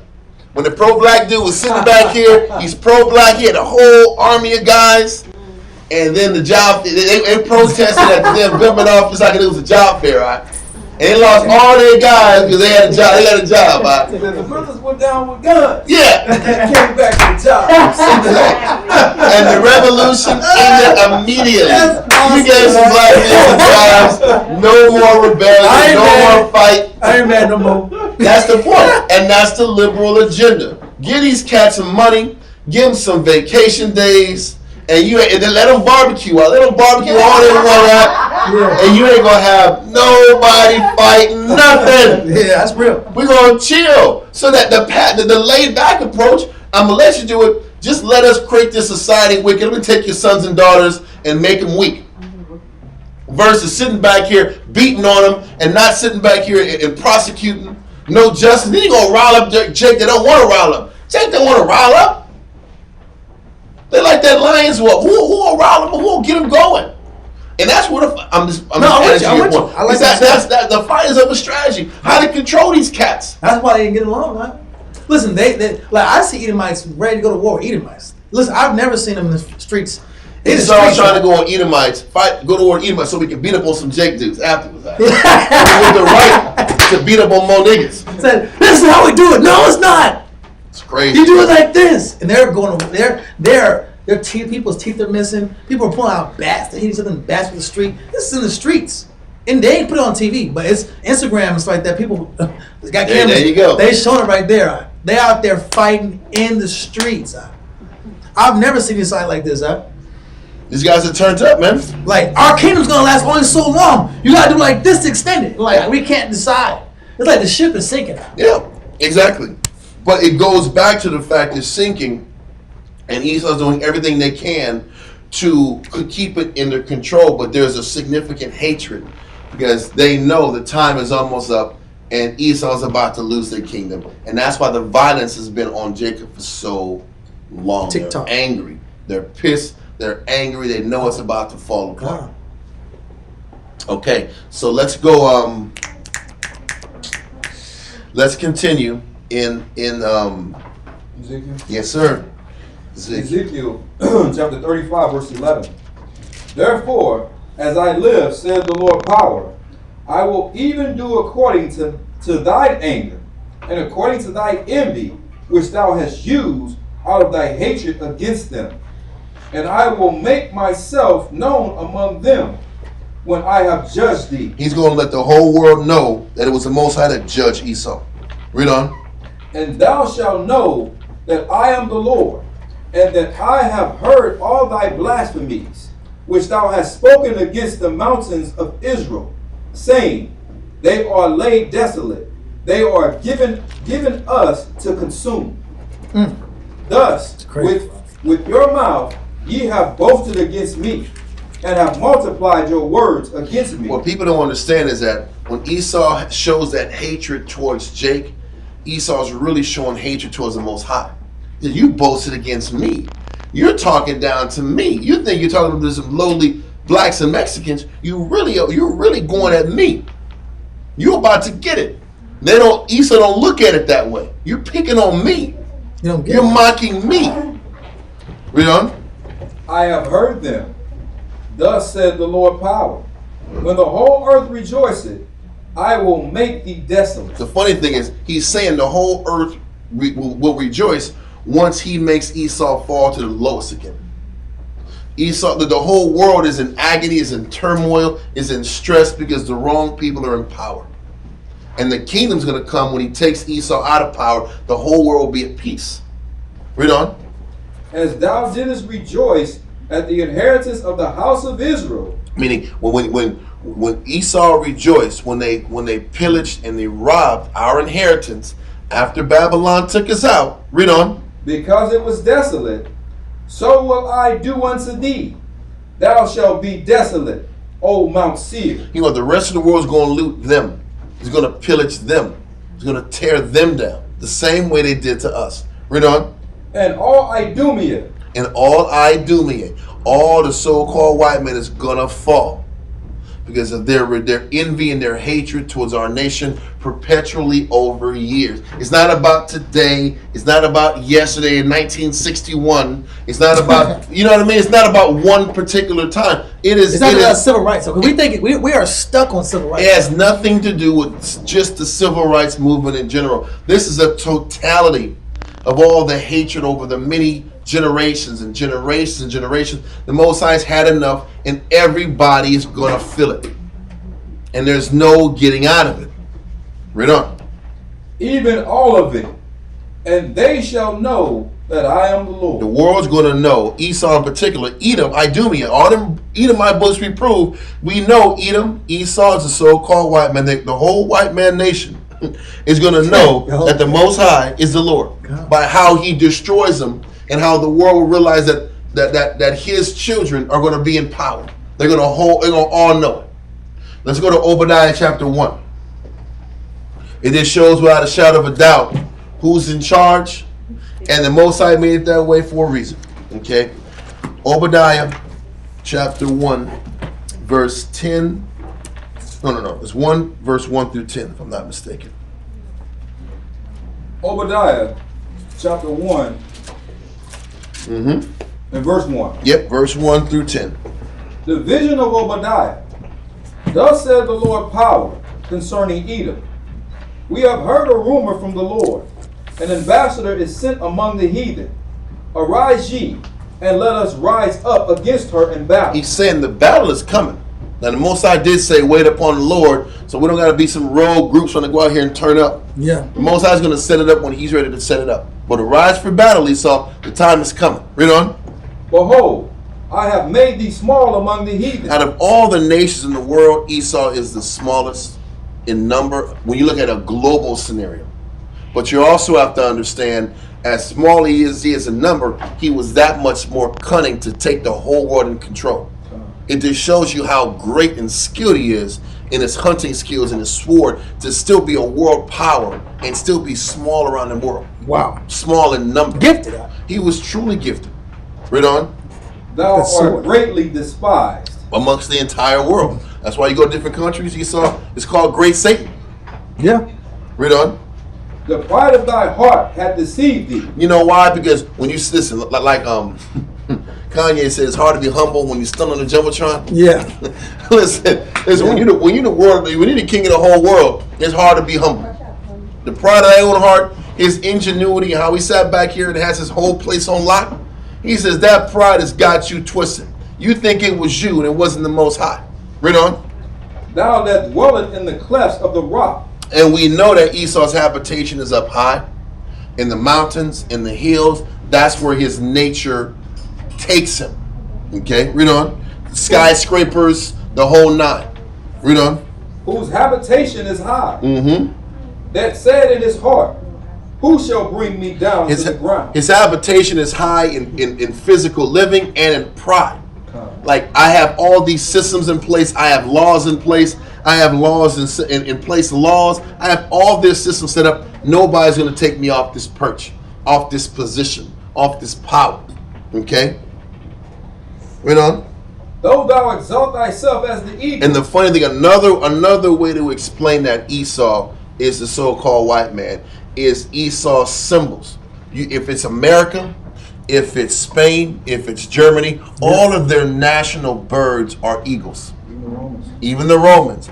The phoenix was the Germans. All these different Edomite countries, their symbol, their bird symbol was the eagle. America's the bald eagle. You go all throughout these countries, their symbol was the eagle. And also too, when you're dealing with their belief system, when you're dealing with the Romans and the Greeks, you're dealing with their Greek mythology or Roman mythology. They're dealing with the symbol of Zeus, and Zeus always used an eagle in his symbology. He always used the eagle as the messenger, as the messenger for Zeus, and they worship Zeus as a culture in that time. So whether it's their religion, whether it's their national bird, as whether the eagle is the symbol of their lofty perch and their position in the world, it's all about. They also, a lot of times, the eagle is used or praised for their foresight, their vision, their ability to see things from far distances. All-seeing eye. All these symbols relate. And it all connects to the so-called white. Little bunny rabbit. Exactly. Little mice. But I can see from a far distance, and that's how they survive. Their whole thinking is based upon predicating their country and their systems off of these animals. But they are known as the eagle, okay, in conduct and symbol. Read on. And though thou set thy nest among the stars. And we understand that they set their nest amongst the stars can mean a couple things. How high and how lofty they build their towers and their cities, or how their space programs, their NASA, their ability to sit back here and go to the moon and go to all these different places. It shows where their nests are, where they're perched at, where they live, where their habitation is. Because that's what the nest is. Where do these people live? You sit back here, you go to the rich sides of town, guess what? It's on a mountain. It's on a hill. It's overlooking something. You go to California, you go to the beach, there are all these stilts, these high stilts overlooking all these clouds. You go to damn Oxnard, California, they're on the clefts of the rocks, the mountains. You can see the sunset, the water, everything's high, everything's awesome. That is where their habitations are all around the world. You go to Dallas, you get all these skyscrapers, and the top of the skyscrapers living it up. That's them, man. That's their habitation. It's high like the eagle. That's where their nests are. And this is how the scriptures are tying in that Esau is the so-called white man. You really can't even disprove it, man. You really can't. Let's keep going. Thence will I bring thee down, said the Lord. If thieves came to thee. And he says, when you get to the nest of the stars, thence will I bring you down. When you sit back on an economical level, when Esau claimed that they went to the moon and they shot all the images, whether they were there or not, depending on your theory. When they made that announcement, it was in 1965. America was they were not in the deficit. Yes, it's not. Yeah. They were out of the red. Right. They were out of the red. Money was right. They were not in the deficit at all as a nation. After 69, they start going into the deficit. They start being in debt to the nations. Point is, that's the problem now. Exactly. The tree is in debt now. But the point is that from that time when they sat back here and announced that they were on the moon, on the top of the world, that was the beginning of the infinite. That was the beginning of their decline. Read on. Verse 5. If thieves came to thee, if robbers by night, how art thou cut off? Would they not have stolen till they had had enough? And he's showing you Esau keeps stealing. He says if they're robbers, they will steal and they had nothing to leave. Read on. If the grape gatherers came to thee, would they not leave some grapes? What he's showing you is that Esau's nature is to take everything, to have control and dominance over every aspect of the world. They're greedy and they're selfish beyond comparison. And it forces people to have to come to them in a crouching position, a weak position. Even this movie, Wall Street 2, they were asking the big wig guys, listen, man, what's your number? What's your number that you need before you call it quits? And the top dog was like, more. That's what I'm talking about. It was more. I want more. And that's my number. I'm going to keep taking and accumulating until I die. And that was the mindset. Even in a picture behind him, if I'm not mistaken, was a picture of this old Zeus-like man eating his children. Because the idea that your children are your enemies. Rivals. They're rivals. They're trying to take you. They're trying to take your position, so you eat them. So you can still be the top dog as long as you can. But it's actually true. Because when you do it... Well, not my kids. I'm okay. Amongst you. I'm just saying. I'm the best with my kids, man. It's okay. I'm just but now, amongst Esau, it is always a rivalry. There's a rivalry. You look at those Caesars out and those families out. Mm-hmm. It was always cousins, children, family, always having that inner fighting out. Because they want power. They want money. But that's the nature of Esau. I want to take, I want to accumulate, I want more. And I don't care who I have to step on to get it. It's the spirit of capitalism. Take. Manipulate, lie, cheat, steal, cut corners, do what you got to do to get what you want. Bottom line, forget spiritual morality. Spiritual morality is nothing. And I like what you brought up early in the class when you brought up the idea of you can't have a moral fiber, compass, or direction in order to go into these different angles of extrapolating resources, extracting wealth, and extracting advantages. Got it. You can't have, because when you have a righteous mindset, you gotta take losses, you gotta take L's, you gotta say, there's certain things, there's certain limitations I won't do. I can't do certain things. I can't sit here and bend my sexuality to fit in this corporation. Because the higher you go the ladder, you gotta do certain things to fit in, to play ball, to be a part of the team. It's like that in the military, it's like that in corporate America. There's a ceiling, there's a glass ceiling for those that have morality or morals. It's only so far you can go. But if you're willing to concede those morals, we're gonna reward you with more wealth, more accolades, more benefits. There's more benefits for those that are willing to go deeper into depravity. That's why our people, that's why we have that Uncle Tom, quote unquote, class amongst our people. The class amongst Israel that's willing to concede their morals, they get rewarded with all the wealth. They get rewarded with all, like your Oprah Winfrey's. Yeah. Oprah Winfrey, her job was to tear down black men and to make the conscience of white women feel good. She's a mammy to white women, and she's an enemy to black men. That's her job. And so she's the first billionaire. How did that happen? She has a duty. She has a position in society to stick to and to do. And that keeps her in power. As long as she's able to break down us as a people morally, then guess what? Esau will continue to reward her with her own network. OWN. And what's OWN backwards? NWO. New World Order. Right? Huh? Yeah. Oh yeah. And so it just shows how we're gonna have to separate eventually again. This melting pot experiment did not work. Mixing together and being one nation and being together as society doesn't work. We're gonna have to continue to separate us. That's why God said, "Be in the world, but don't be what? Of the world." I can't sit here and have the same belief systems. That's why it's such a hard thing for when people go to school and get these educations. It's hard to go back down to the dregs of society, quote unquote, and be with the regular Israelite people, be with the regular people. because we don't have the same psychological philosophical agreements. We don't. All the things of Esau searched out. How is he searched out? No one's bringing this information up to show where he really comes from. Esau's been like a mystery for a long time until the Israelites popped up. We popped up. Oh, he's from Caucasus Mountains. Why? Because the Bible says so. How he processes things, we show in the scriptures. But you know what? People don't like that because they don't want to believe the Bible. Read on. How are his hidden things sought out? And I gotta bring this one verse to kind of stack on this. Like I said, I'm not gonna make this getting late anyway, but I just want to bring this one thing. 2:22. Wow. Go to we're gonna hold this and we're gonna jump to 2 Thessalonians chapter 2 verse 3 through 5. 2 Thessalonians chapter 2 verse, because it talked about how are the things of Esau searched out, how are his hidden things sought up. The first thing, the Most High said that the man of perdition had to be revealed first. Okay, and he had, and his works had to catch up to him for everybody to realize that he was the devil. You know what I mean? We knew that he was a regular nation that was wicked, but to understand the depth of his wickedness, it took time. It took many generations to find out the magnitude of his wickedness. Okay, so now 2 Thessalonians chapter 2 verse 3 through 5. 2 Thessalonians chapter 2 and verse 3.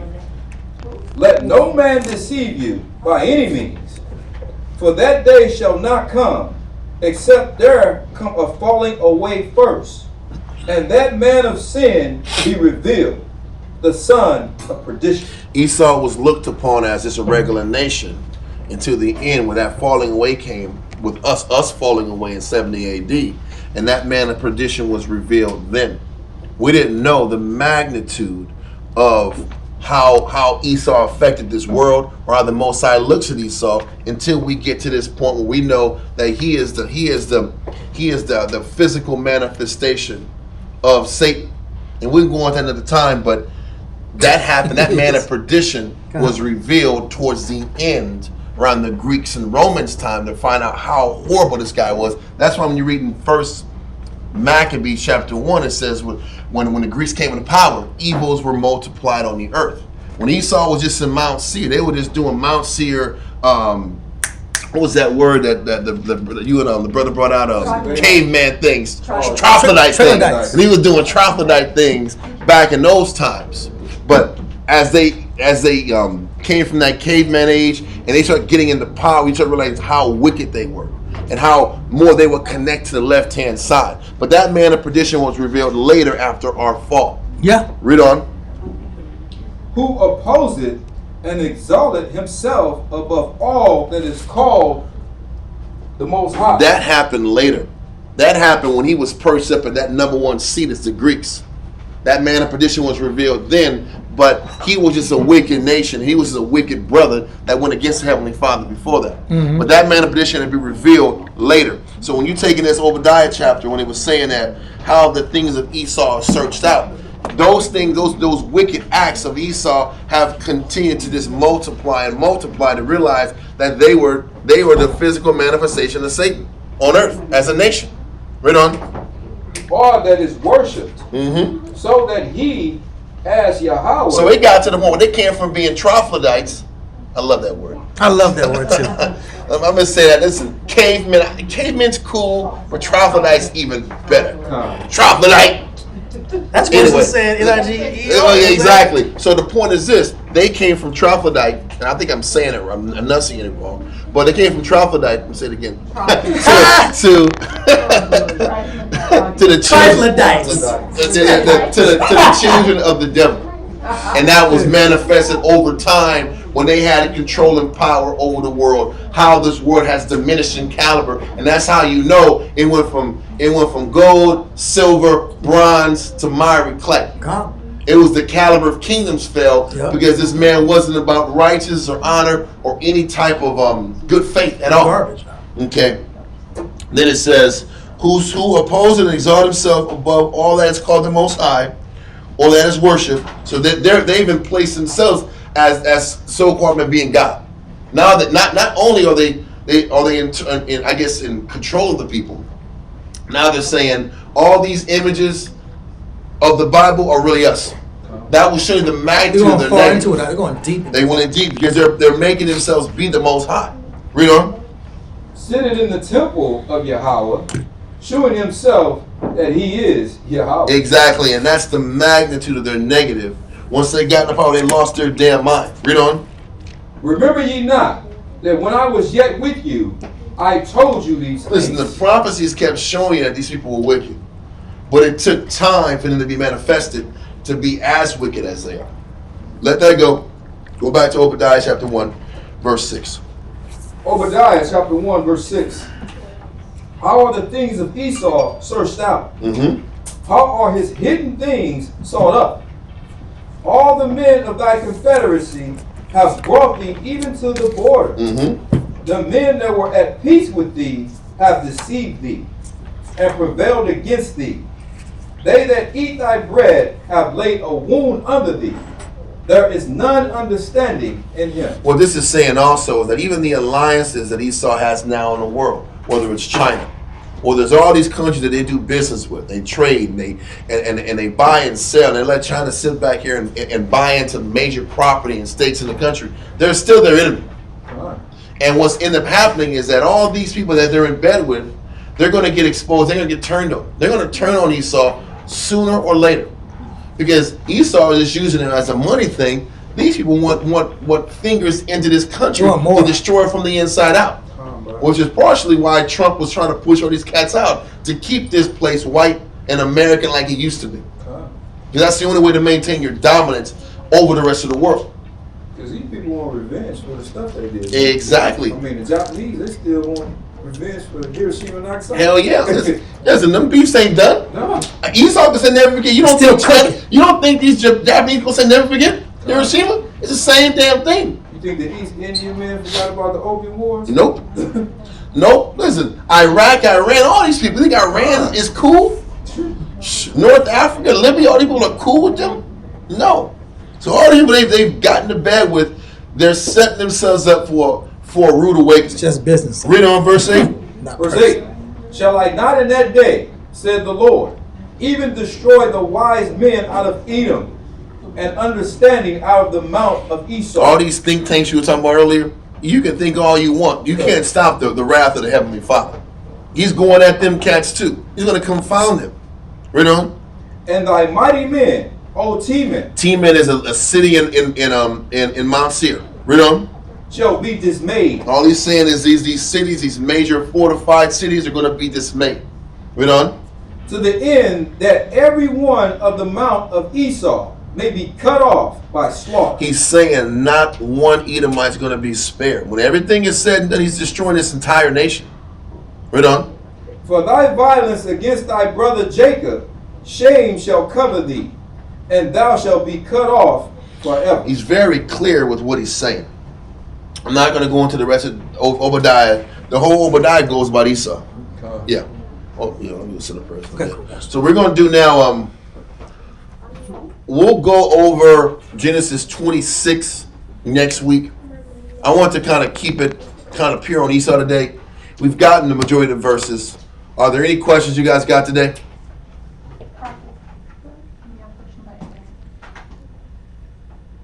She wanted to know, since I guess she wanted to know more about Abraham, since he doesn't have a specific tribe.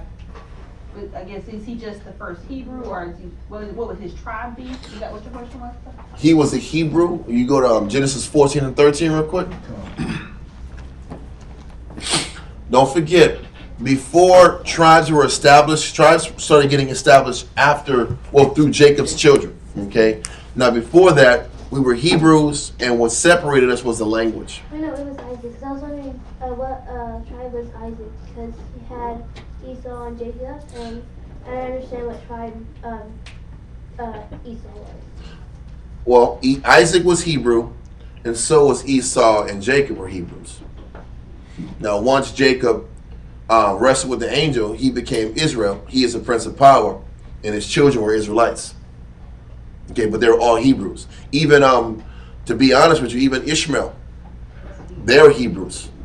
Moab and Ammon were Hebrews. A lot of the nations, Assyria, the Assyrians and the Assyrians were Hebrews. They're related. They're related, but they're not. But like we read in Romans chapter 9, it talks about not all these people that came from Abraham, or all the people that came from Isaac, were meant to be the chosen people.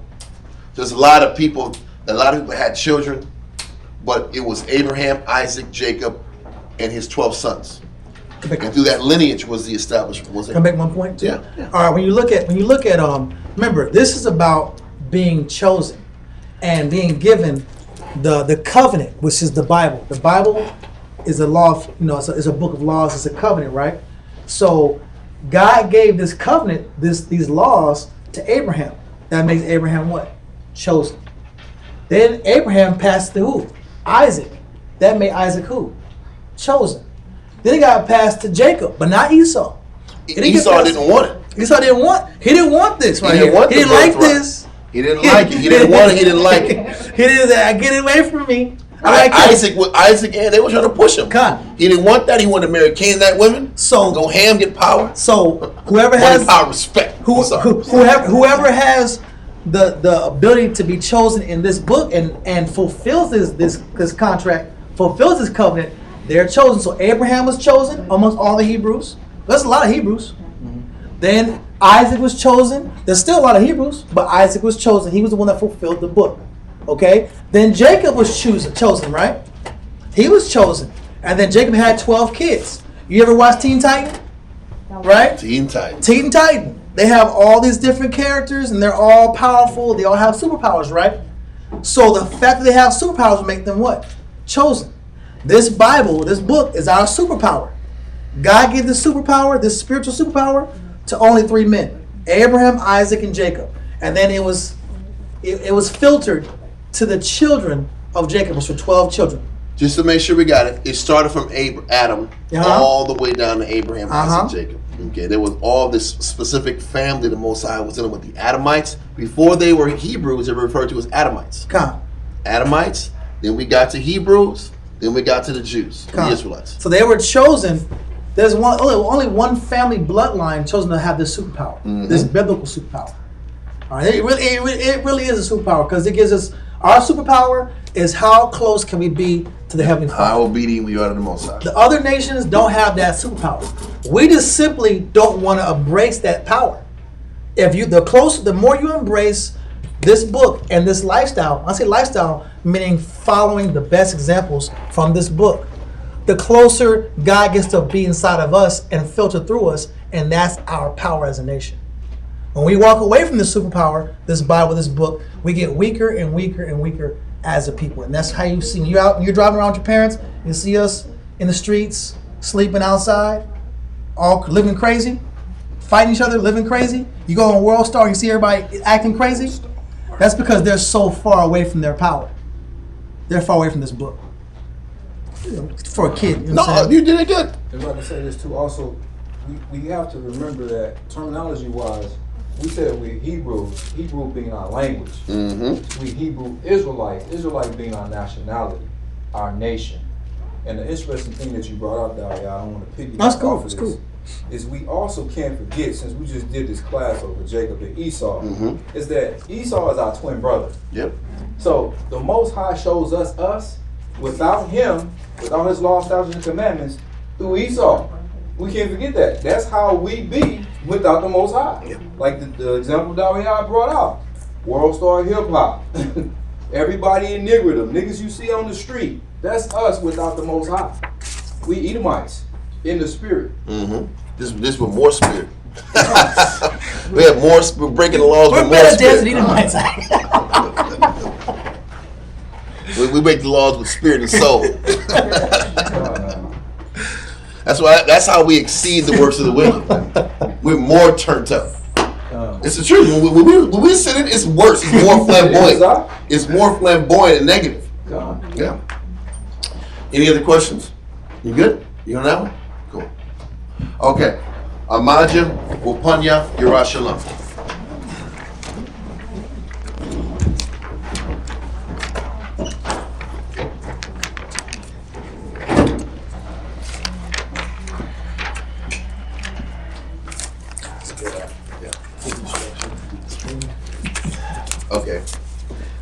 Yahweh Hashem Yahushai. Yahweh Hashem Yahushai. Yahweh.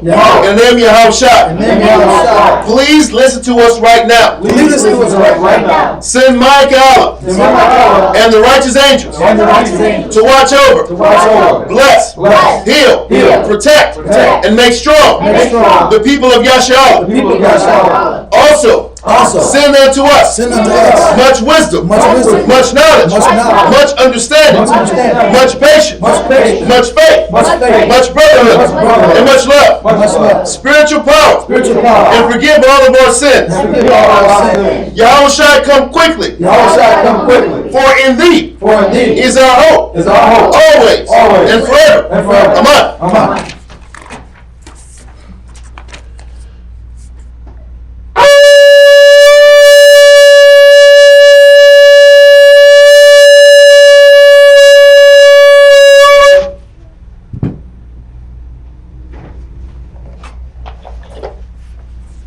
Barakatah Yahweh Hashem Yahushai. Barakatah Yahweh Hashem Yahushai. Bless you, Yahweh, in the name of Yahushai, that gives us the law. Barakatah Yahweh Hashem Yahushai. Barakatah Yahweh Hashem Yahushai.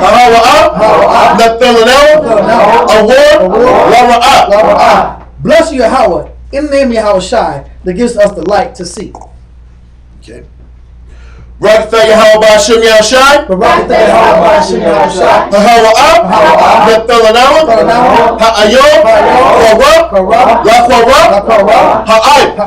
Bless you, Yahweh, in the name of Yahushai, that gives us the ram's horn to call the people. Barakatah Yahweh Hashem Yahushai. Barakatah Yahweh Hashem Yahushai. Shimon.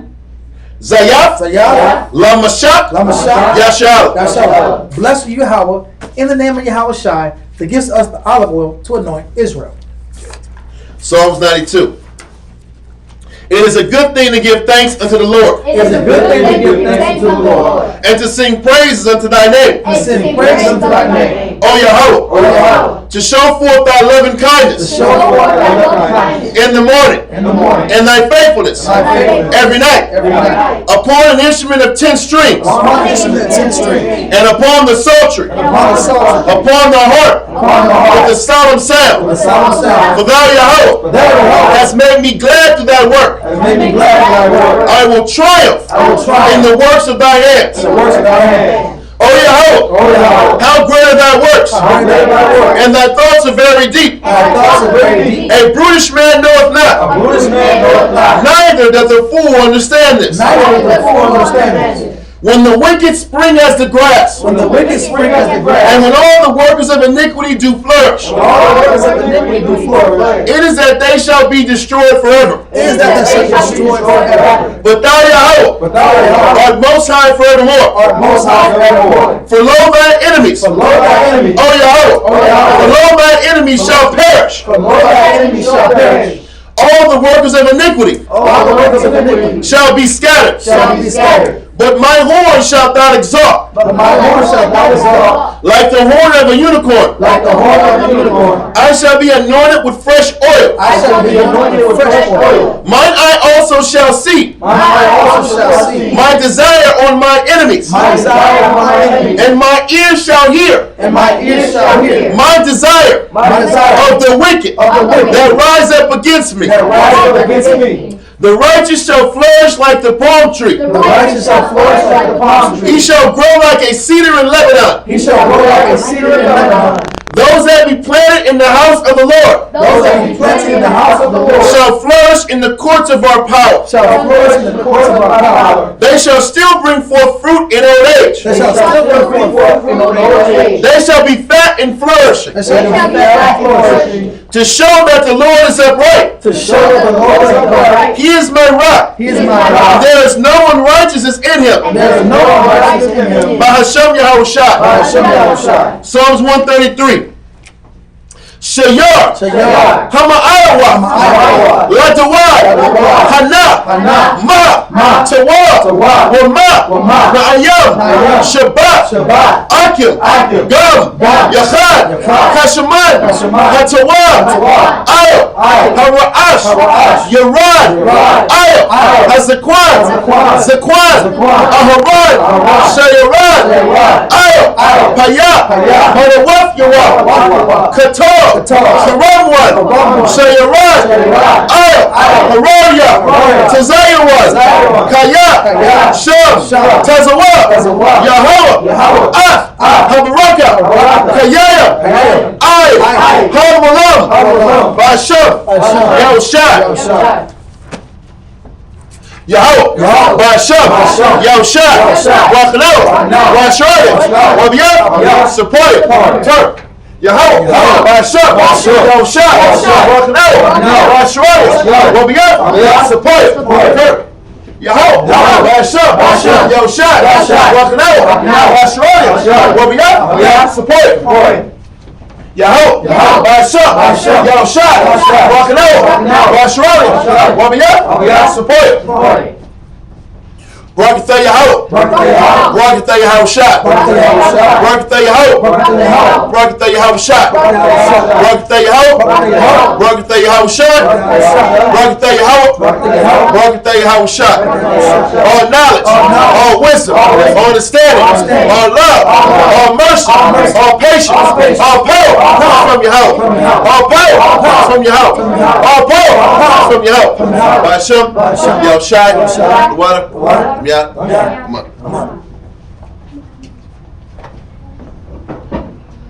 You guys got it? Okay. Saluting out in the heavenly order, Yahweh, Yahushai, Wakol Yasha one of Israel, Amazon, Barak, Yahweh Hashem Yahushai, Barakatha. Kum Yashalom, Kum Yashalom, Kum Yashalom, Kum Yashalom, Kum Yashalom, Kum Yashalom. As we talk, sorry for sisters, please stand. Saluting out the daughters of Zion, men of Israel, Amazon, Barak, Yahweh Shemai Alatha, Hashem Yahushai. Yashmata, dismissed. Fall out. Israel Shalom to Water for tuning in and checking us out. Thank you. I'll see you guys on Monday. Water, Shalom.